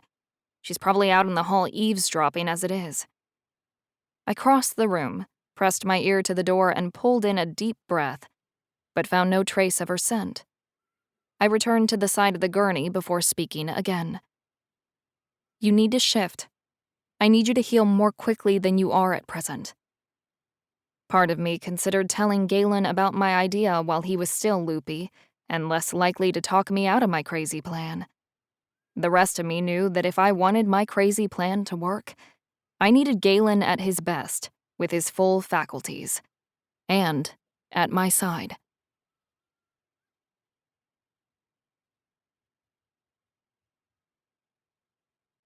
Chapter 18. Galen. Talia was there, in the room with me and within arm's length, but I couldn't bring myself to reach out and grab her, to hold her close the way I wanted to. I hated that she saw me this way, broken and weak. I wasn't the alpha she needed. But she refused to believe that. She loved me. I'd been beaten and broken, but none of that mattered to her, and I found myself falling more deeply in love with her than ever before. Somehow, in the midst of our nightmare ordeal, she'd come up with a plan to free the both of us from the bonds of the Devil Pack. But she wouldn't share the details of that plan until I shifted, forcing the lingering effects of the tranquilizer out of my system and healing my wounds more quickly. She's right. I need to heal. I called my wolf and gave myself over to him. The shift hurt like hell, tearing already sore muscles, ripping newly knitted skin and electrifying frayed nerves. My wolf sat up on the exam table, panting like an eager puppy, ignoring my commands to shift back. He wanted attention from Talia, the woman and wolf he'd claimed as his mate. He yipped, nudging her hands with his snout when she tried to silence him, and rested his muzzle on her shoulder when she scratched behind his ears. I pulled on the magic that controlled a shifter's ability to shift and forced my wolf back into the recesses of my mind and soul where he lived. When I sat in front of her, back in human form, she gave a relieved sigh and rushed in to hug me. Galen, thank God. You look so much better already. She wrapped her arms around me and squeezed me tight. I'm so glad you're okay. You were barely healed before you fought those 2 wolves. What were you thinking? That I could get us out of here? I gave Talia one last squeeze, eased out of the hug, and offered a self-deprecating smile. Things obviously did not go according to my plan, so let's hear about yours. Right, my plan. Valerie was helping me get ready for the blessing ceremony, and she let slip. Talia's gaze raked over my naked body, and her tongue snaked across her lower lip. Sorry, she apologized. It's kind of hard to concentrate when you look like that. Like what? I couldn't help but tease her when she blushed. Naked? She closed her eyes, smiled, and shook her head, no doubt clearing away the wicked thoughts she had about me. She unfastened her cloak and tossed it to me with a chuckle. Here, cover yourself up. We don't have a lot of time. Valerie is out there waiting for me. Okay, I'm decent. You can open your eyes now, I laughed, tugging at the fabric of her dress. She looked amazing in the long flowing gown, her golden red hair pulled back in a braid. I wanted nothing more than for our problems with the Devil Pack, the demons, and the demon god to be over. Talia belonged with the Longclaw Pack. She belongs with me. That looks good on you, but I prefer your wolf's coat to rabbit or mink. She punctuated her starlight smile with a wink. Okay, so my plan is to find the demon wolf goddess. Wait, the demon wolf goddess? I asked, utterly confused and scrambling to catch up. There's a fucking goddess in this equation too? Yes, and she doesn't happily subscribe to her husband's polygamy. Talia shrugged and feigned surprise. I mean, why wouldn't a goddess want to share her all-powerful husband with other women? She rolled her eyes before continuing. Anyway, according to Valerie, it's the goddess behind the demon attacks, not her husband. She's targeting areas with blood ties to the demon wolf packs and hurting mortals out of spite. And you want to… what? Let me guess. Go find the goddess and try to reason with her? I had to admit, it had the makings of a good plan. Talia had collected some amazing intel from Valerie. There was just one little problem. And how are we getting out of Boot Hill to go search for her? Well, I am a princess now, and that does have its privileges. Talia raised the hem of her dress and dipped into a mock curtsy. For you, maybe, but Bjorn isn't going to let us just wander around together. You're the demon wolf god's bride-to-be. Even with your promise, he's going to be on edge. I have a solution for that too, but it's not ideal. She winced and offered up phase 2 of her plan to reach the demon wolf goddess. In fact, it's less than ideal and potentially problematic. You're not going to like it. Talia, just tell me what it is. I can handle it. Whatever she had to say, it was obvious she thought I would veto the idea.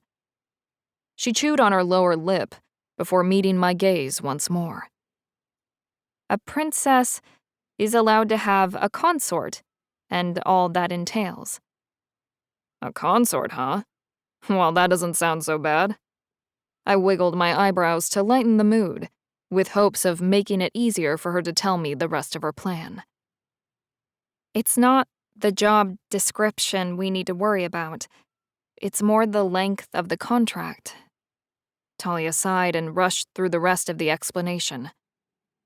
If we convince the goddess to help us, we win. No problem. You're still alpha of the Longclaw Pack. And if we don't convince her? If we can't stop the wedding or the demons? What then? I suspected I already knew the answer. Then I marry the demon wolf god, and you're my consort. Forever. She turned away from me and faced the door. I'll understand if you don't want to help me. This doesn't take 2 people. I can find her on my own. Forever is a long time. I slid off the exam table and closed the distance between us, wrapping my arms around her. It would be even longer without you to spend it with. She went limp in my arms, the tension and nerves disappearing once she heard my response.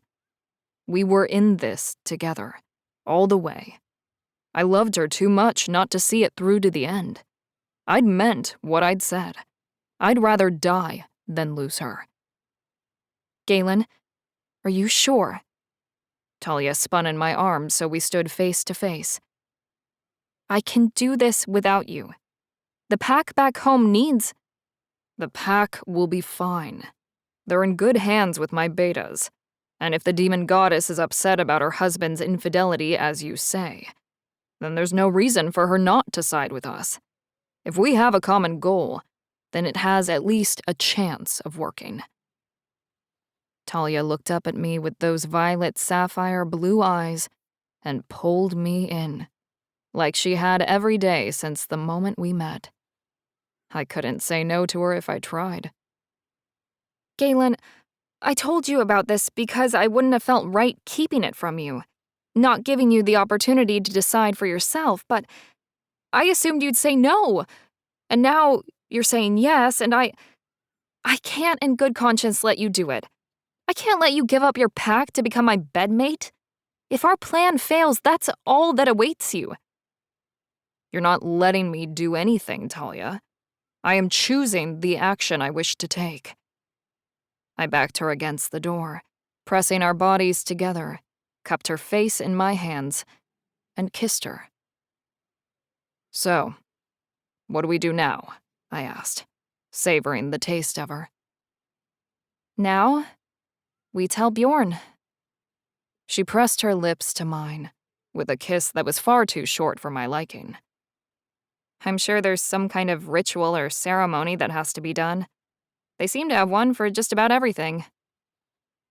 Do we have to tell him right now? I glanced around the room.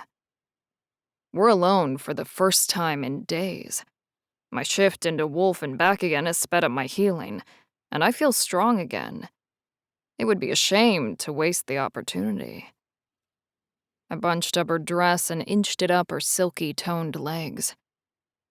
And I should probably get some practice in, if I'm going to be your eternal consort. Talia bit her lip in that way that drove me crazy. Before she smiled, her eyes lighting up with the gleam of 1,000 stars.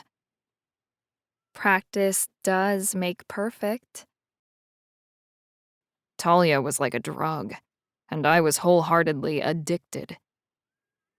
I guess we should talk to the Alpha, I sighed as I nuzzled into her neck, kissing behind her ear.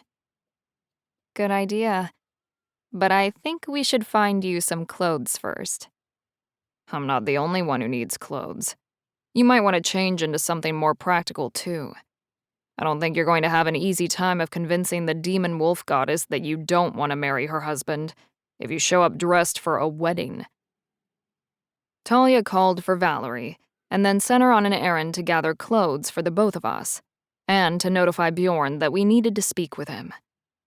When the Daevul Pack Alpha arrived, he was less than thrilled to learn I'd accepted the position as consort. "We spoke about this, Talia." Bjorn pulled her aside, gripping her arm harder than necessary. The action made me grit my teeth behind my lips, and it was a struggle to swallow my growl. But Talia had warned me against reacting to Bjorn, and she was right. We needed to keep things running as smoothly as possible, so we could get to the demon wolf goddess and hopefully enact Talia's plan. "You said you wouldn't trap Galen," Bjorn stated. "The role of consort is no way for an alpha to live." I love him, Bjorn. You and the pack need me to be the Bone Pack princess, and be happy about it. Talia stepped back from him, jerking her arm out of his grasp, and pointed at me.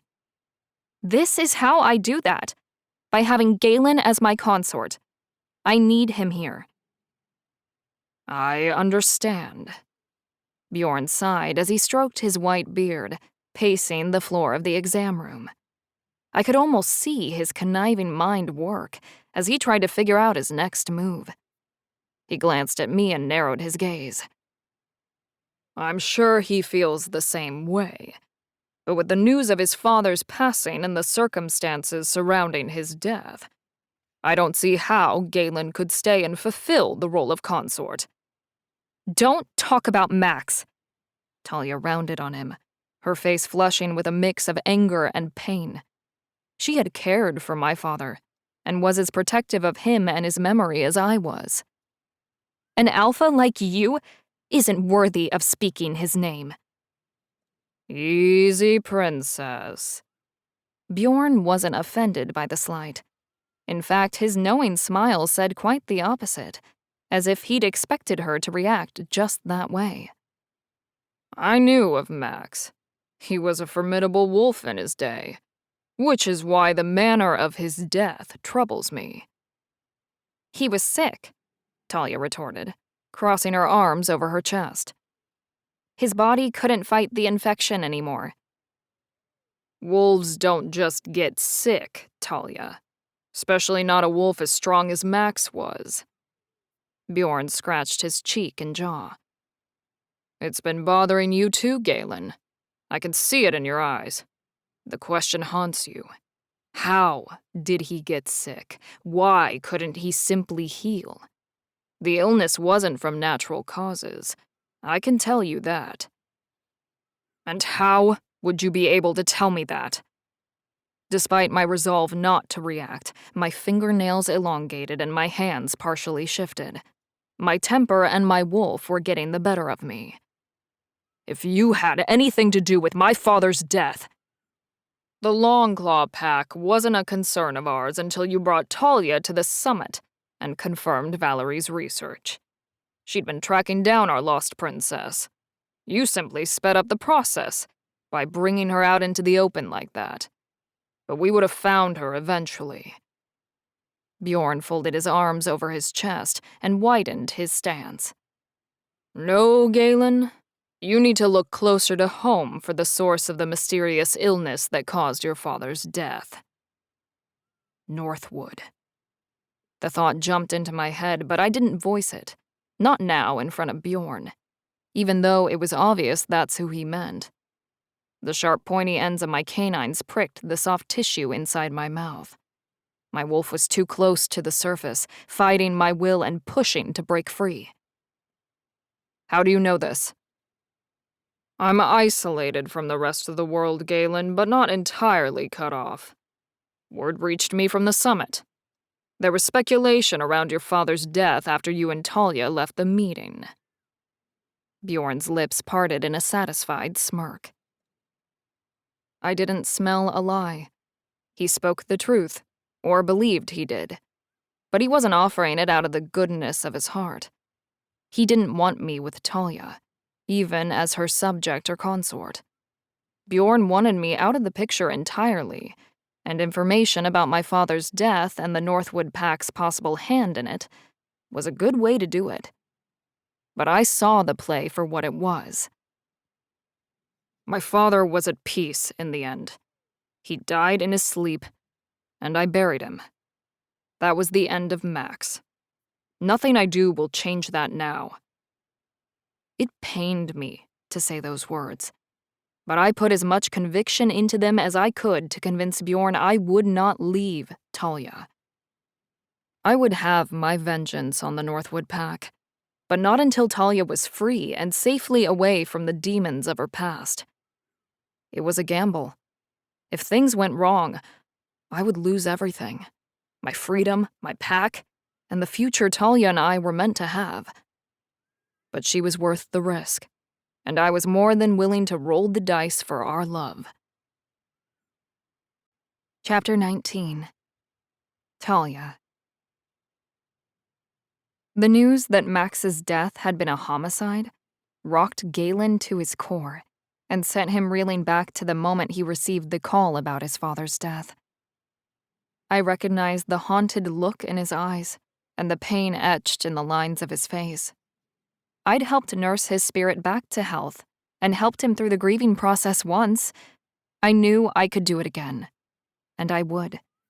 I'd do anything for Galen. But we didn't have the time or luxury to work through it the way we had the first time. Galen needed to come to grips with the information and his new reality sooner rather than later, because I needed him at my side for our plan to work. Galen had agreed to be my consort. He put his trust in me and in my plan to find the demon goddess, and in doing so, had put his life on the line. The proverbial clock was ticking. You heard him, I said, straightening my spine to stand toe-to-toe with the Deovol Alpha. He's made his choice. I heard him, but I just don't believe him. Bjorn shook his head and spat on the floor by Galen's feet.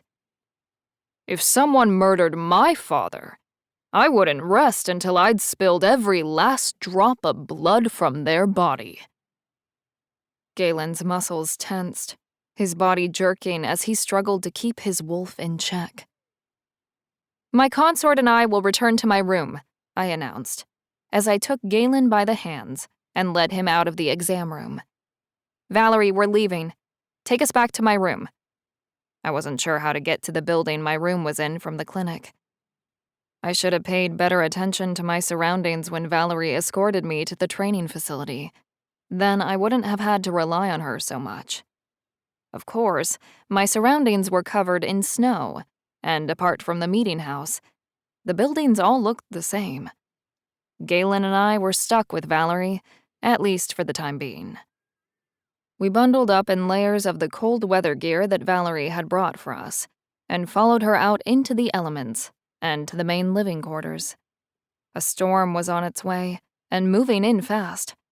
Flurries had already started to fall, and blizzard conditions were expected within the hour, Valerie informed us. Our plans to track down the demon wolf goddess would have to wait until the snowstorm moved out to sea the following day. Weather changed on a dime here, and there was no use fighting Mother Nature. Still, the extra day to mull over our plan and talk wasn't necessarily a bad thing. It would give Galen more time to come to terms with what Bjorn had hinted at about his father's death. And there were plenty of ways to spend the hours stuck in my room, all of them involving Galen in my arms. The lack of our bond these past few days had been nothing short of torture. Having had him in my heart and mind had become second nature, and having it severed and stolen away almost physically hurt. Valerie dropped us off outside my bedroom and went to the commissary to prepare a proper meal for us. I'd instructed her to double his portion. He needed the extra protein and carbs after the injuries he'd sustained, and the way he'd been held in the kennel cage for so long. He was already dehydrated and malnourished. Healing those wounds had already cost an exorbitant amount of calories he couldn't afford to lose. Galen lit a fire in the small wood-burning stove in the corner of my room and curled up on a pile of pillows on the floor in front of it. He stared at the flames, flickering behind the small glass window, seemingly lost in his thoughts. I left him to them, giving him a few minutes alone. He'd share them with me when he was ready. A soft knock sounded at the door not long after. Valerie stood outside in the hallway balancing 3 trays, with food piled on top of each. I relieved her of her burden and excused her for the rest of the night. "Are you hungry?" I asked as I juggled the serving trays. Crossing the room, I set them on the floor beside Galen. Dried fruits, meats, roasted nuts, slices of cheese, and fresh bread spilled over the sides of the plastic trays. I longed for a hot meal like a hearty stew or a rare seared steak and a big old baked potato. But beggars couldn't be choosers, especially not in the Arctic Circle. Besides, there were plenty of protein and nutrient-rich foods to help Galen regain his strength, and that was what mattered most. I handed him a piece of jerky, waiting for him to take a bite, and went back for the bottles of water on the dresser that Valerie had stocked when I'd first been given the room. "Here." I twisted the cap off the bottle and handed it to him. "You need to rehydrate." "Thanks." Galen took the bottle, tipped his head back, and guzzled down all 16 ounces in one impressive gulp. "I made the right decision. I know I did," he said. "You loved your father, Galen. He was a great man and your best friend. It's completely normal to have doubts after learning what we did. I'd be shocked if you didn't." I covered a crusty piece of bread with a slice of soft cheese and handed it to him, forcing him to eat. "But it's not too late to change your mind, Galen. I'm sure Bjorn would be only too happy to release you of your obligation and arrange for a plane to take you right back to the pack." "Oh, I'm sure he would. He'd definitely be happy to get rid of me," Galen replied around a mouthful of food. "It's what he wants. He wouldn't have bothered to tell me about my father unless he had something to gain. A wolf like Bjorn doesn't do anything without an ulterior motive. It's how he's remained in power so long. He's not just strong. He's a thinker, a manipulator." "While all that's true, it isn't a reason to stay." I clutched my water bottle, the thin plastic crinkling under my grip, and did my best to hide the fear that he would choose to leave me. But the last thing in the world I wanted was for Galen to stay out of some warped sense of duty.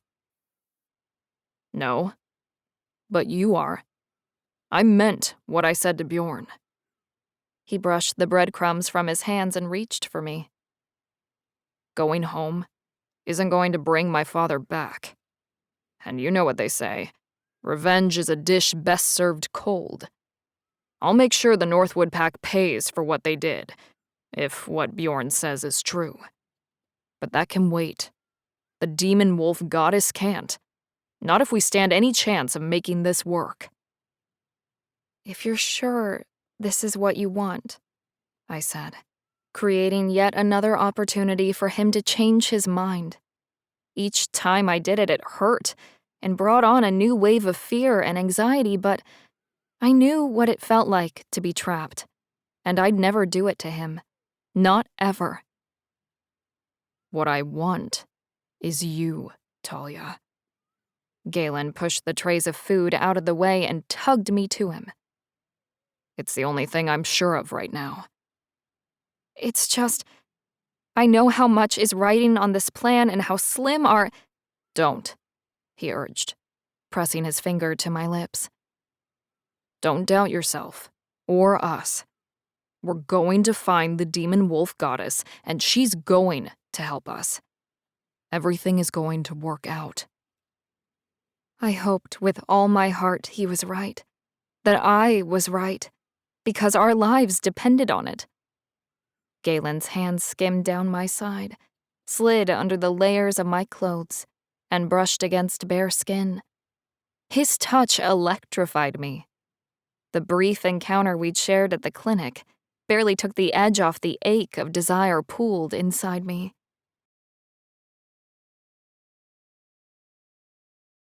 I wasn't sure the right words existed to describe just what I felt for Galen, or the things he did to me. You're my mate, Talia. I intend to spend the rest of my life making you feel this way.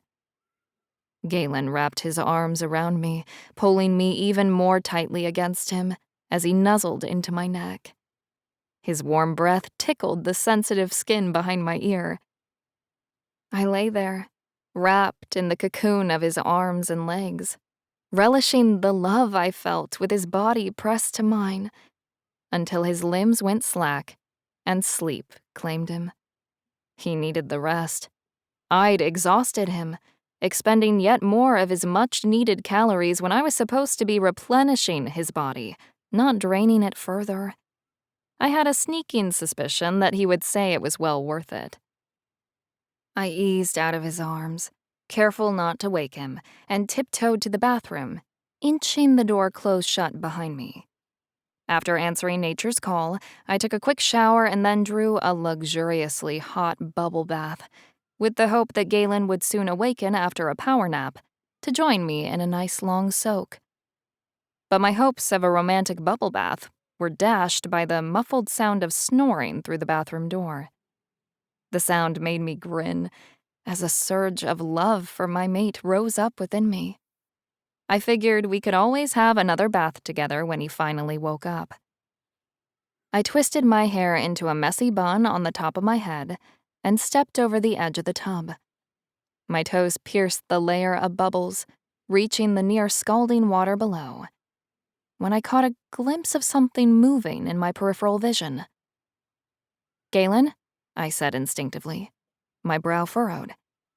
I withdrew my foot and turned, expecting to see the door open and my mate leaning against the jamb watching me with lust-filled eyes.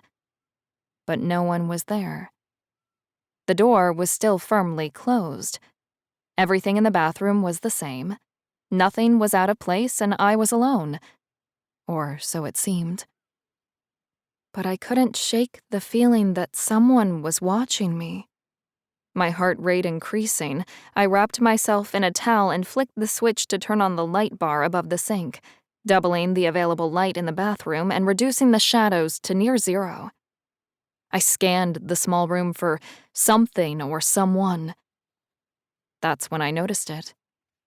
The lock on the doorknob had been turned sideways to the engaged position. "Show yourself," I growled out, gripping the ends of my towel and holding it in place while I spun around and yanked open the linen closet door, attempting to surprise whoever was hiding inside. But there was no one there. "Hello, princess." Hot, acrid breath skated across my shoulder and wafted up to my nose, tripping my gag reflex. I retched instinctively, unable to help myself at the intrusive stench of brimstone and sulfur. Laughter skated over my skin.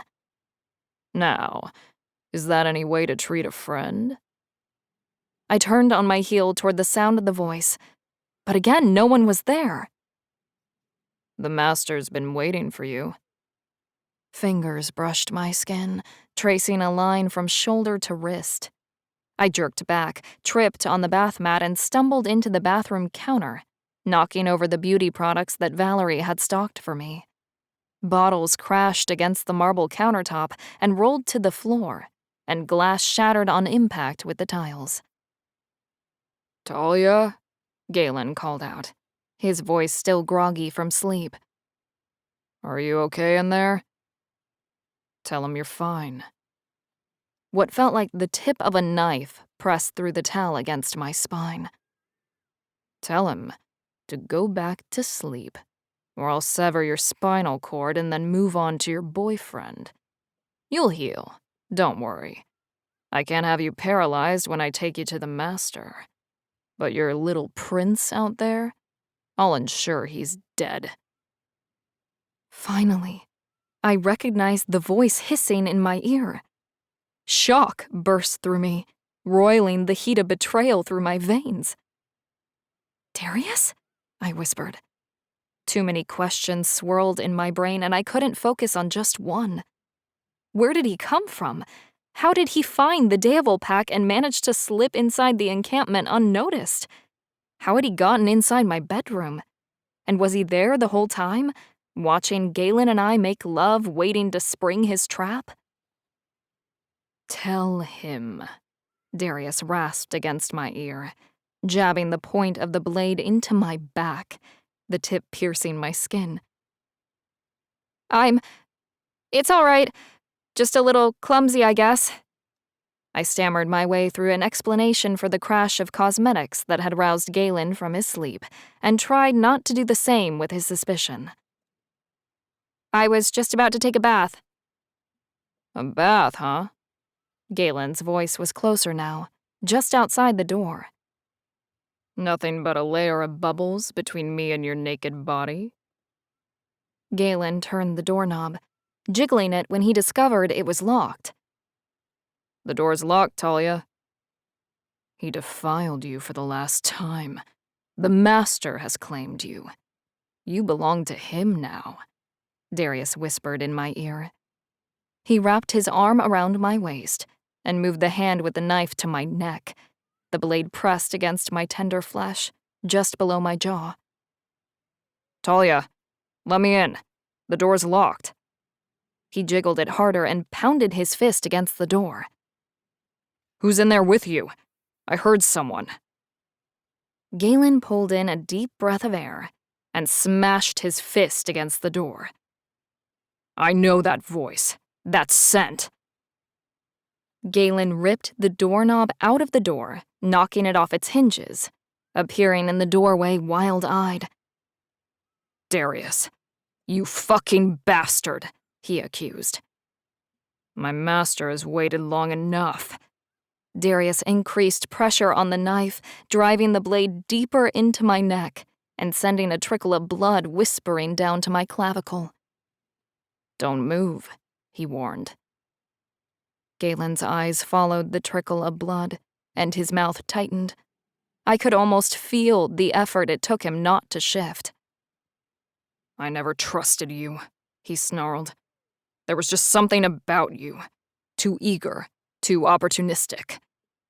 My mate stilled, his body unmoving, but I could sense the wheels turning inside his mind. He was studying Darius, searching for a weakness before making his move. "I know.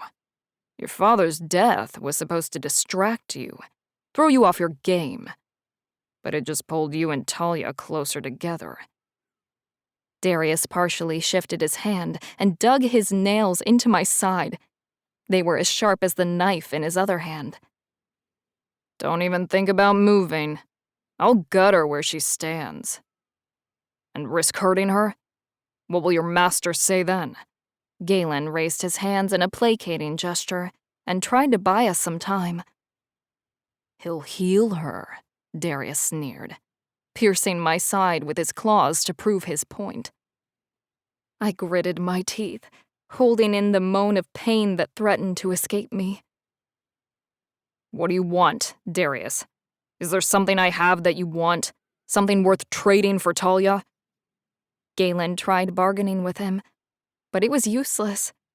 We both knew he already had what he came for. Me. "No," he answered simply. "I just like watching you squirm." Darius stepped back, pulling me with him. "My master is so looking forward to meeting his new bride." He taunted the love of my life. I turned my head as a shadow portal opened up behind us. Darius leaned back into the void, taking me along with him. Galen's scream of rage and despair followed me into the darkness and echoed in my ears, wounding my very soul. Darius, the traitor. had ruined my plan to approach the demon wolf goddess in a move I couldn't have ever seen coming. Any hope of escape I had now was gone, lost in the darkness that surrounded us like a plague of hate and dark mirth against my skin. I was about to meet the demon wolf god, my future husband. Fuck. The end. Continued in Wolf of Starlight.